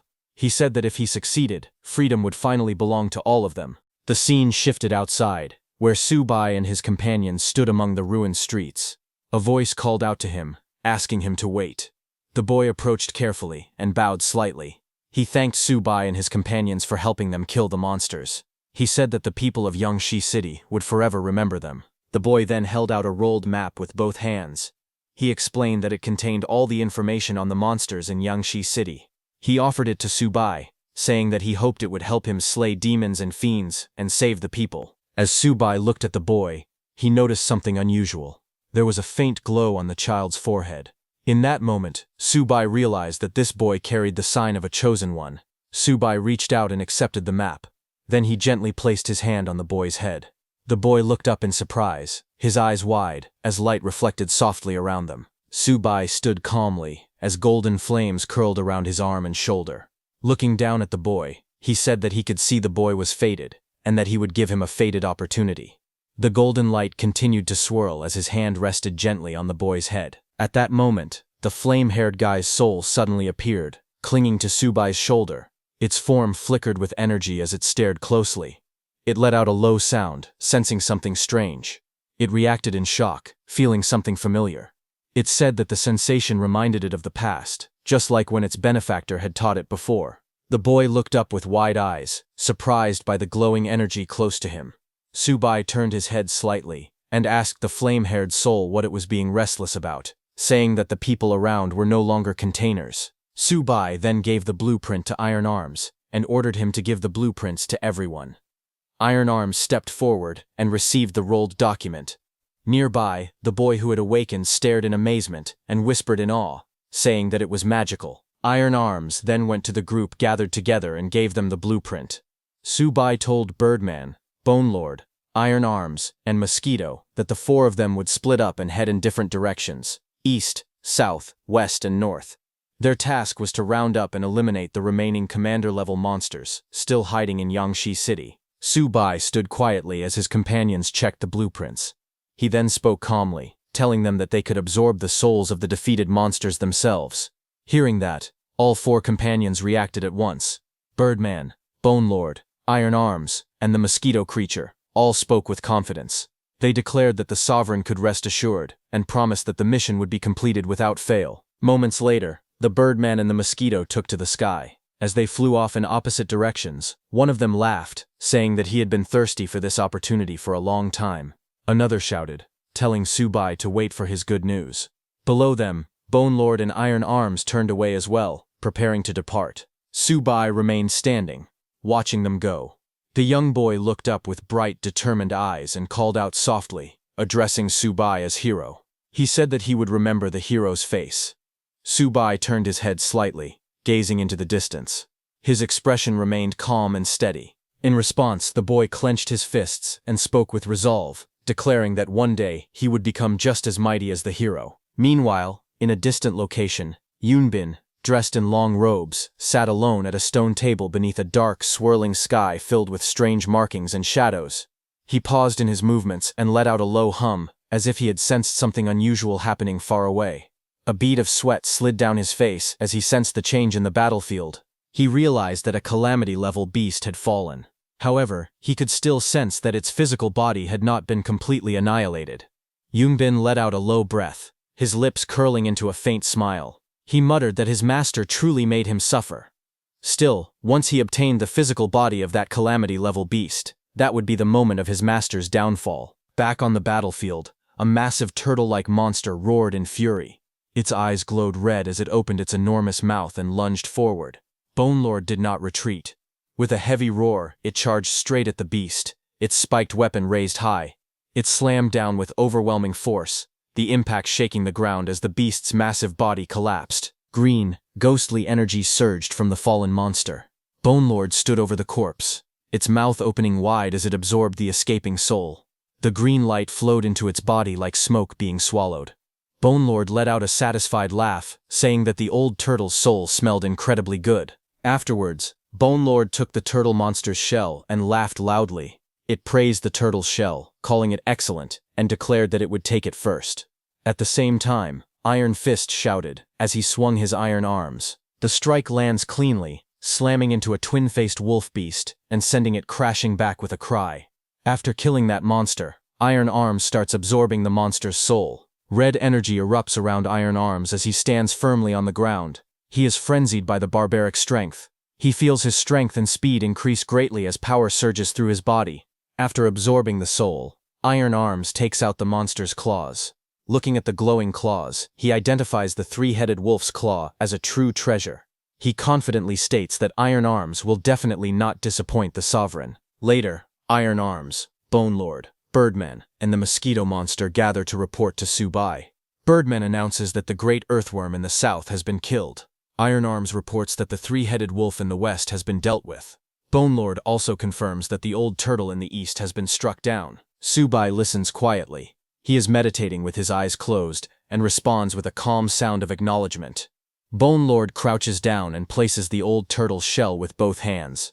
Beside him, Iron Arms drops to one knee and places the glowing red wolf claw. Bone Lord calmly tells Yunyun that this is the old turtle's shell and asks her to see if she can absorb it. Iron Arms then points out the wolf claw as well and tells her to try absorbing that too. Yunyun's eyes light up. She laughs happily and says that Bone Lord and Iron Arms truly understand her. She reaches out and grabs the wolf claw with one hand and the turtle shell with the other. Golden light begins to fall around her body. She slowly presses the shell against herself, closing her eyes as she lets out soft sounds. Her breathing grows unsteady as energy flows into her. She murmurs softly, savoring the feeling, saying that the shell feels wonderful and extremely comfortable. Her body trembles slightly as the absorption continues. She tilts her head back, one hand touching her lips, and whispers that it feels amazing. After a moment, she slowly calms down. Turning her head, she softly calls out to Bone Lord and Iron Arms and thanks them. Iron Arms scratches his head and laughs awkwardly. He tells her that she should thank the sovereign instead, because he is the one who gave the orders. Birdman nods in agreement and adds that everything was done according to the sovereign's instructions. Su-bai stands quietly nearby, watching the scene without saying much. He simply gives a small response, acknowledging their words as the situation settles down. Yun looks at him, her cheeks faintly flushed as she looks away. In her heart she judges him quietly. She thinks that although he appears cold on the surface, he is actually quite warm-hearted. To her he is also a little handsome. Not far away, the flame-haired man's spirit hovers behind Su-bai's back, observing the scene in silence. The spirit notes that the subordinates around Su-bai are utterly devoted, their loyalty unquestionable. From this alone it can tell that Su-bai possesses real ability. The spirit then sighs inwardly, thinking that it is a pity about its former benefactor. It had heard that all of his disciples had betrayed him. Wondering how that benefactor is doing now, the spirit lingers in thought. Su-bai suddenly raises his hand and brushes the blue spirit aside, glancing back with an annoyed expression. He asks what it is muttering about. The spirit scoffs and replies that it is nothing important, questioning why it should matter to him. After that brief exchange, Su-bai looks around at everyone present and speaks calmly. He says that they will rest there for the day and instructs everyone to properly digest and stabilize their spiritual power. The group responds in agreement. The scene then shifts to the ruined city. Survivors gather in the streets between tall, damaged buildings. One person speaks with relief, saying that they can finally go home. Another follows, saying that thanks to that hero, peace has finally returned to them. The crowd continues talking. Someone suggests that they should build a memorial stone for the hero and worship it for generations. Another person suddenly realizes that they do not even know the hero's name and asks what it is. While this is happening, dark blue energy flows across a narrow back alleyway. Yunbin appears from that dark blue energy. A body lies on the ground in front of him. It is the flame-haired man's body. Yunbin places his hand on the body, and light bursts out at the point of contact. Yunbin smiles and looks down, saying that it is unbelievable that these body fragments are gathering together again. He then wonders which great expert in this world possesses the power known as Blade Annihilation. Yunbin lifts his head slightly and smiles. He says that although many things are unclear, he has managed to gain an unexpected benefit from this situation. Yunbin raises his sword with both hands. His grip tightens as the blade is pulled free, and cold energy gathers around him.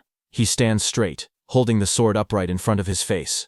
Dark power spreads outward like smoke. He speaks calmly, saying that by his blood, he will revive the body. He activates the covenant of the craved blood. Dark energy surges violently. His robe flutters as the power answers his call. He then places the sword above his hand and speaks again, announcing the alliance of the Golden Fortress. His eyes are cold and firm. He warns that if his will is defied, heaven and earth will not tolerate it. As he speaks, the blade slashes down. Blood sprays through his hand as the attack descends with overwhelming force. Yin sat quietly on the grass, wearing her thigh-high boots. Her eyes were closed as she meditated, and a faint spiritual aura flickered around her body. Her expression slowly sharpened. She opened her green eyes with a focused look, sensing something in the distance. A moment later, she stood up and pointed her wooden stick at Su-bai, who was sitting cross-legged under a tree and cultivating peacefully. She called out loudly, telling Su-bai that she wanted to challenge him to a battle. Su-bai raised his head slightly, but didn't stand up. Yin leaned forward with a confident smile. She told him that last night she had absorbed the artifact spirits of the turtle shell and the wolf claws. Her smile widened as she said she could now feel the result of that power. Her eyes lit up with excitement as she shouted that her new power was terrifyingly strong. In the next moment, she rushed towards Su-bai at full speed, her aura bursting around her. With a fierce grin, she swung her stick forward and shouted, asking Su-bai to come on and exchange a few moves with her. Yin leapt high into the air with a loud cry. Her silhouette cut across the sky as she swung her weapon downward towards Su-bai. At that moment, Su-bai calmly reached out and grabbed his sword, and using it, he blocked Yin attack. A violent explosion burst across the ground the moment her attack landed. The earth split open, debris flying in every direction as shockwaves rippled outward. Bone Lord, Birdman, and Iron Arms nearby were blasted back by the force. One shouted in pain, while another let out a startled cry as they tumbled away. Bone Lord and Iron Arms stared ahead in shock. Iron Arms exclaimed that the strike was incredibly powerful, while Bone Lord wondered anxiously whether their sovereign was still all right. Standing among the settling dust, Yin froze. Her eyes widened, and a look of disbelief spread across her face as she stared ahead, stunned by what she saw. Frozen in shock, she looked down at Subai, who sat calmly with his sword raised, blocking her wooden stick. Yin shouted, "What?" in disbelief. Seeing her reaction, Subai smiled slightly, letting out a quiet, confident, "Heh." In the next moment, he swung his sword, and just as it touched Yin body, a glowing purple spirit figure of Yin own form was suddenly pulled out of her body. Yin eyes widened as she fell backward in surprise. From behind, Bone Lord, Birdman, and Iron Arms all stared with their mouths open. They all shouted in shock. As the purple spirit of Yin floated in the air, Bone Lord trembled and asked if the sovereign had really pulled out Miss Yin's nascent soul. Yin's spirit form also stared at herself in panic, wondering what was happening. She looked at Subai's hand gripping her spirit and whispered, "My nascent soul." Subai quietly walked up and pinched Yin's spirit cheeks. Shocked, Yin stared back at him. Subai stood in front of Yin's glowing purple soul figure and smiled. He thanked her, saying it was a good morning pick-me-up. He gently poked her cheek and said that her nascent soul was surprisingly soft and bouncy. Then he swung back his sword and returned Yin's soul to her body. Yin's real body stepped back in shock as she felt the strange sensation through her soul.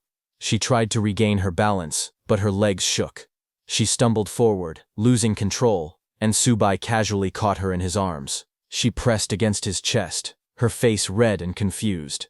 She let out a soft "ah" while holding onto him tightly. Subai looked calm, while Yin clung to him, still blushing and breathing unevenly. Seeing this, a short distance away, Bone Lord, Birdman, and Iron Arms awkwardly turned around.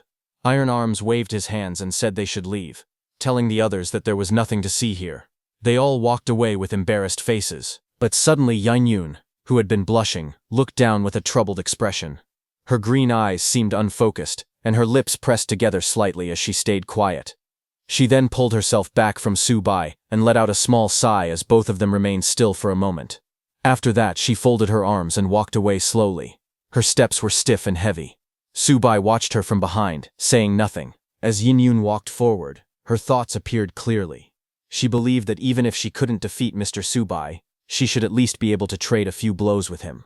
But she never imagined she wouldn't even be able to withstand a single move. She looked ahead at the distant mountains, thinking about Shenen City. Suddenly, a memory flashed in her mind. In that memory, Yin looked completely different. She ran through the streets of the city, pulling along a young boy. Behind them, a group of zombies chased after her. A woman who looked just like Yin blocked the zombies with her body and shouted to Yin, telling her to take care of her brother. The younger boy cried out, calling for his mom as they ran. The boy screamed while trying to run toward the woman blocking the zombies, calling her mom, but Yin grabbed him. Both of them cried out, calling for their mother again and again. Behind them, their mother stood in front of a rushing group of zombies. Blood covered her clothes as she spread her arms wide. She shouted for them to run. She told them to run now. Yin clung to her brother while crying as she ran. Her little brother yelled for his mom not to go. Behind them, zombies rushed in from every direction. The siblings ran down the empty street. In front of them, a body lay on the ground. A sword was stabbed into the corpse. The little boy pointed at it and told his sister that there was a sword over there. Yin saw it, an abandoned sword stuck in a corpse. She rushed over and grabbed the handle tightly, but as soon as she lifted it, something strange happened. The blade began to break apart in her hand. She stared in shock, asking what was happening. Blue sparks danced around her as she held her little brother over her shoulder. Then a dark shadow rushed toward them. Her eyes widened as she quickly turned to shield her brother. The zombie closed in from behind. The little boy screamed as one reached out. He yelled for his sister. Yin turned and shouted back in fear. Her voice cracked as she screamed. The next second, Yin's personality flicked completely. She swung her arm with full force, smashing her fist into the zombie's face. Blood burst out as the zombie's head snapped backward. Just as she killed that zombie, more zombies rushed toward her from every direction. They jumped to attack the little boy on her back. But just as they came close, Yin struck again, slicing down another zombie into two with just her hand. Their bodies fell around her one after another as she pushed forward without stopping. But suddenly, a huge deformed zombie charged at her from behind, its two faces screaming loudly. Yin kept fighting the other zombies, not running away. The two-headed monster charged toward them, roaring furiously. Yin stood firmly with the little boy on her back. not backing away even as the giant creature lunged at them. Golden slashes flashed through the darkness. The light streaked across the air, cutting through the monster's body again and again. Yinyuan struck the giant zombie, her attacks tearing through its flesh. The monster let out a trembling sound, its glowing eyes widening. A loud gulp came from the zombie as it stared at her in shock. The next second, the creature's massive body shattered, breaking into pieces as blood scattered everywhere. Yinyun rushed forward through the falling debris, with the little boy still clinging to her back. Yinyun stood still amid the drifting body parts of the zombie, her posture steady as dark fragments fell around her. Her brother clung tightly to her back, his arms wrapped around her neck. Her face was calm, but her eyes were fixed forward. Her brother weakly called out to her, but Yinyun slowly raised her hand and looked at it. At that moment she realized something important. She had gained an ability, the power to absorb weaponry. However, when she lifted her head and stared at the colossal face looming in the sky, her heart sank. The massive presence filled the heavens, its eyes glowing with overwhelming pressure. She understood instantly that she was nowhere near strong enough to stand against it, and so, she made a decision. Carrying her brother on her back, she turned away from the ruined streets and fled Xinging City. The city faded behind them as smoke and destruction lingered in the air. Later, the two of them stood outside a fortified city surrounded by walls and mountains. Yinyun held her brother's hand as they looked ahead together. She settled him in Fenzhou, with the National Army garrison there. His safety was guaranteed. After that, she wandered alone through desolate lands. She searched the earth, scouring every place she passed for weapons she could absorb. Battle after battle followed. Each fight made her power surge. People who knew of her ability to consume armaments began to fear her. They gave her a title, the Artifact King. She stood as the undisputed apex among the rogue wanderers. Fallen enemies lay scattered behind her as she walked forward with a weapon in her hand. Yet even then, she knew the truth. Compared to the colossal face that once hovered over Zhenning City, an unbridgeable chasm of power still separated them. In the present, she crossed her arms tightly as unease filled her expression. Just then, Subai's calm voice echoed from behind, telling her to put aside those heavy thoughts for now. He told her to go to the spiritual cave and become stronger. Only then would she have the capacity to pursue the answers she sought. Hearing that, Yinyun's green eyes sharpened with resolve. She turned her head and spoke with determination, saying that Subai was right. He was stronger, and she needed to become stronger too. But just as she turned, she saw that Subai was already leaving. She raised her arm and shouted after him, calling out his name and telling him to wait for her. Then, sometime later, the jagged mountain spires known as Blade's Edge Rift rose sharply into the sky, their stone surfaces glowing faintly under the pink light of dusk. Along the narrow cliff path, Subai and Yinyun walked carefully, their footsteps echoing against the steep walls. The air around them trembled with faint ringing sounds as loose stones shifted beneath their feet. From the Soul Banner, Iron Arms and Birdman observed the towering formation. Iron Arms raised a hand to his forehead, shading his eyes as he stared upward. He said that north of Yangshi, the enormous Blade's Edge Rift truly lived up to its reputation. Beside him, Bone Lord responded. He explained that in his own world, a place like this would be perfect for secluded meditation.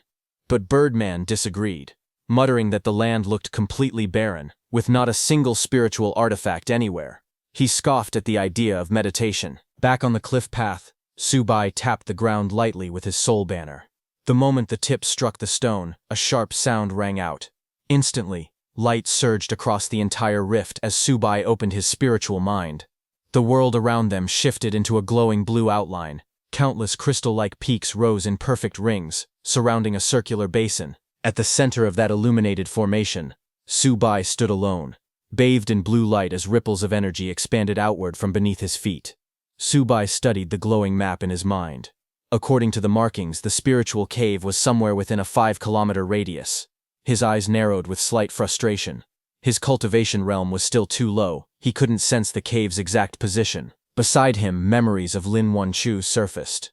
Without her guidance, finding the cave had become extremely difficult. He admitted silently that he had no way of knowing whether she was still alive or already dead. Then, a cold thought crossed his mind. For a disciple who had betrayed him, perhaps an early death was only what she deserved. Just then, a sudden cry echoed through the towering cliffs of the Blade's Edge Rift. Both Subai and Yinyun lifted their heads. High above, a massive bird streaked past the sharp stone pillars, Birdman reacted first. He shouted that the creature was a golden-winged eagle. He explained that the bird's golden feathers shone with a metallic glow as it stretched its enormous wings. It was a raptor over a meter long, strong enough to tear a mountain tiger apart, but iron arms standing behind them corrected that assumption. He told them that a normal eagle would never have such a deafening cry. This one was clearly a mutated golden-winged eagle. Judging by the aura washing over the cliffside, its strength was comparable to the Golden Core stage. The eagle released another powerful cry, the sound ripping through the air. The next second, the eagle charged at them. The golden-winged eagle shot downward from the sky like a falling spear. Its sharp beak cut through the air as streaks of green light followed behind it. The eagle crashed onto the ground with tremendous force.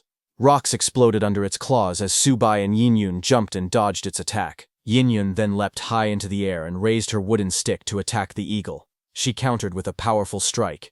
A flash of yellow energy erupted beneath her as she struck down, landing directly on top of the eagle. Her attack sent feathers and fragments scattering everywhere. When the eagle pulled back and fled upward, Yinyun stood on the cliff, watching it rise. She smirked and lifted her chin slightly. She said that she might not be able to beat Subai, but a small bird like this was nothing to her. Below, Subai raised his soul banner and shouted for the Mosquito King to chase after the fleeing eagle. He explained that the eagle carried the scent of spiritual energy and the scent of humans. The giant mosquito spread its wings wide and shot forward at high speed, following the creature through the air. A fiery shockwave tore across the towering stone cliffs as the mutated golden-winged eagle darted through the narrow rift. High above, the Mosquito King rushed after it. The Mosquito King spoke to itself proudly, saying that after absorbing the mantis's power, its stealth ability had grown stronger again. One day, it believed, it would earn recognition as a full member. The eagle continued circling through the rising peaks. The Mosquito King pursued from behind, weaving between the tall rocks. Soon, the eagle descended toward the ground. Before a dark cave entrance, a lone figure stood waiting with a crimson flaming spear in hand. The man looked up calmly as the eagle landed before him. He greeted the eagle by name, Ah Deo, and commented that it had led an enemy straight to their doorstep. His voice remained steady as he added that he could not blame Ah Deo, since the intruder's realm was far stronger than its own. The fiery red spear glowed in the young man's hand as he stepped forward with determination. He lifted the spear over his shoulder, readying himself for battle. A sharp throw followed. The blazing spear shot across the rocky cavern like a streak of fire, rushing toward the approaching Mosquito King. The Mosquito King darted aside with incredible speed, narrowly escaping the incoming strike. It boasted loudly, claiming it had survived countless battles. It said that under its sovereign, its power had only grown stronger. It mocked the attack, asking if the man truly believed such a simple throw could harm it. But before the Mosquito King could finish, the spear suddenly erupted in a violent explosion. Flames burst outward with a deafening blast. The Mosquito King jerked back in shock, letting out a startled cry. The explosion sent it crashing into the rocky ground. Its body tumbled through debris as it groaned in pain, barely able to move. Then the young man stepped forward again, with the eagle perched proudly at his side. He learned from the eagle that every one of the newcomers was above the level 3 mutant realm. Finding the situation amusing, he smirked slightly. He then turned to the eagle and said it was time for them to make their introduction, but the young man suddenly stopped and narrowed his eyes. He sensed something and turned his head. In the distance, he saw Subai and Yinyun standing on top of Birdman. The young man frowned slightly, watching them from afar. His red-eyed eagle stood beside him, also staring towards Subai's group. Behind them, spiritual energy was flowing out of the cave. Seeing that, Yinyun leaned closer to Subai and pointed forward. She asked if the place ahead was the spiritual cave. Subai smiled calmly. He said he had searched everywhere for it and never expected it to be right here all along. Hearing that, the pink-haired man lifted his flaming spear and swung it sideways, pointing it towards Subai. His aura grew fierce. He said that Subai had arrived sooner than he expected, but warned that if Subai dared touch his spiritual cave, the consequences would be clear. He launched himself forward with incredible speed. Flames swirled behind him as he charged straight towards Subai. He shouted that Subai had chosen death. Seeing him coming, Subai didn't flinch. He calmly reached for the sword strapped to his back, gripping the handle as the young man's attack closed in. The next moment, the two weapons collided. A burst of white and red energy exploded between them. The pink-haired boy's attack was extremely powerful. but Subai blocked it with his sword. The pink-haired boy's body flipped through the air as fiery aura trails twisted around him. Subai raised his sword just in time, blocking the flaming spear that was aimed directly at him. But suddenly, his expression changed to shock as the spear sparked on impact. The next second, a huge explosion erupted right in front of Subai as the young man's attack hit.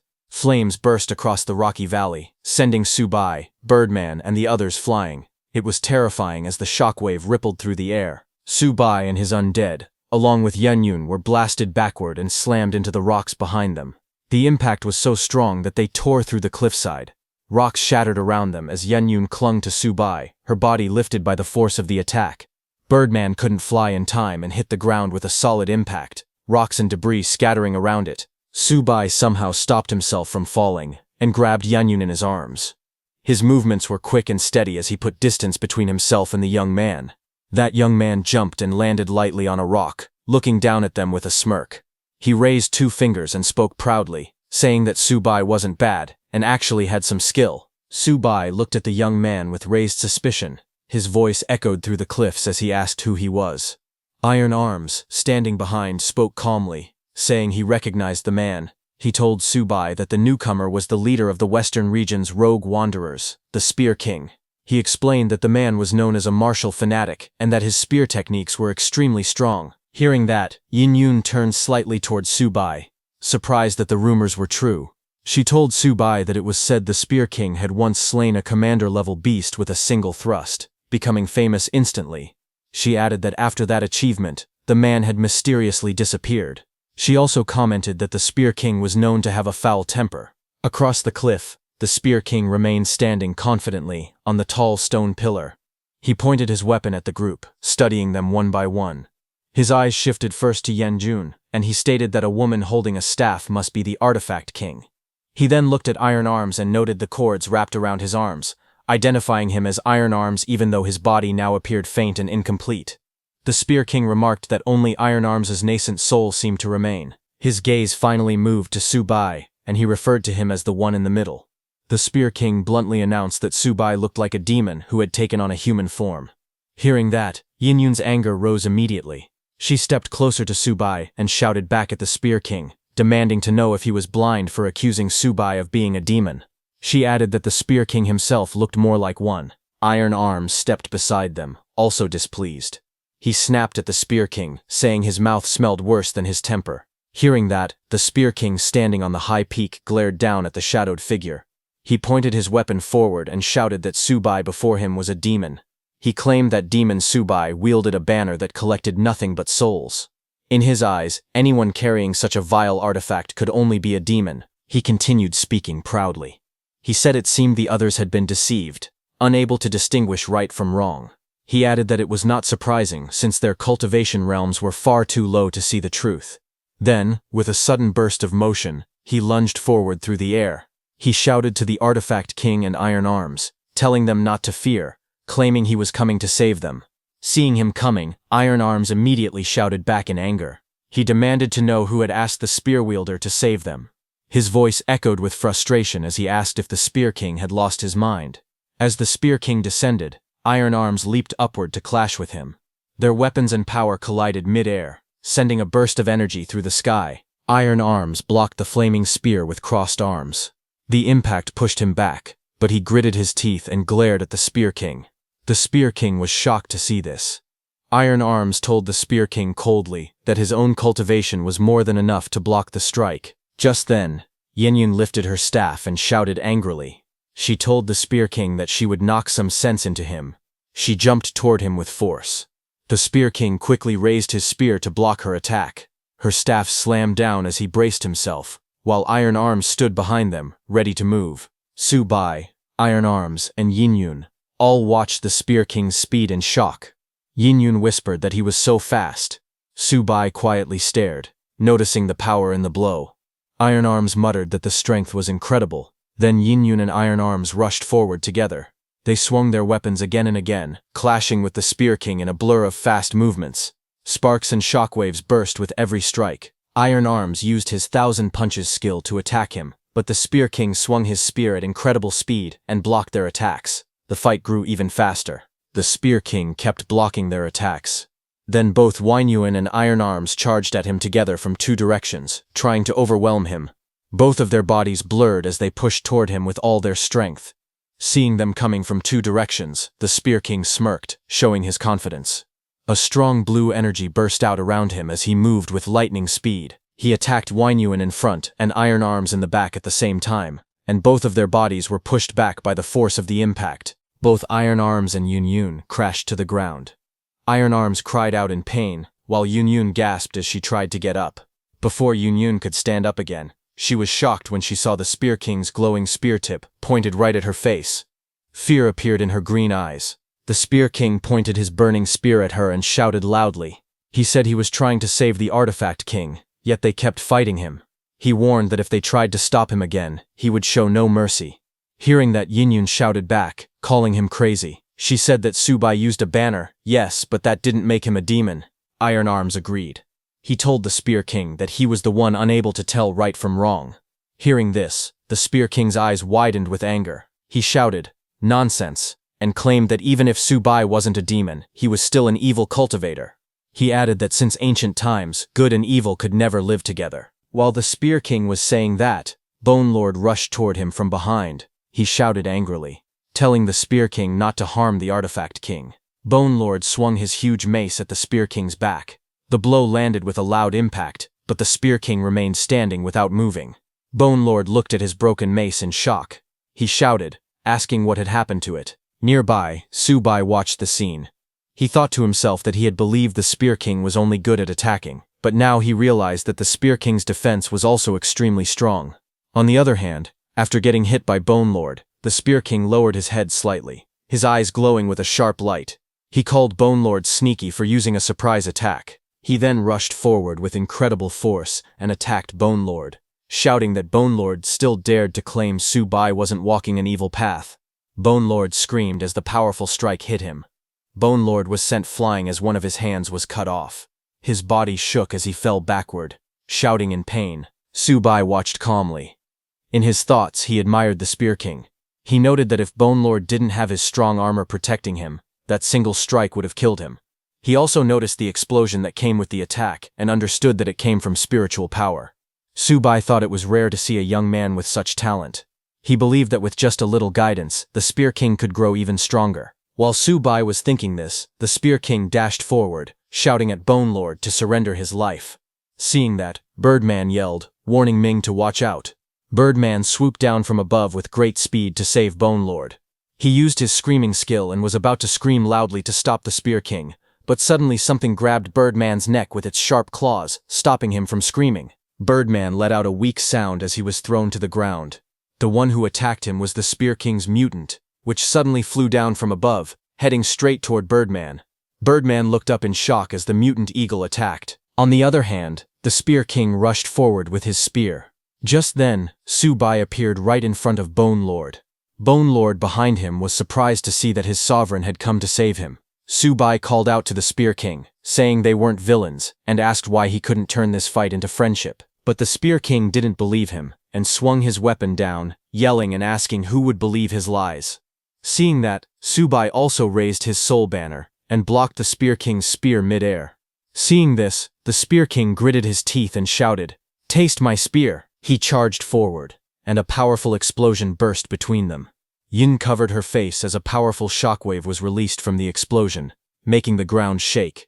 Iron Arms beside her covered his eyes and shouted that the Spear King was using that move again. But as the dust settled, the Spear King saw energy surging around his arm. He gasped, shocked by what was happening. Subai lifted the soul banner high with one hand. Blue energy wrapped around him as the soul banner released powerful waves.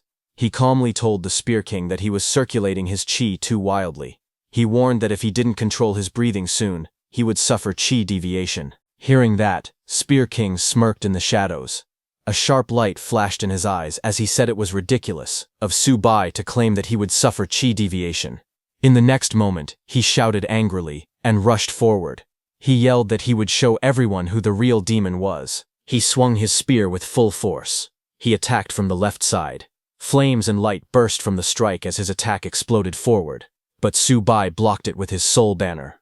He attacked again from the right side, but it was once more blocked by Subai's soul banner. Spear King continued attacking again and again, pushing forward without stopping. The ground lit up with bright red and purple energy as the battle grew more intense. He jumped high, twisting his body, and swung down with another powerful strike. His voice echoed as he shouted for Subai to die while attacking. Spear King's attack landed on the ground with tremendous force.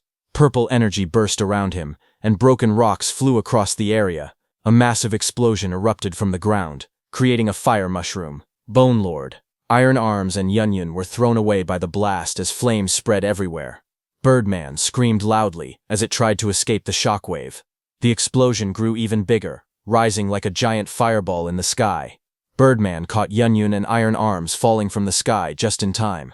One of them grunted in pain as they landed on its back. It also grabbed Bone Lord with its claws. Yunyun and Iron Arms, seated on Birdman, called out to Subai. Bone Lord also yelled for his sovereign. They looked toward the battlefield in worry as Birdman flew forward. Smoke drifted slowly through the pink sky. Just then, from inside the thick cloud, Subai's face appeared. He smiled calmly from within the smoke. Spear King, who had attacked with full power and even destroyed the nearby ground, was shocked. He stared at Subai in disbelief and shouted, asking how that was possible. Then he suddenly looked down and noticed something wrong. His eyes widened as he realized that his spear was stuck. Before he could free it, sudden pain rushed through his body. His face turned red, and he clenched his teeth. Before he could recover, the pain increased 100 times. The spear fell from Spear King's hand as he felt like millions of needles were piercing his body. His mutant eagle came to his rescue. Spear King lost his balance and stumbled back, coughing again and again. He stared at Subai in disbelief and muttered that he was sure he had hit him earlier, so how could he be injured? Subai walked forward calmly, while the others also came down to the ground. Spear King had dropped to one knee, breathing heavily. Subai looked at him and spoke slowly. He said that Spear King's anger and desire for revenge were indeed giving him strength, but at the same time, that same hatred was blocking his growth. Seeing Subai approaching, Spear King stepped back while holding his broken spear. His face was tense and angry as he shouted for Subai to stay away. He warned Subai not to come closer or try to take his soul. His mutant eagle also raised its wings, ready to attack. Seeing this, Yintran yelled in anger, telling Spear King that Subai was only trying to help him. She said he shouldn't attack the person who was saving him. Iron Arms called him unreasonable. Spear King slowly stood up, but he was still trembling. Subai stood silently in front of him, his expression calm and serious. Yinyun looked at him from behind. Spear King slowly looked up at the mutant eagle and whispered its name, Golden Eagle. His voice was weak. He placed one hand on the bird's wing and told it to go. He said that from today onward it was free. Shocked, the Golden Eagle turned back toward him. Spear King shouted again, telling it to forget about him and run. His voice shook as he explained that his meridians were severely damaged and in complete chaos. He said he could no longer escape and wanted the Golden Eagle to save itself. Spear King coughed and spoke with difficulty. He said he had spent a whole year in bitter cultivation and finally gained an understanding of the spiritual chi method. He said he managed to comprehend the spiritual chi shield and even create the spiritual spear. He explained that he believed these powers would allow him to liberate Yangshi City. Hearing that Spear King wanted to liberate Yangshi City, Birdman reacted in surprise. It laughed and was about to say something, but before it could finish, Spear King snapped in anger. He threw a rock at Birdman and called him a bastard. He demanded to know if freeing Yangshi City was a joke to them. He screamed that everything was the fault of undead monsters like them. He said his family and friends were suffering in dark cellars because of them. Spear King then turned to the large golden eagle beside him and shouted for it to escape. He coughed heavily but still told the eagle to run away as fast as possible. He clenched his fist as red energy rose around him. He groaned and said that even if he had to burn his own life force today, he would still fight. He shouted with rage.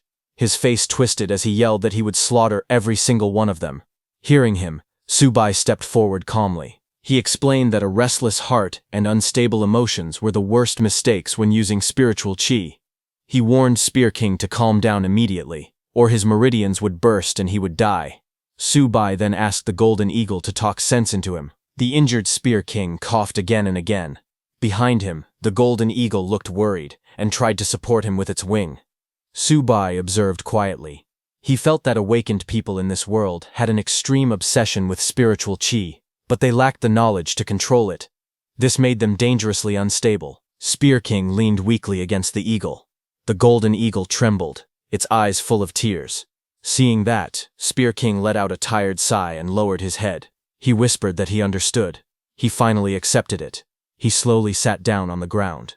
The golden eagle stayed close beside him, spreading its wing to shield him as he slumped forward, exhausted. Spear King sat on the ground, trembling with anger. He clenched his fists tightly. Subai looked at him and thought to himself that Spear King was extremely competitive and valued his pride more than anything. Forcing him to admit defeat was a fate even worse than death for him. Then Subai tore a ribbon from his soul banner and wrote some glowing words on it. He offered it to Spear King. Subai explained that the ribbon carried a mantra that calmed the heart. He said Spear King must silently recite it for 6 hours without moving at all. Whether he survived or not depended on his own destiny. Hearing that, Yin Yun looked at Subai and asked why he would still help Spear King after how badly he had treated him. Subai didn't answer her question directly. He simply turned and told everyone to follow him into the cave. He reminded them not to forget the true purpose of their journey. Spear King sat on the ground with his head lowered. In a weak voice, he asked Subai if Subai would save his family in case he died. Subai looked at him quietly and did not answer right away. He turned and began walking toward the cave. He told Spear King to recover well. As for saving his family, Subai said that saving them was his mission. Hearing that, Spear King lifted his head in surprise, his eyes shaking, not knowing what to say. Sweat rolled down his face as he struggled to stay still. Subai continued walking forward with a calm expression.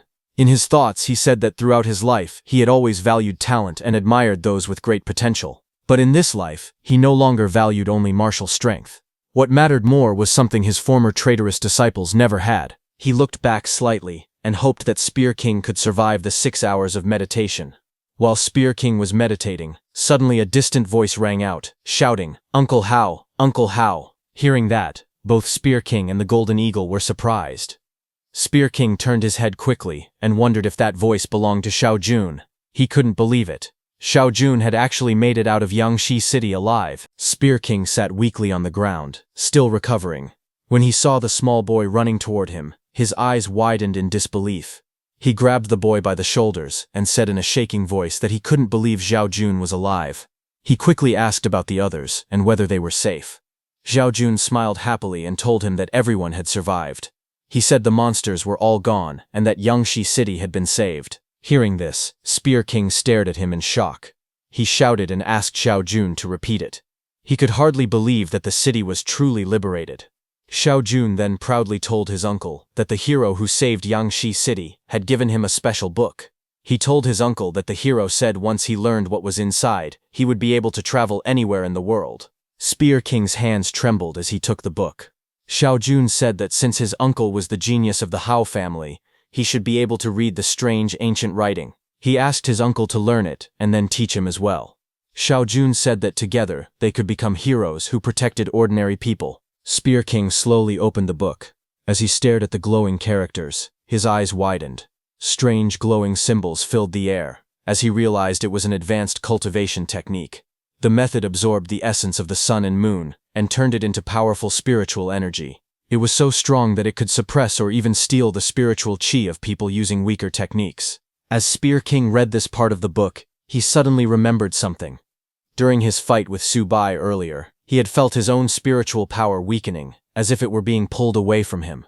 He wondered if Subai had mastered this technique as well. Spear King then looked at Xiao Jun and asked if the hero who saved Yangshi City was the one who had given him this cultivation method. Xiao Jun nodded and said yes. Spear King then asked if he remembered the hero's face. Xiao Jun happily said that he did, and immediately started drawing on the ground. As he drew, Spear King watched quietly. When he saw the finished sketch, his eyes widened in shock, his heart jumped, and sweat ran down his face. He stared at the drawing and shouted that it was him. It was Subai. Spear King was shocked as he slowly understood the truth. He realized that the Subai he had suspected was actually the one who liberated Yangshi City. That hero had even saved Xiao Jun and given him a cultivation method. He lowered his head, blaming himself and thinking that he had wrongly accused the hero of being an evil cultivator. He then held Xiao Jun's shoulders and asked for a moment to recover. After that, he wanted Xiao Jun to take him to meet the hero. Xiao Jun looked confused. But before he could say anything, Spear King suddenly sensed danger and turned sharply. A figure with blazing hair rushed toward them from above. Spear King shouted for the golden eagle. The giant eagle spread its wings and flew up to block the attack. The golden eagle and the enemy clashed violently in mid-air. As Spear King watched, he asked in fear why that enemy had appeared again. He recognized the attacker, the calamity-level lord of Yangshi City, the Burial Ape King. He stared at him in shock, realizing the monster was still alive. On the other hand, a team finally reached the edge of the ruined city. Broken buildings stood in the distance, and the sky was clear. One of the men looked ahead and said they had arrived. Another man stared at the entrance sign and explained that this place was known as Yangshi City, a true hell on earth. It was Subai's disciple Lin Wanchu's new team. The man who read the city entrance sign added that if Sister Wanchu hadn't mentioned a spiritual cave deeper inside the city, he wouldn't have agreed to come so easily. But now that they were here, he believed they could help liberate Yangshi City. As they walked in, the group looked around carefully. The man with the shield said the place was full of danger. He warned everyone to stay alert and be ready to fight at any moment. Soon the people of Yangshi City appeared in front of them. One of the survivors stepped forward and asked if they were a rescue team from the outside world. He welcomed them to Yangshi City. Lin Wanchu looked around in confusion. You asked if this place wasn't supposed to be hell on earth, wondering if she was imagining things. Another person wondered if it might be a monster's illusion. But Lin Wanchu focused for a moment, and then told the others that she could sense everything clearly. All the people around them were ordinary humans. She also added that she couldn't feel any monster stronger than commander level inside Yangshi City anymore. Hearing this, another teammate told their team captain that Wanchu's ability was perception, so if she said it, it had to be true. Their leader, a masked man, said that whether it was true or not, he would find out by asking. He stepped forward and politely asked a man from the city if this really was the hell on earth called Yangshi City. The man nodded. He explained that it used to be like that. But a few days ago, a hero killed the 4 great demon kings and the demon god who ruled this place. Now Yangshi City had been freed and had become a peaceful land. Hearing this, the armed man was shocked and asked which powerful person had done all of that. Their leader also wondered how the calamity-level lord of Yangshi City had died so easily. The local man proudly said that they had even built a monument to honor the hero, and that the hero would always be remembered. Then he invited the group to follow him so he could show them the hero and offer them warm hospitality. Workers continued building a huge stone statue. The figure stood tall, holding a staff, while people worked on the scaffolding around it. It was Subai's statue. Wanchu looked up at the statue in shock. She stepped closer and whispered to herself, asking if the person it represented was really her master. She couldn't believe he was the one who liberated Yangshi City. Beside her, you stared at the statue as well. She asked Lin Wanchu if they had met this person before. She said she had a strange feeling as if this man was someone who had committed all kinds of evil. Hearing this, the local man nearby quickly stepped in and told her to be careful with her words. He said the person in the statue was their hero. Without him, everyone would still be trapped in the darkness of the catacombs. Hearing this, you suddenly felt a sharp pain in her head. She grabbed her head and groaned. She told Wanchu that her head hurt badly, bending forward as the pain grew stronger. But Lin Wanchu stood quietly, deep in thought. She remembered everything she had seen and learned so far. She thought about Subai. People said he had committed every kind of evil, yet he was the one who saved Yangshi City. Now everyone treated him like a hero. Then she thought about her eldest senior brother. People called him kind and moral, yet he had harmed her again and again. Her heart felt confused. She wondered who was truly righteous and who was truly evil. Beside her, Yu pressed her hands against her head, still shaken by the strange pain she had felt earlier.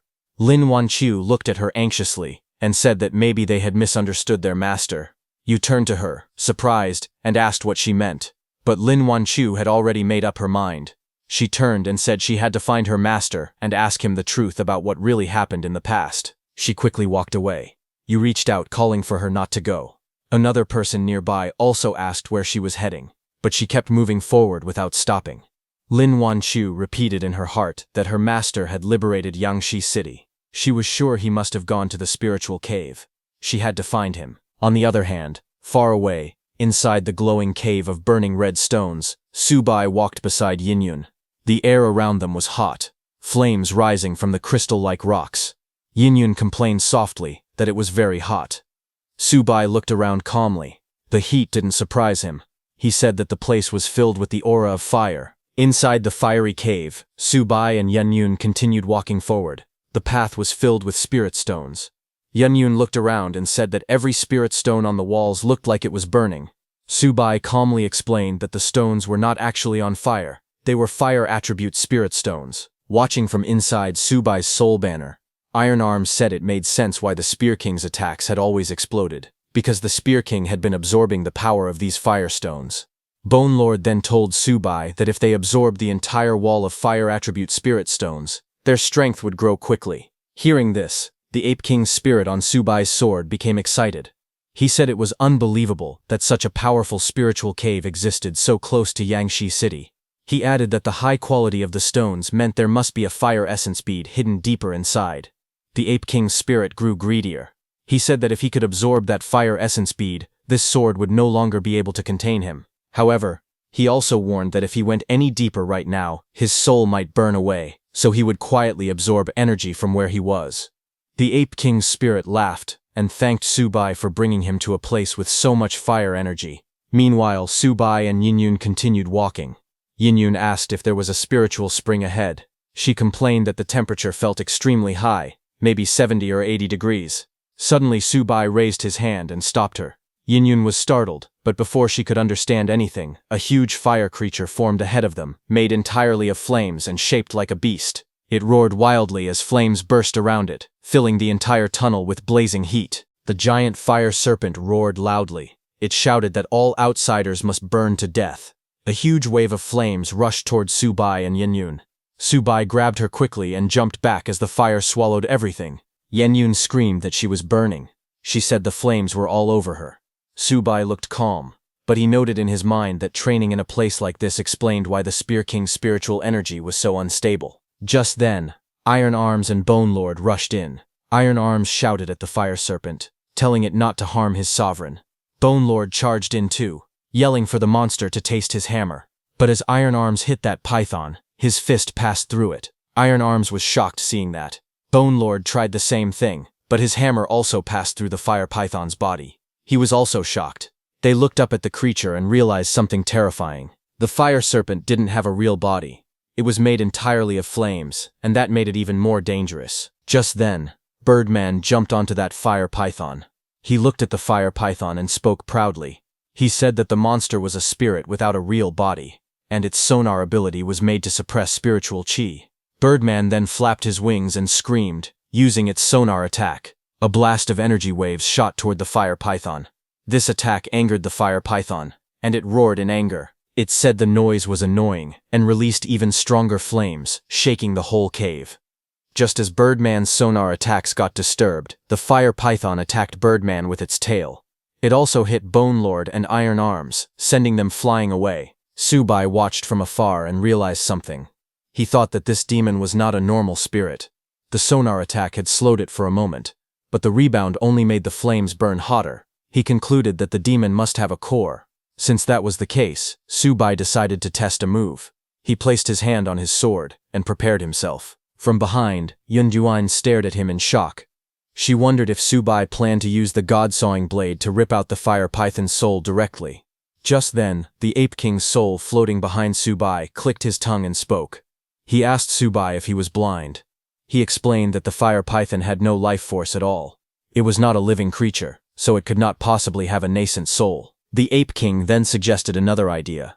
He asked Subai why he didn't undo a part of his seal. He said that with his freezing techniques, he could counter the fire snake perfectly. He added that this was better than both of them dying here.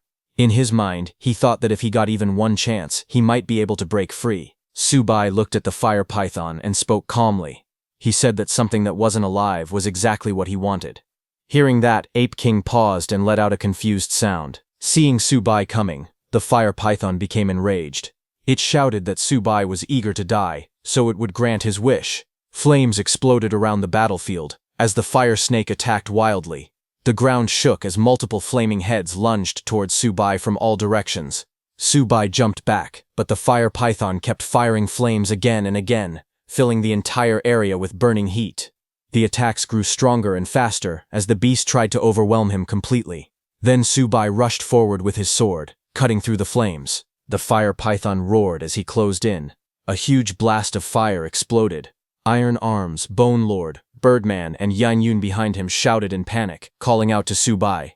The fire python rose from the flames again, its body glowing brighter as it covered the whole cave with fire. But suddenly the fire python was shocked as it looked ahead. It was Su Bai, who was completely unharmed. He then swung his blade with full force. The sword lit up with a bright red aura as he attacked. The fire python tried to swallow the attack, but Su Bai's sword pushed straight toward its fiery mouth. The fire snake spirit thrashed wildly and screamed that this was impossible. Flames wrapped around its body as it lost control. Down below, Su Bai held his sword high. A bright spiral of fiery energy wrapped around him. Ape King was shocked as he looked at Su Bai's attack. He said he knew this power. This was the same heavenly spirit cultivation method he practiced. Ape King watched with shock. He finally understood. The fire python had no real body because it was born from pure elemental energy and turned into a spirit. The heavenly spirit cultivation method, which absorbed the spiritual chi of heaven and earth, was the perfect counter to such a creature. But Ape King was confused and wondered how Su Bai even had this technique, since it was something his own benefactor had once given to him. Suddenly, the fire python's body shattered into flames. A red bead dropped to the ground. Ape King looked down as it rolled to a stop. It was a fire essence orb. Ape King stared in disbelief. He realized the fire python originally came from this orb, and because the orb was so close to him, he thought the heavens were helping him. But before he could take that orb, Su Bai bent down and picked it up. Ape King panicked and shouted in his heart, realizing he was about to lose his chance at freedom. Su Bai held the bead in his hand and asked the spirit if he wanted it too. The spirit forced a laugh and said it was worthless and not rare at all, but inside he cursed, frustrated that he had been so close to escaping. Su Bai held the glowing fire orb in his hand. Purple energy swirled around him, while golden flames wrapped around his sword. Ape King beside him watched nervously. A moment later, the fire orb floated above his blade. The sword absorbed the orb completely, and flames burst out, spreading across the weapon. Su Bai stood still as the fiery power flowed through him. He let out a calm breath. After absorbing the fire essence orb, his strength instantly rose to the peak of the golden core stage. He smiled slightly, pleased with the result. It was a great harvest for him. Then he looked ahead at his undead companions, the Bone Lord, Iron Arms, Birdman, and Yin Yun. He said softly that they were next. He took out his soul banner, which floated behind him, wrapped in green and orange spiritual flames. The skull on the soul banner glowed as a notice appeared, saying, "Enhancement mode, activated." Su Bai told them that he would help refine their powers. He explained that the fire attribute spiritual energy inside the spirit stones was too hot and dangerous. They couldn't absorb it in that state. Only after he cooled and neutralized it with the banner could they safely use it. The green flames moved in circles around the group as the enhancement began. After absorbing the energy, Bone Lord laughed loudly, saying he was fully healed and felt like he was back in his prime. Beside him, Birdman flapped its new wings, shouting that it had grown brand new feathers. Iron Arms clenched his fists excitedly, saying he felt endless strength rushing through his whole body. All three of them knelt in front of Su Bai and thanked him. Not far away, the mosquito creature became emotional. It cried softly that the sovereign favored it so much, and that it would work twice as hard to become a full member soon. Then Yin Yun walked up to Su Bai and looked at him. She asked quietly if there was a share for her too. Su Bai turned to her and explained calmly. He said that she was not his servant, so he could not use the 10,000 souls banner to send spiritual chi directly into her body. Then he added that her share was right here, and he touched her side with one glowing finger. Yin Yun's face turned red as his finger slid across her skin, and she gasped, calling out his name in surprise. Su Bai sent her some spiritual energy through his fingers, directly into her body. Immediately, Yin Yun knelt on the ground, breathing heavily. She said it was intense. Su Bai looked around and said that everything here was done, and they should move on to the next spiritual cave. Suddenly, a young boy's voice rang out from outside, calling for the Spear King. Then the Spear King's voice came, telling that boy not to worry about him and to run quickly. Hearing that, Su Bai and Yin Yun turned toward the sound. She suggested they should check what happened. They both ran down the rocky path while Yin Yun asked what was going on, but suddenly she stopped in shock as something appeared ahead. The Spear King's golden eagle fell with a loud crash. Seeing that, Yin Yun shouted in disbelief, asking how this was possible. Then Ape King covered in flames appeared. Its eyes glowed red. Seeing that, Yin Yun and the others grew confused, asking how the buried Ape King had resurrected. Su Bai and Yin Yun walked out of the rocky cave. In the distance, Spear King and his golden eagle faced the flaming Ape King in confusion. Spear King called out, asking what was happening. Hadn't they said all the monsters in Yangshi City were supposed to be gone? Ape King's spirit was shocked, asking if his physical body had come looking for him. Spear King's nephew pointed at the Ape King, saying something was wrong. They had clearly seen the monster get killed by the hero earlier. Hearing that, Spear King asked why it was alive again. Just then, Subai stepped forward and answered calmly that Spear King was dead. When Spear King's nephew saw Subai, he immediately called him Uncle Hero in relief. Hearing that, Spear King quickly bowed and apologized, saying he had been blind to Subai's strength before and hoped for forgiveness. Subai told him not to worry about it, but warned him to avoid acting rashly in the future. Spear King nodded and said he would remember the lesson. His nephew then asked Subai why the monster was still attacking them if it was already dead. Subai explained that the creature was now only an empty body without a spirit. Someone else was controlling it from behind the scenes. Hearing that, Ape King's spirit reacted in shock, asking who the controller could be. Subai looked ahead with a serious expression. He raised his hand and formed a gesture. He calmly explained that the technique being used was a beast-driving art from the demonic path. He said this art was normally used to control monster beasts after their minds had been erased. He added that the person using this technique was without a doubt someone he already knew. Subai's eyes glowed blue as he used his power to sense the source. A powerful ripple of energy spread out across the rocky area, and Subai's presence seemed to be everywhere in view. Far away, on top of a tall, sharp peak, a man sat cross-legged. Subai called his name Shen Yunbin. Subai's voice rang out as he said that it really was his good disciple. Hearing that voice, Yunbin leapt down from the peak. Purple demonic energy rose behind him like a shadow. Seeing that his position was already exposed, he finally came out. Through a portal, his image appeared above the Ape King. He laughed softly, saying it was just as he expected from his master. He admitted that Subai had seen through his beast-driving art with only one glance. Yunbin narrowed his eyes and smiled coldly. He said that simply recognizing the technique meant nothing, because wherever a calamity-level beast appeared, disaster always followed. Beside him, Ape King trembled as purple energy wrapped around it. He raised his hand, strengthening his control over the Ape King.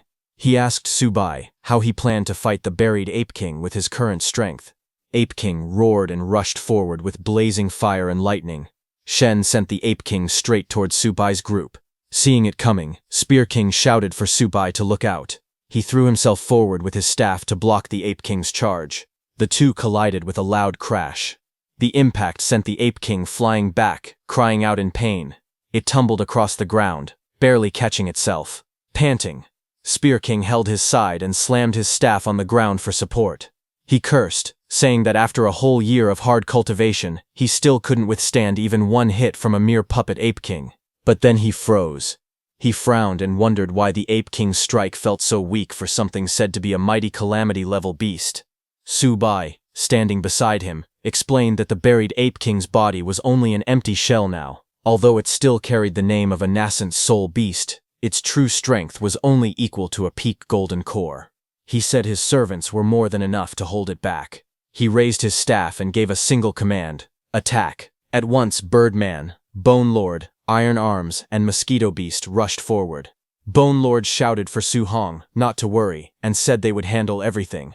Across the field, Ape King crouched low, surrounded by a huge purple aura. Yunbin mocked them, saying a few stray ghosts were foolish to think they could fight a calamity-level creature. As he spoke, the Ape King's aura exploded outward. It roared the word kill again and again as countless blue energy blades shot out in every direction. Subai's undead charged straight into the attack. Birdman, who used its clone skill, squawked back, telling the Ape King not to look down on them because they were far stronger than before. Bone Lord came running, taking the hits without flinching. He laughed loudly and said attacks like these felt no different from a tiny tickle. Yin Yun also rushed into the battlefield with a big smile. She shouted that things were getting exciting and that there was no way they could leave her out. The battle around her grew even fiercer. Subai's undead clashed with the buried Ape King's attacks, filling the area with flashes of light and explosions. From above, Yunbin stared in disbelief. He said it was impossible that just a few of them could fight the buried Ape King to a standstill. He looked at Subai's undead and gasped, wondering how their cultivation could have improved so much in only a few days. Just then, Subai suddenly appeared in front of the AP King, riding the Birdman. AP King was shocked upon seeing him. Subai then grabbed his sword and smiled calmly. He asked his disciple Yun Bin why he was so surprised. He told him that if his master could kill this monster once, then doing it a second time was natural. Hearing that it was Subai's second time, Yun Bin trembled. He asked if the expert who killed the buried Ape King, who wiped out the commander-level monsters, and who saved Yangshi City, was actually his master. He was shocked, and before he could react, Subai's blade flashed down from above. He shouted that Yun Bin was correct.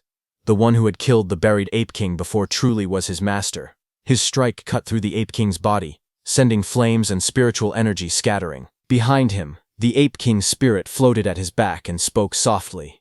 When it heard Yun Bin calling Subai master and attacking him, it remembered that his benefactor in the past had also been betrayed by his own disciple.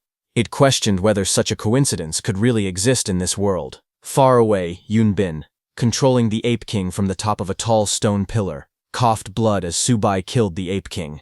He was shocked by how quickly the tide had turned. He cursed under his breath, as he hadn't expected all his effort to amount to nothing. He complained that he had even suffered heavy backlash from using the beast-driving art, but even after being injured, he stood up again, knowing that his master Subai's spiritual consciousness was locking onto him.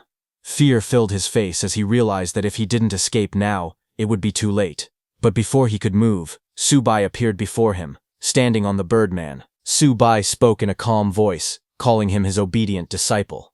He said they were finally reunited, and asked if he was really in such a hurry to run away. Yun Bin stared at Subai in shock. He said it was impossible that Subai's spiritual consciousness now covered such a huge area. He realized that Subai was almost at the level of a nascent soul cultivator. He couldn't believe that in just a dozen days, in a world lacking spiritual energy, Subai had grown this strong. Subai looked at him calmly and asked if he really wanted to know the answer. Then Subai lifted his soul banner and said it was simple. He explained that his 10,000 souls banner still had one empty spot. He raised his glowing red blade and suggested that Yun Bin move in. Subai said that after that, he would slowly explain everything to him. Saying that, he launched a powerful attack from the sky, aiming the huge red strike down at Yun Bin. Yun Bin tried to block it with his sword, but the force was overwhelming. The impact exploded against him, knocking him back hard. Yun Bin screamed as a deep slash tore across his chest. His body shook from the shock, and the attack sent him stumbling back. But the next second, his body exploded with a huge blast on top of the rocky pillar. Birdman, carrying Subai, circled as flames and debris scattered through the air. Yun Bin reappeared on the cliff behind, breathing hard. He cursed, saying Subai had forced him to use spirit manifestation again. He said he no longer had any choice. Dark energy covered his arms as he gripped his sword and slashed his palm. Blood dripped down his hand and soaked into the ground. He knelt and spoke solemnly. "With my blood, restore your body." The blood on the cliff spread like cracks of red lightning. He declared the covenant of the craved blood and the alliance of the Golden Fortress. He warned that if anyone defied his will, heaven and earth would not tolerate it. As he said that, the sky tore open with thunder and large spirit guardians appeared behind him. Yun Bin laughed loudly and looked at Subai. He mocked Subai, asking if he really thought the buried Ape King was the only corpse he had prepared. Below, Subai remained calm, standing on the Birdman with his weapon in hand, staring down at him. Subai watched from above as his disciple summoned 3 commander-level monsters. He asked calmly if Yun Bin really thought 3 monsters were enough to stop his own master. Yun Bin only smirked and said they would find out soon. He then shouted an order for Little White to strike. Subai looked up in surprise. Little White leaped into the air and answered, saying she would handle it. She spun as bright energy gathered around her body. Purple light burst from her as she prepared her attack. Golden streaks of energy shot outward as she flew towards Subai.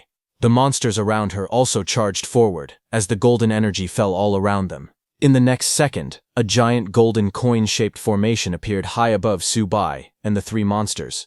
Its surface glowed with symbols, and light poured down from the sky as it activated. Subai looked up at the huge glowing formation above him and spoke calmly. He said the Xuanwu copper coin array was once a powerful defensive formation, but now they were trying to use it to trap him. He also noted that Little White's spellcasting was still smooth and unpredictable, just like before. Above him, his 2 disciples began to retreat. They shouted that they would meet him again. Little White waved playfully and said goodbye to him as they all flew away. Immediately, the three commander-level monsters charged toward Subai. A bright blue burst appeared as Subai and his skeletal bird rushed forward to face them. Subai took out his sword, glowing like fire. In the next moment, he moved so fast that two of the monsters were instantly cut down. Their bodies fell as flames and red light scattered across the battlefield. From the Soul Banner, the Bone Lord praised Subai, saying that Subai had instantly killed two of them and that the sovereign was truly strong. But Subai narrowed his eyes.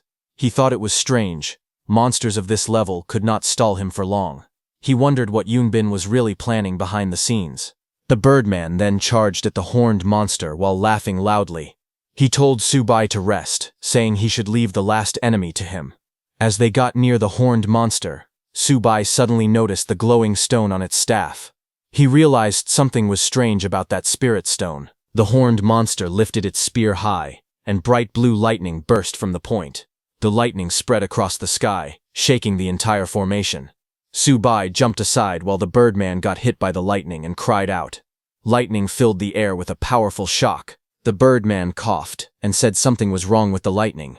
Looking at the horned monster, the Birdman told Subai that the lightning was far stronger than normal commander-level power. Subai watched the scene and understood. He realized the monster was using a top-grade spirit stone to increase its magic. He thought that if the array depended on that power source, then destroying the monster was the only way to break free. He raised his soul banner and ordered the Birdman to return and heal. The bird thanked him and warned him to be extremely careful as it flew back into the soul banner. Subai then watched the horned monster wrapped in lightning. He knew that the longer the array was fed with spiritual energy, the stronger the barrier would become. If he waited too long, he might not be able to break out at all. He decided he needed to finish the fight quickly, but the monster was surrounded by thick lightning. Subai understood that rushing in would be dangerous, so he needed to attack from far away. He lifted his blade and made up his mind. He said this was the perfect time to test the power of the Fire Essence Orb. He also believed the God-sawing blade in his hand could recreate the Wind Chime Sword's techniques. From inside the Soul Banner, Subai's undead watched everything. The Bone Lord was confused, and wondered if Subai was about to use a large area attack. Iron Arms was worried that if the attack exploded inside the shield, the shockwave might hurt Subai too. Hearing that, the Birdman begged him not to act rashly. But Subai stayed calm. He closed his eyes slightly, and prepared the technique. He whispered the name, God-sawing blade, 4th form. In the next moment, blazing red flames burst out from his sword. He struck immediately, and his attack flew downward like a roaring firestorm, filling the sky with burning light. The horned monster responded by gathering all its lightning. Blue electricity wrapped around its body as it tried to block the incoming flames. The horned monster shot a burst of blue lightning. At the same time, Subai attacked from the other side, his strike wrapped in bright red flames. Both of their attacks flew toward each other in the sky, their powers stretching behind them like burning trails. Their attacks collided in mid-air. Blue lightning and red flames smashed together, creating a huge explosion of light. The shockwave spread out instantly, shaking the entire area. A second explosion followed, even stronger than before. The ground cracked apart, and massive chunks of rock were thrown into the air. Lightning sparked across the falling debris while flames burst around them. Another blast erupted as the fire spread outward. The rocks shattered again, breaking into even smaller pieces. Each explosion sent more heat and force rolling through the battlefield. Flames and shockwaves filled the sky as the clash kept growing stronger, lighting up everything around them. Smoke filled the air after the huge explosion.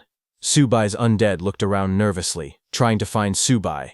They shouted, asking where the sovereign was, and if he was still alive. A moment later, Subai stepped out of the smoke. His clothes were torn, but he stood firmly with his staff and sword. He told them calmly that he was fine. Just then, the Ape King's spirit appeared beside Subai with its arms crossed. It complained and said that if the octopus monster's vitality hadn't protected Subai, he would have been blown apart. It warned Subai that the ability had limits, and told him not to gamble with his life so recklessly again, especially not in a way that dragged the spirit into danger. As the Ape King's spirit watched Subai, it remembered something. It said that Subai's stance just now felt just like its benefactor long ago, a man who killed a powerful expert even while only at the Golden Core stage. The memory shocked the spirit. Subai crouched down and picked up the spirit stone left on the ground. He tried sensing with his spiritual consciousness but couldn't detect Yunbin anywhere. He realized that Yunbin had escaped. Subai looked at the stone and thought that for Yunbin to abandon a spirit stone of such high quality, he must have paid a heavy price to run away. Then blue energy rose around Subai's soul banner, which glowed as streams of power moved toward it. Subai stood calmly, watching the soul banner absorb the remaining energy. A blue system screen appeared in front of Subai. It showed that the 10,000 souls banner had leveled up to level 8. A new ability was unlocked, allowing the host to borrow one skill from a servant for 5 minutes, once per day. The screen also showed his current realm, nascent soul, early stage, and how many undead he could control. Subai looked at the glowing screen and smiled. He said that the spirit stone really was top grade. It helped him break through his cultivation realm, and even unlocked a new system function, but his smile slowly faded. He told himself that this still wasn't enough. He needed to grow stronger, faster. He said that the next time he met that traitorous disciple, he would kill him himself. Later, Subai walked back through a rocky passage. Yinyun and the Spear King's nephew ran toward him, happily shouting his name. Subai held out the staff and told Yinyun it was for her. Yinyun lit up with excitement and said he was the best, happy that he brought her a present. Subai turned away and said it was just some junk he found on the way. She got angry and yelled at him, asking why he couldn't say something nice for once. But just as she grabbed the staff, it suddenly lit up with a bright blue glow, surprising her. Yinyun held the staff as a bright purple light surrounded her. Her body trembled, and she let out a loud sound. She said the staff's flavor was pure and intoxicating. Her face turned red as she gasped. She said she couldn't believe she managed to absorb so much energy. While she was still panting beside them, the Spear King asked Subai about the scoundrel from earlier. Subai answered that the man had escaped. The Spear King nodded and said he understood. Subai noticed the Spear King's expression and asked why he was so concerned. He asked if the Spear King recognized the scoundrel. The Spear King replied that he didn't, not exactly. He explained that a few days ago, an injured mutant passed through the area. He said he noticed a faint black aura around her wounds, similar to the power used by the scoundrel. Subai asked if the mutant could be connected to Yunbin.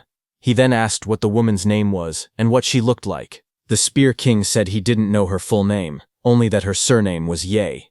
He described her as a tall woman with purplish hair, wearing a tight bodysuit and carrying a long blade at her waist.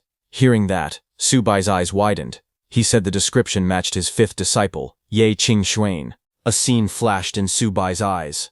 It was in the northern divine region, in White Emperor City, on the eve of the Ascension ceremony. Under the night sky, Subai stood facing Qingxuan. He told her that tomorrow would be the day of his grand ascension. He said he had already arranged for her senior sisters to guard the ritual. He continued, saying that Qingxuan had always been careful and thoughtful in her actions. Because of that, he decided to entrust her with the security of White Emperor City. Qingxuan lowered her head respectfully. She assured him that she would not fail her mission. Subai told her to go back and rest, as there were still many preparations to be made for tomorrow. She quietly replied that she understood. As he turned to leave, Qingxuan stood still, looking troubled. Subai noticed and asked if something else was on her mind. Qingxuan hesitated. Then she softly called out to him. She asked him if, after his ascension, he would ever return. Hearing that, Subai turned his head slightly and smiled. He suddenly laughed, realizing what his disciple had been worried about all this time. He told Qingxuan to put her heart at ease. He said that those rules were only the laws of heaven and earth. As long as he wished, there was no force in existence that could stop him from returning. Hearing this, Qingxuan relaxed. A soft smile appeared on her face as she agreed with him. In her heart, she believed that her master was the strongest. Now back to reality. Subai thought back to his earlier arrangements. He remembered that Ye Qingxuan had been stationed inside the city on the day of the Grand Ascension ceremony. However, things did not go as expected. Not only did she fail to appear during the assassination, but it seemed she was even wounded by Shen Yunbin. Thinking about it carefully, he began to doubt his earlier conclusion. It now seemed possible that she had never betrayed him at all. If that was true, then she should be able to explain exactly what happened that night. He then looked at Spear King in front of him and asked if he knew where she had gone. Spear King explained what had happened.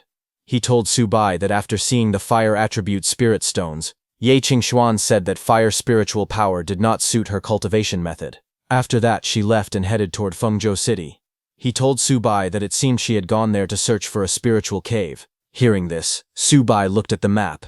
He quietly repeated the name Fengzhou City while thinking. After studying the map, he realized something strange. That direction only led to deep mountains, and there should not be any known spiritual caves there. He then asked his undead if anyone knew about a spiritual cave in that direction. From the Soul Banner, Iron Arms replied that every known spiritual cave was already marked on the map. If it was not on the map, then it had to be an undiscovered one. At that moment, Yin Yun suddenly spoke up with a smile. She suggested that Su Bai should ask her instead. Su Bai turned slightly and asked if she knew something.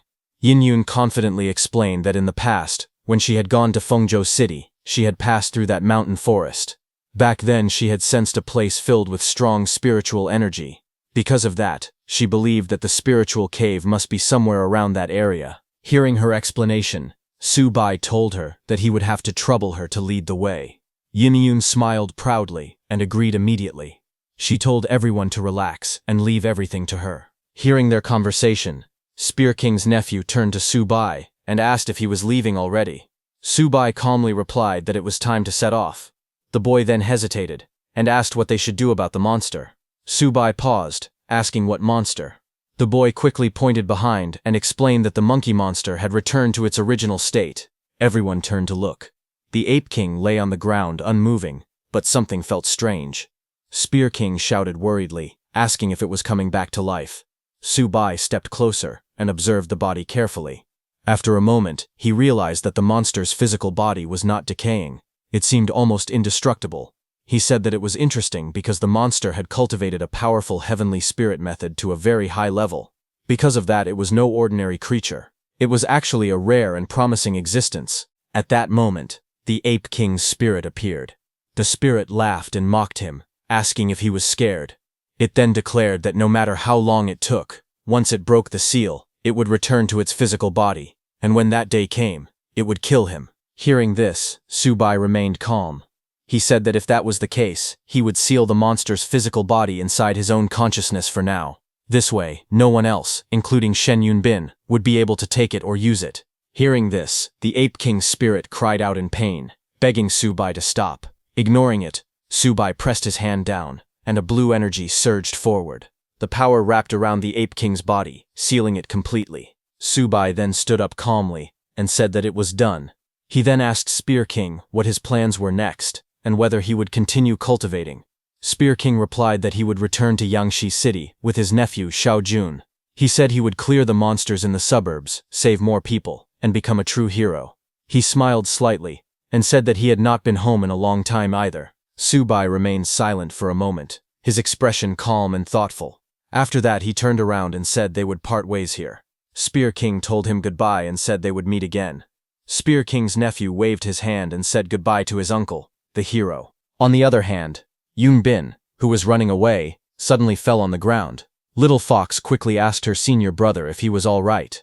Yun Bin knelt on the ground, holding his chest, but he calmly said he was fine. He explained that it was only a side effect of the beast-driving art, and that he would recover after some time. Little Fox sighed and said it was a pity. They had gone through so much trouble to find a top-grade spirit stone, only for it to fall into their master's hands.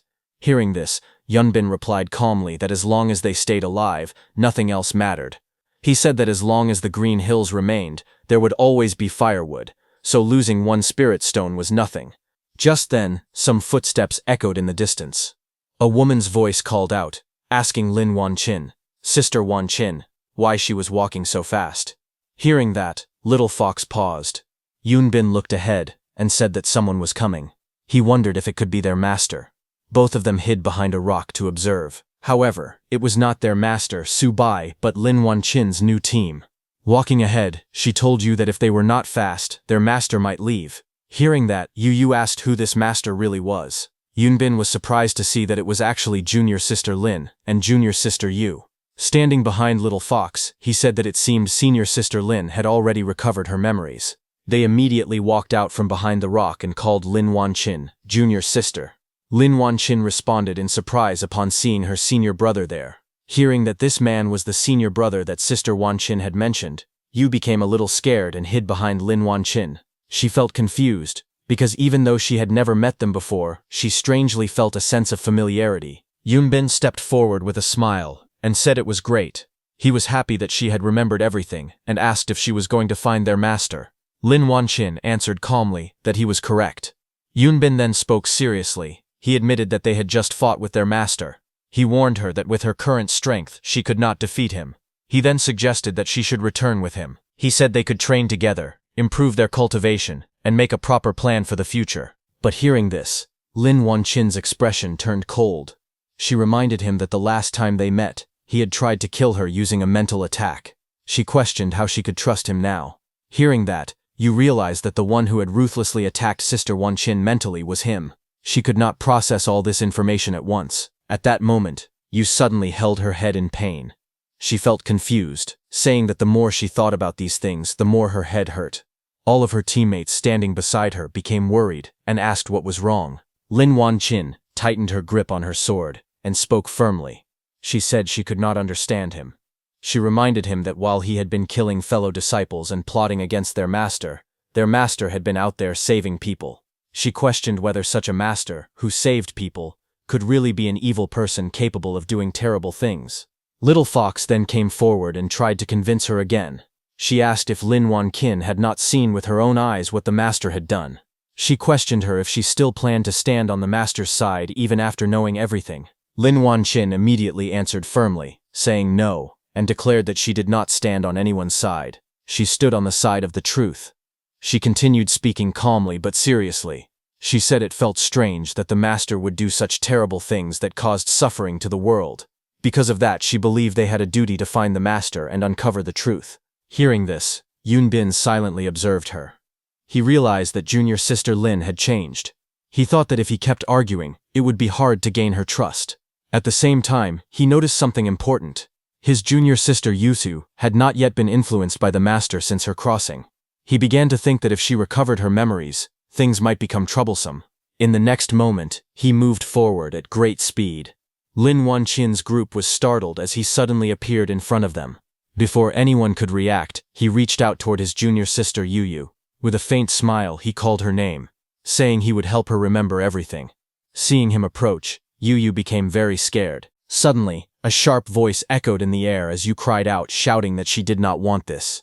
In the next second, something strange happened. A powerful force spread across the area like a wave. Everyone froze in place. Yunbin was shocked and wondered what had happened.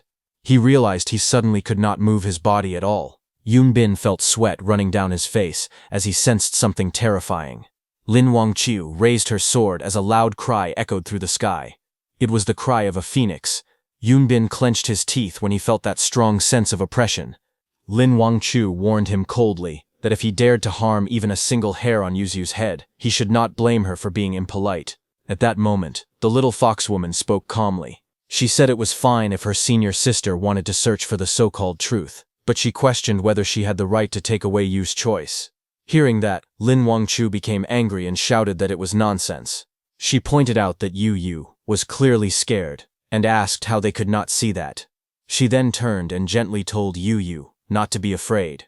She assured her that her senior sister was there, and that no one could hurt her. She told her that whether Yu trusted her senior brother or not, the choice was hers. Yu trembled, holding her head in confusion. She stuttered, unable to form proper words. She cried out that her head was a mess, and that she could not understand what they were saying. She said she did not want to think about those things, calling out to Sister Wangqiu and senior brother. She said they all looked so pained, and she did not want to become like that. Lin Wangqiu caught Yu as she weakened, and held her tightly in her arms. The little fox and Yunbin watched in silence. Seeing the little fox worried for Yunbin clicked his tongue and thought that they could fight in their current state, and whether they could win or not was another matter. But if he hurt them and lost the little fox's trust, it might affect his later plans. After a brief pause, Yunbin said that in that case, he would naturally respect the wishes of his two junior sisters. However, he reminded them not to forget that they had betrayed their master after all, and given his character, he would definitely not forgive them. As he turned to leave, he told them that their senior brother was here, and they were always welcome back. But Lin Wangqiu remained silent, as she continued holding Yu in her arms. Yu suddenly cried out, calling for her sister. Lin Wangqiu gently comforted her, telling her that everything was all right now. But seeing them, Yunbin let out a cold hum, thinking that if they wanted the truth so badly, then they should go and find it. He added that in the end, they would only discover that besides killing their master, they had no other choice. The reason he was so confident was because he had left some kind of dark energy on her head. The scene shifted to a forest, as leaves fell from the trees in the hot weather. While walking, Subai told Yinyun that he could sense a faint spiritual energy and concluded that the spirit cave should be nearby. He immediately took out his undead and ordered them to work in pairs and carefully explore their surroundings to find the entrance to the spirit cave. Bone Lord, Birdman, Iron Arms, and the Mosquito King all charged forward, saying yes. Their search began immediately. The Mosquito King hurried forward, thinking that he had to seize this opportunity and strive to become a full-time employee. Following from behind him, Bone Lord shouted for him to wait. While moving ahead, the Mosquito King suddenly noticed something strange on the ground. There was a dark hole ahead. He stared at it in confusion, wondering what it was. He called Bone Lord excitedly, telling him to come quickly because it looked like a cave entrance. Looking inside, Bone Lord calmly said that it did seem like the entrance to a spirit cave. However, he added that it was best to confirm first. He then ordered the Mosquito King to go inside and check so that the Lord would not make a wasted trip. The Mosquito King hesitated, asking if he should go. He turned to Bone Lord and complained, wondering why he was the only one going inside. He asked Bone Lord if he was afraid of eerie environments. Shocked, Bone Lord immediately replied that such a thing was impossible. He laughed and told the Mosquito King that he was only giving him more opportunities to shine. He added that working harder was a blessing. He continued proudly, saying that in the past he had fought against birdmen and slain blood zombies for his lord. Only after enduring hardship had he achieved what he had today. He advised the Mosquito King that if he wanted to be promoted, he needed to broaden his horizons and have a spirit of dedication. Hearing this, the Mosquito King immediately agreed, declaring that everything Bone Lord said was absolutely right. He confidently added that as long as they kept working hard, better days were yet to come. Filled with determination, the Mosquito King announced that he would explore the area ahead. He told Bone Lord to wait for his triumphant return. As he entered, Bone Lord called out for him to be careful. Inside the cave, the Mosquito King flew deeper into the darkness. He muttered that it was very dark inside. Although he did not see any spirit stones, he noticed that the spiritual energy there was indeed denser than outside. Suddenly, he heard something. He wondered what that sound was, feeling that something seemed to be nearby. In the next moment, several pairs of glowing red eyes appeared in the darkness, surrounding him from all sides. While Bone Lord was waiting outside, suddenly the Mosquito King ran out in panic. It screamed in fear, crying out for Bone Lord to save him. From inside the cave, several giant mice with glowing red eyes came out, attacking the Mosquito King. Seeing that, Bone Lord stepped forward, saying they were just a few mice, and telling the Mosquito King to leave them to him. He raised his weapon and attacked without hesitation, but one of the mice bit his hammer with its sharp teeth. Bone Lord was shocked. Before he could react, another giant mouse lunged forward and slammed Bone Lord into the ground. Bone Lord groaned in pain as the heavy mouse crashed into him. Just then, Yinyun, Birdman, and Iron Arms came flying over, telling Bone Lord and the Mosquito King not to be afraid because they had come to help. In the next instant, the battlefield exploded into chaos. Iron Arms punched one giant rat, sending it flying. Yinjun and Birdman were not far behind. They struck the other rats, sending them flying in different directions as the fight intensified. But those three giant rats stood up again with glowing red eyes, completely unharmed. Bone Lord asked in shock what had happened. He pointed out that those monsters were at most commander level, yet they had not been injured at all after being attacked. Subai also appeared there. He asked about the origins of the monsters. Iron Arms respectfully explained that the creature was called a zombie rat. It was a rat that had mutated after being infected by the zombie virus. He added that their skeletons were extremely hard, and their claws and teeth were incredibly sharp. Because of this, they were rare materials often used for forging weapons. Hearing this, Yinyun remarked that it was no wonder the creatures were so durable. Bone Lord said that although they were at a higher level, they could not deliver a fatal blow, relying only on physical attacks. Hearing that the rats had zombie attributes, Birdman realized that his sonar attacks were not very effective either. At that moment, Subai raised his sword and calmly told them not to be discouraged.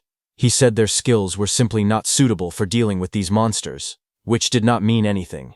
He declared that he would handle it himself. Subai started gathering energy in his sword, thinking that since these demonic rats had lived inside the spirit cave for a long time, they must be very familiar with the terrain. If he could subdue them, it would be a great help in exploring the spirit cave further. While he was thinking, suddenly those 3 giant zombie rats leapt into the air, their red eyes glowing fiercely as they charged at Subai. But Subai stood firm and raised his sword. Blue energy burst from the blade, spreading outward in a sharp wave, and cut down one rat from the middle. After killing it, Subai took out his binding robe and threw it at the other 2 rats. His binding robe caught those 2 rats and bound them together. Both of the rats were shocked.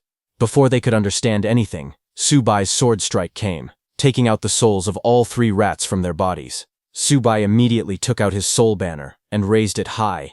He activated his soul banner and shouted, "Capture souls." Immediately, the rats' souls began getting sucked into the soul banner, but suddenly, a loud voice shouted, telling him to stop. Subai looked back and saw that on a nearby tree branch, several cloaked figures were seated. One of them angrily demanded to know who Subai was, daring to steal his prey. He warned that anyone who knew what was good for them should get lost. His face twisted with fury. With anger in his eyes, he threatened them to leave, otherwise he would wipe them all out too. Hearing that, Iron Arms shouted angrily, telling the other side to watch their mouth and clean up the way they talked. He accused them of being filthy punks and questioned which band of thugs they belonged to, daring to rob and kill in broad daylight like that. Yin Yun observed their clothing carefully and wondered if they might be from the Azure God sect. Iron Arms repeated the name in surprise, asking about the Azure God sect. Yin Yun explained that the Azure God sect was a powerful force that had risen quickly after the apocalypse began. They had gathered many outstanding disciples under their banner. She added that they specialized in collecting rare cultivation materials, and most of the southern materials trade had to pass through them. It could be said that they were the leading force in the southern materials market. Hearing this, one of the Azure God sect members smirked and told Yin Yun that at least she had good eyesight. Since she recognized them, she should understand how powerful their sect was. But another disciple urged his senior brother to stop wasting words with them.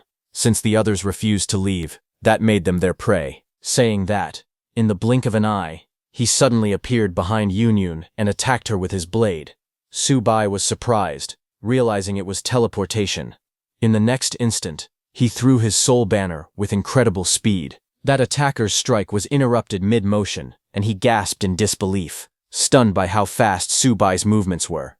Subai stood calmly amid the swirling blue souls of those giant mice, and in a cold voice, he questioned whether they had ever considered that they were actually the prey. Seeing that, one of the Azure God sect members widened his eyes in disbelief. He muttered that it was impossible. The demon rats were still alive.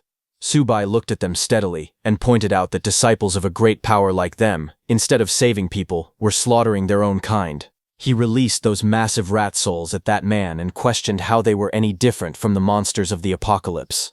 The Azure God sect disciple braced himself and backed down swiftly, dodging those rat souls. In the distance, another disciple observed the fight and told his senior brother that Subai's skills were not bad. He judged that he was at least an S-class ability user. His senior brother added that the banner in Subai's hand was strange, as it could actually control monster souls. Then one of the Azure God sect disciples declared that it was fine. They would attack together, and with their teamwork, they could definitely defeat him. He reminded the others not to forget what their master had said. This spirit cave belonged to the Azure God sect alone, and no outsiders were allowed to touch it.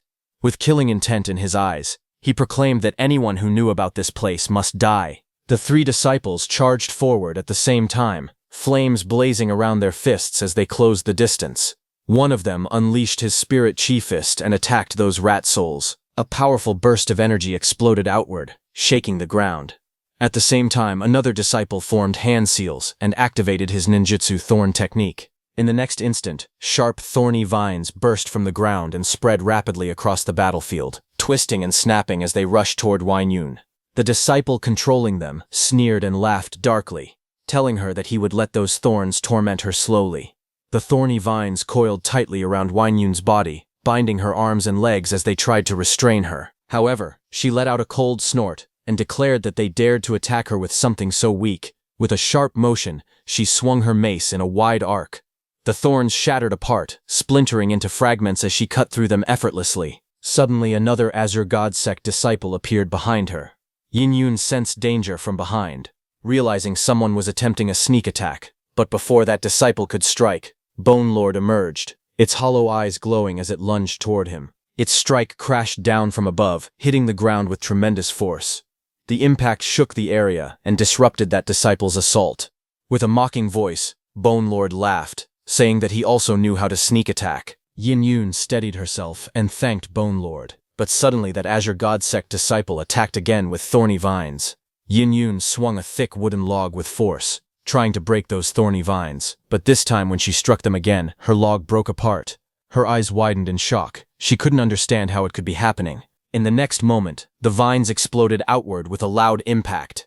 Bone Lord and Yinan were struck and screamed in pain as the attack connected. Nearby, the Azure God Sect disciple who was attacking with the thorny vines called out to his senior brother, who was fighting Su Bai, saying that the two opponents there could no longer fight and that he would lend a hand. His senior brother asked whether he was not going to finish them off.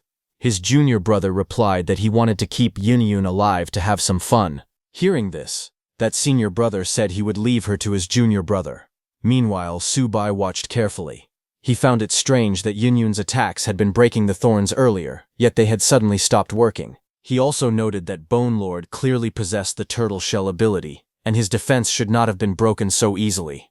Remembering the one who had tried to attack Yun from behind, he concluded that the Azure God Sect disciple's skill seemed strange, and that something about it was unusual. The fire user Azure God Sect disciple noticed Su Bai's distraction and shouted angrily, asking how he dared to look around while fighting. He declared that if Su Bai was so eager to die, he would gladly fulfill that wish. He rushed forward, launching a powerful strike towards Su Bai. However, Su Bai backed away and attacked that fire user with soul flames.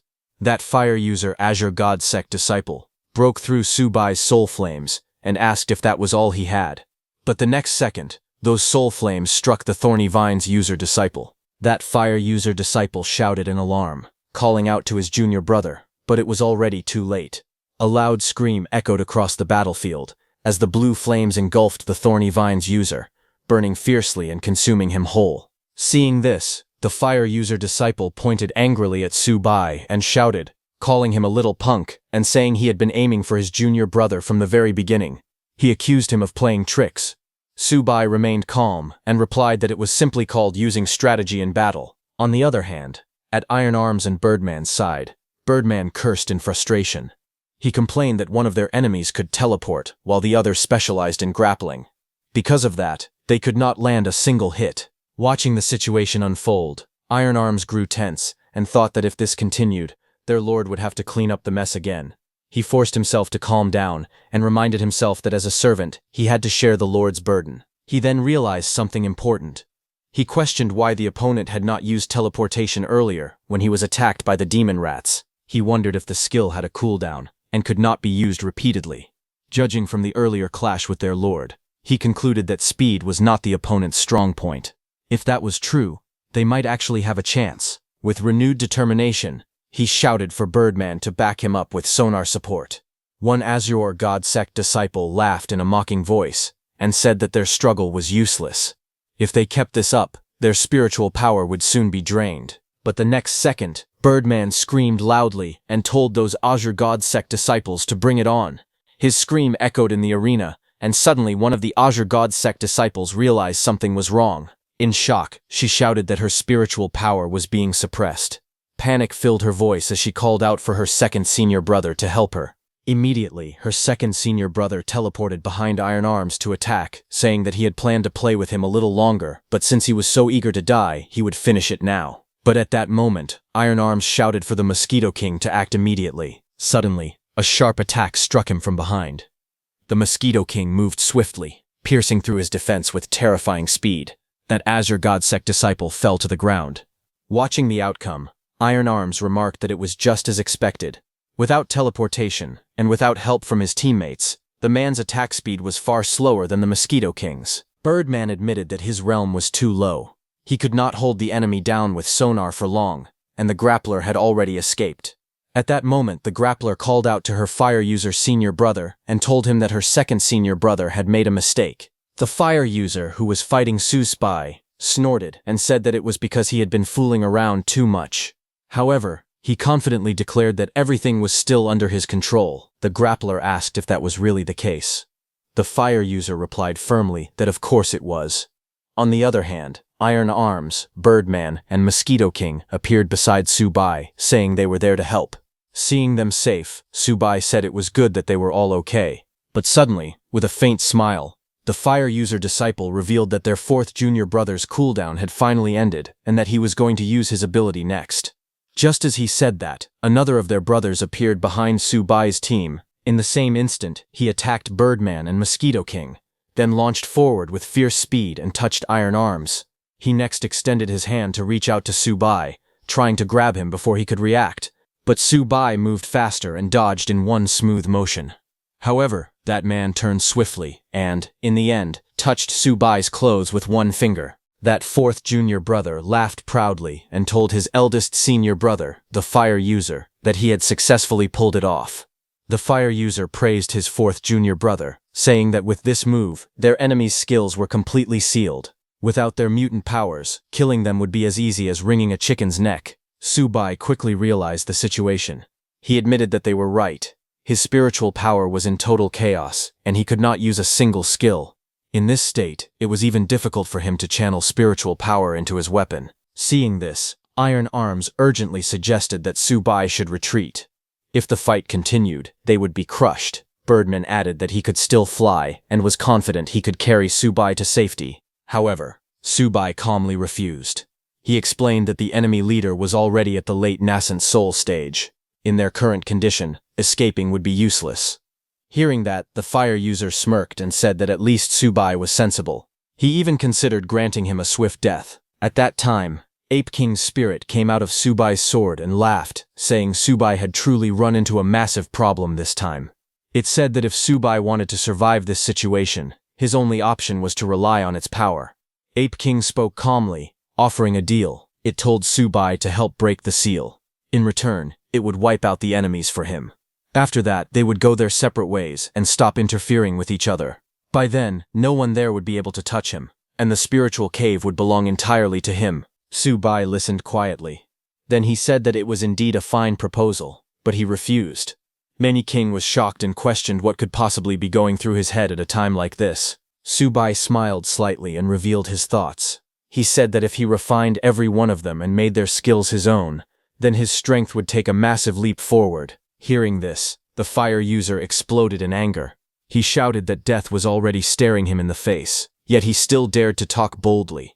His junior brother suggested to the fire user that since Subai was so arrogant, they should make his death an agonizing one. With flames bursting around his fist, the fire user charged straight towards Subai, declaring that he would teach Subai the true meaning of cruelty. From the side, Iron Arms shouted urgently for Subai to watch out.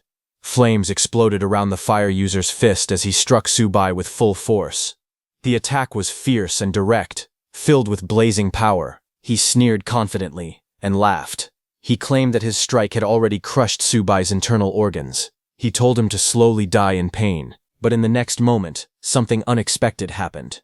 The fire user suddenly froze in shock as Subai's body, which he had just hit, began to break apart and disappear like smoke. Realization struck him. It was not the real body, only a fake. At that instant, the real Subai appeared behind that fourth junior brother. The fire user shouted in alarm, calling out to the fourth junior brother. That fourth junior brother's eyes widened in disbelief as he felt danger behind him. Before he could react, Subai swung his glowing sword downward with overwhelming force, cutting off that fourth junior brother's head. Seeing this, the fire user's junior sister screamed in panic, unable to understand how this was possible. She could not believe Subai was still alive. She said that the skill seal had already struck him and demanded to know how he could still control the spiritual power in his weapon. Subai looked down at her and said that, unfortunately, the only thing they had sealed was his clone. A blue system screen appeared beside him, showing a notification that he had activated a borrowing function and used Birdman's skill, Clone. Hearing the skill Clone, Birdman stared in shock and asked how that could be possible. It wondered how its own clone skill was being used by someone else. It recalled that it once used that power to fight Subai and never imagined that the same ability would now help him instead. Iron Arms finally understood what had happened. He realized that Subai had sensed something strange about the enemy's ability from the very beginning and had stayed alert the entire time. The moment he revealed himself, he had already activated his clone ability, leaving only a decoy behind to take the seal. Subai captured that jungle sister and told her to stay still, saying he would deal with her shortly. The captured junior sister lay on the ground, unable to move. She cried out in fear, begging her eldest senior brother to save her, because she could not move at all. Her elder brother, the fire user, burned with anger and shouted that Subai dared to make a fool of him again. He warned that Subai must be tired of living. Flames burst around him as he raised his hand and declared that now it was just the two of them. He claimed that his cultivation realm was far higher, and that Subai was nothing more than a dead man walking. He threw a huge fist made of blazing fire at Subai, confident that his attack would end everything. But Subai stood calmly with his blade in hand and said that he would not count on that outcome. Seeing the incoming fire-attributed spiritual chi fist, he decided to counter it with his own move. Blue energy gathered around him as he charged forward. A sharp wind slash shot out at incredible speed, tearing through the air and colliding with the sea of flames. The powerful slash split the fiery attack apart, cutting through it as if slicing open the sky. That fire user's eyes widened in shock. He could not believe what he was seeing, and shouted in disbelief. Subai rushed forward through the flames and attacked the fire user with his sword, asking if he was surprised. He declared that this god-slaying blade had once been able to kill cultivators at the spirit-wandering realm when he was only at the golden core stage. Now, even though he was 2 minor realms below his opponent, he was not afraid at all. Subai glared at the fire user and shouted, asking how he planned to stop him. Before the fire user could react, a sharp blue wind slash cut through the air. The blade's energy swept forward and struck him directly, cutting him into 2 pieces. Watching from the side, and hearing that Subai had once slain someone in the spirit-wandering realm while still at the Golden Core stage, Ape King was surprised. The more he watched, the more Subai resembled his former benefactor. For a moment, he wondered if it could truly be him. However, he quickly calmed himself, deciding that he could not jump to conclusions without solid proof. Subai noticed Ape King's silence and asked what was troubling him. Ape King replied that it was none of his concern. At that moment, Birdman hurried over and cried out, declaring that the sovereign was mighty. Iron Arms also hurried over and asked if Subai was hurt. Subai calmly replied that he was fine. He told them they had all performed well and deserved to be rewarded. Subai then raised his soul banner and refined the souls. That fire user's soul came out of his body. It was furious and cursed Subai, calling him a fiend and shouting that even in death he still refused to let them go. Immediately, their souls were sucked into the soul banner. That fire user and his brothers, filled with hatred, cursed him and shouted that he would die a miserable death. Their souls screamed as their power was stripped away. The soul banner glowed with eerie light, while energy wrapped around it. As the soul banner completely absorbed them, Bone Lord immediately felt energy filling his body.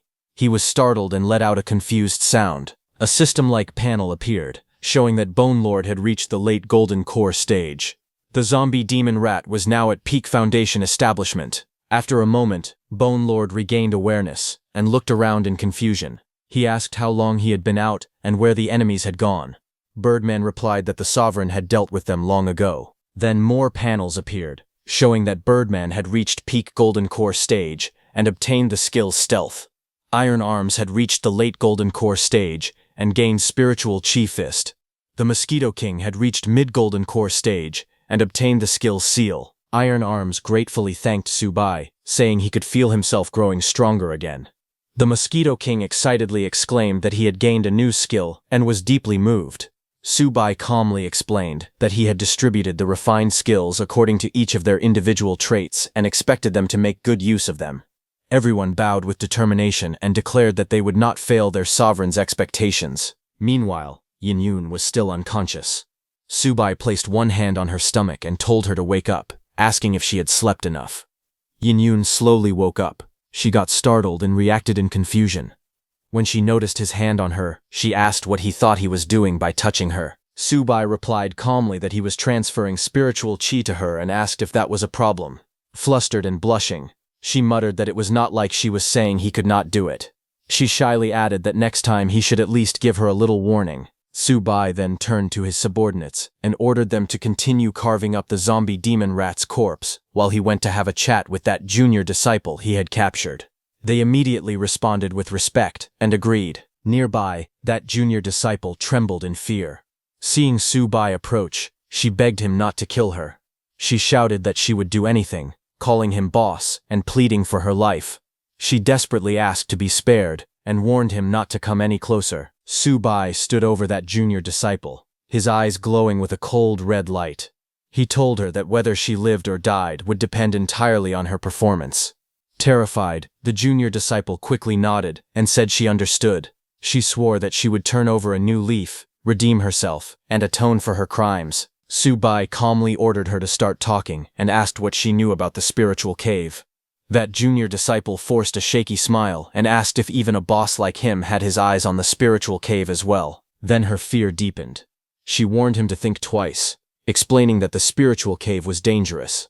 According to her, it devoured people alive. Su-bai frowned slightly as he looked at the bound girl and questioned what it meant for the spirit cave to eat people. The bound girl, trembling, quickly explained that her master and his group had entered the cave 10 days ago, yet none of them had come out. She added that all of them were stronger than their senior brother, yet they had vanished without a trace, leading her to believe they had been devoured by the spirit cave. Hearing this, Su-bai fell into thought. A group that powerful had failed to return for 10 days, which meant the cave was far from ordinary. He then asked what had been happening outside the cave during those days and where the demonic rats had come from. The bound girl told him that after their master entered the cave, the 5 of them stayed outside as instructed. However, on the 7th day, the demonic rats suddenly appeared. The scene shifted to earlier, where several disciples stood at the cave's entrance. One of them expressed concern, saying it had already been a week and their master still had not returned, wondering if something had gone wrong. But another dismissed the worry, confidently stating that their group was full of strong fighters and that nothing could possibly happen to them. The group suddenly halted as one of them sensed something unusual emerging from within the cave. He warned the others that something strange was coming from inside, and they all grew uneasy, realizing that there was definitely something wrong with the spirit cave. Before they could react further, a massive demonic rat burst out from the darkness with a terrifying roar.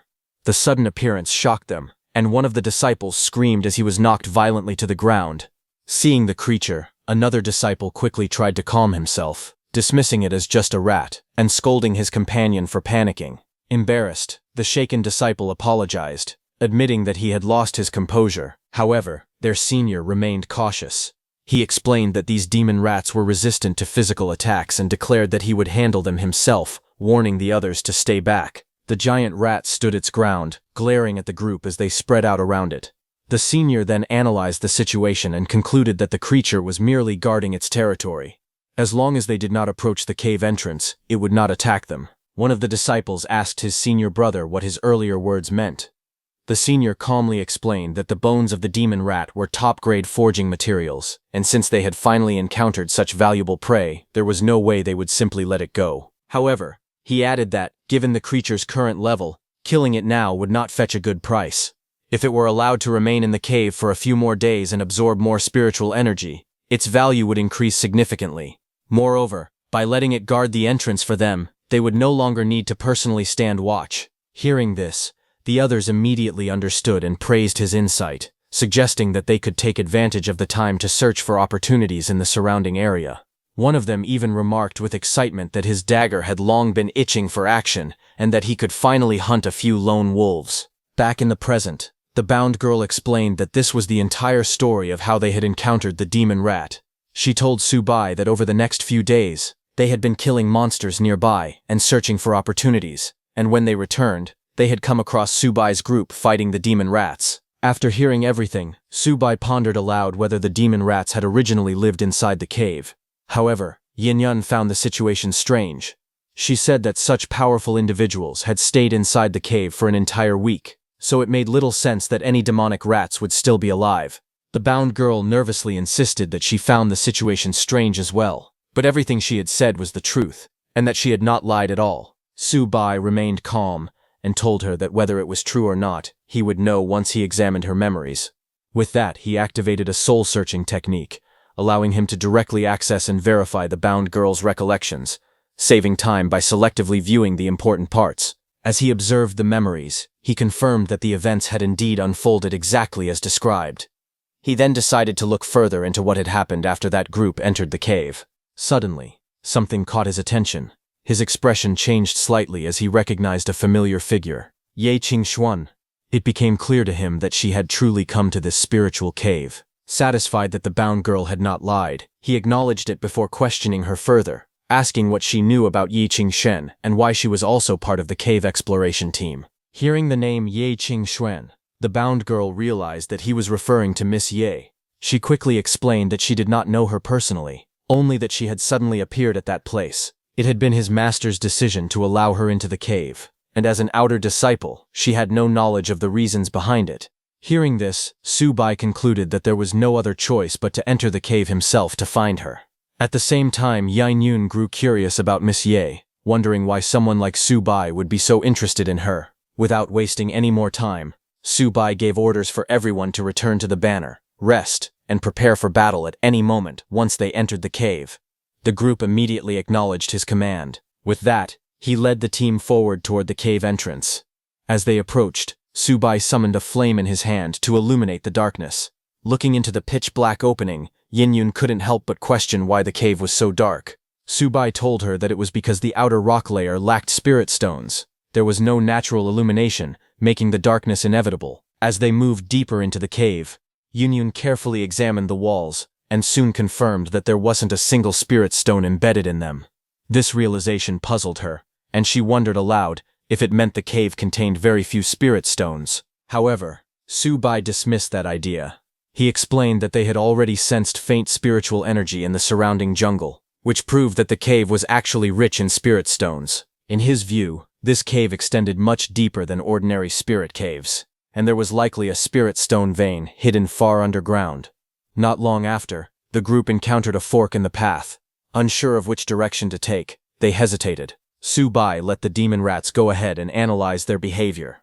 He stated that based on the demon rats' reactions, the correct path should be the one leading underground. He said that since those creatures were familiar with the cave and could sense the source of spiritual energy, following them would allow the group to quickly locate the mine. Meanwhile, from the Soul Banner, Iron Arms reported that despite spending a considerable amount of time exploring, they still had not encountered the previous team. He warned that it was highly likely something unfortunate had happened to them, and urged Su Bai to remain cautious. The Bone Lord agreed with this assessment. Just as they continued following the glowing demon rats deeper into the cave, the demon rats suddenly stopped, as if sensing something. Seeing that, Su Bai remarked that the earlier concerns seemed to be justified.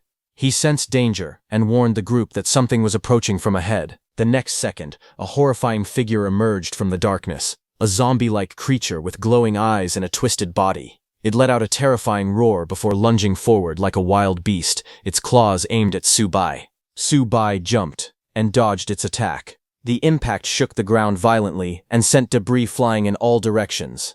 Seeing the zombie, the bound girl was stunned and could hardly believe her eyes. She recognized the monster. It was none other than senior brother Yi Fang.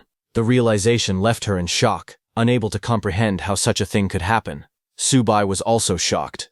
The zombie in front of them had actually reached the nascent soul realm in terms of cultivation. Judging by his appearance, Yan Yun realized that this zombie had once been a member of the Qingxuan sect, but some unknown incident had turned him into this monstrous being. Iron Arms was extremely shocked because it was well known that those who had reached the Golden Core stage or higher were supposed to be immune to the zombie virus. Yet this clearly defied that rule. The Bone Lord asked Su Bai to let them help, and Su Bai gave his approval, allowing them to deal with the powerful zombie together. Without hesitation, they charged forward, their bodies surrounded by violent energy as they launched a coordinated attack. Su Bai then grabbed his sword and told Yin Yun that they would fight the other two. Hearing that, Yin Yun was confused and asked what he meant. However, the answer came instantly. Two more monstrous figures revealed themselves, confirming his words. Those zombies lunged forward with terrifying force, but Su Hong met them head-on. With swift movements, he drew his blade and struck with overwhelming power, his attacks cutting through the air like a storm. Blue energy surged around him as he clashed directly with the creatures, forcing them back. A powerful explosion followed, shaking the cave and sending dust and debris flying everywhere. Seeing this, the bound girl froze in shock. With a trembling voice, she called out to senior brother Yi Feng and senior brother Yun Di, unable to accept that even they had turned into zombies. Bone Lord and Iron Arms understood the urgency of the situation. Determined to lessen their lord's burden, they resolved to eliminate the zombie as quickly as possible.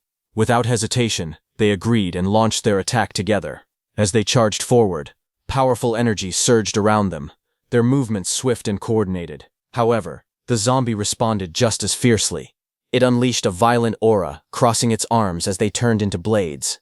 Iron Arms attacked with his spirit fist, while Bone Lord attacked with his mace. Their attacks collided with a massive explosion of energy, but the zombie wasn't pushed back. Instead, while roaring, it unleashed its power, sending both Iron Arms and Bone Lord flying. Seizing the moment, Mosquito King saw an opportunity and got behind the zombie. It realized that if it could seal the zombie's abilities, victory would be within reach.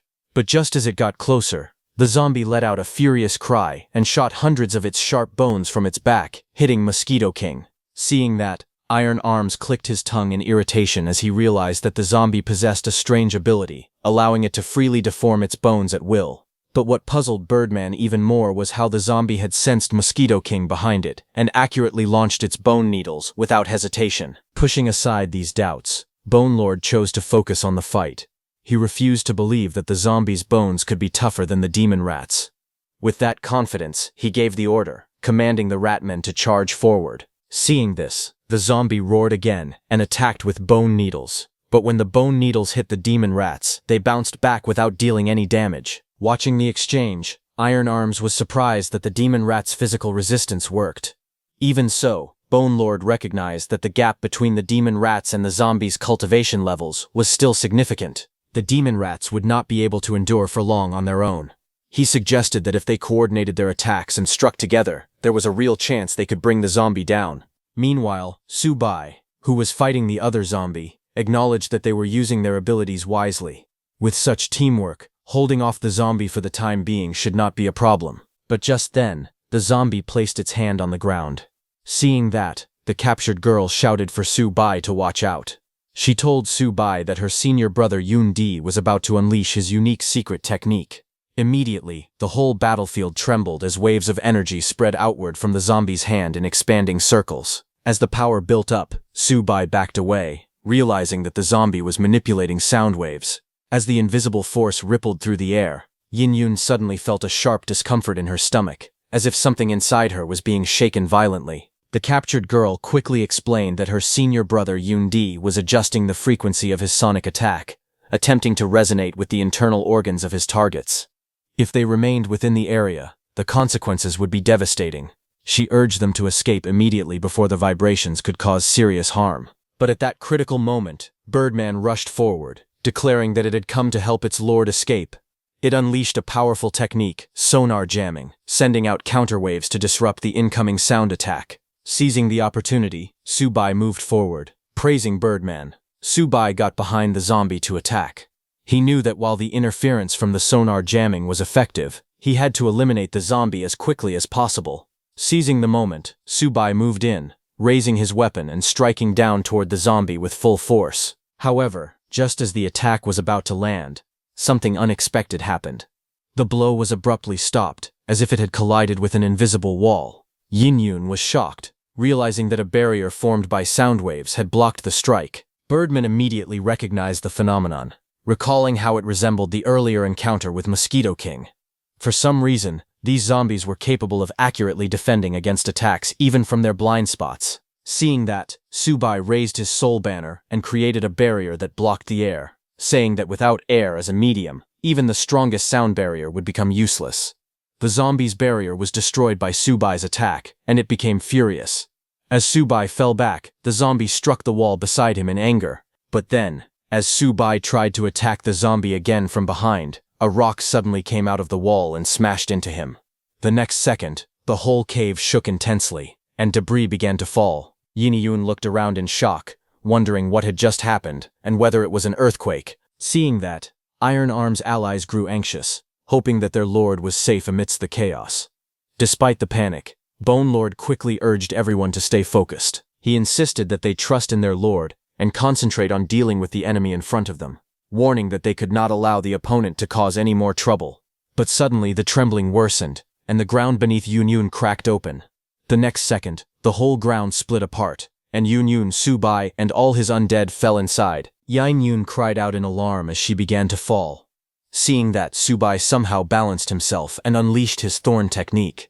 Thorn-like structures came out of the walls on their sides, spreading rapidly and creating a surface to land on. All of them fell onto the thorn surface and survived. Catching her breath, Yin-Yun knelt on the thorn-covered ground, saying that, as expected of someone at the nascent soul realm, the power of their supernatural ability had reached such a level.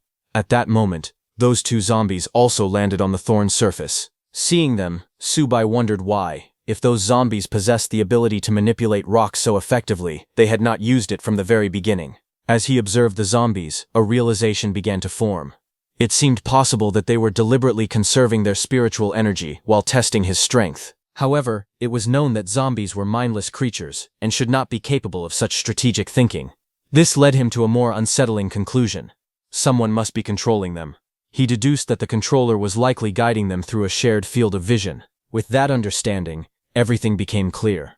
Because the zombies were being controlled by someone, they effectively shared sight. This meant that even if one zombie detected an incoming attack, all the others could respond instantly, allowing them to defend perfectly even from blind spots. Having figured out the enemy's method, Subai devised a counterplan. He ordered Birdman to remain concealed and wait for the perfect moment to strike, and he asked Yin-Yun to follow him on the attack.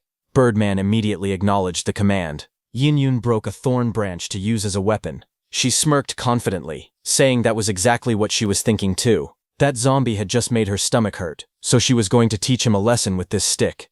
At that moment, one of the zombies slammed its clawed hand into the wall, and immediately, sharp stone spikes began erupting from the wall, launching upward like arrows toward Yin-Yun and Subai.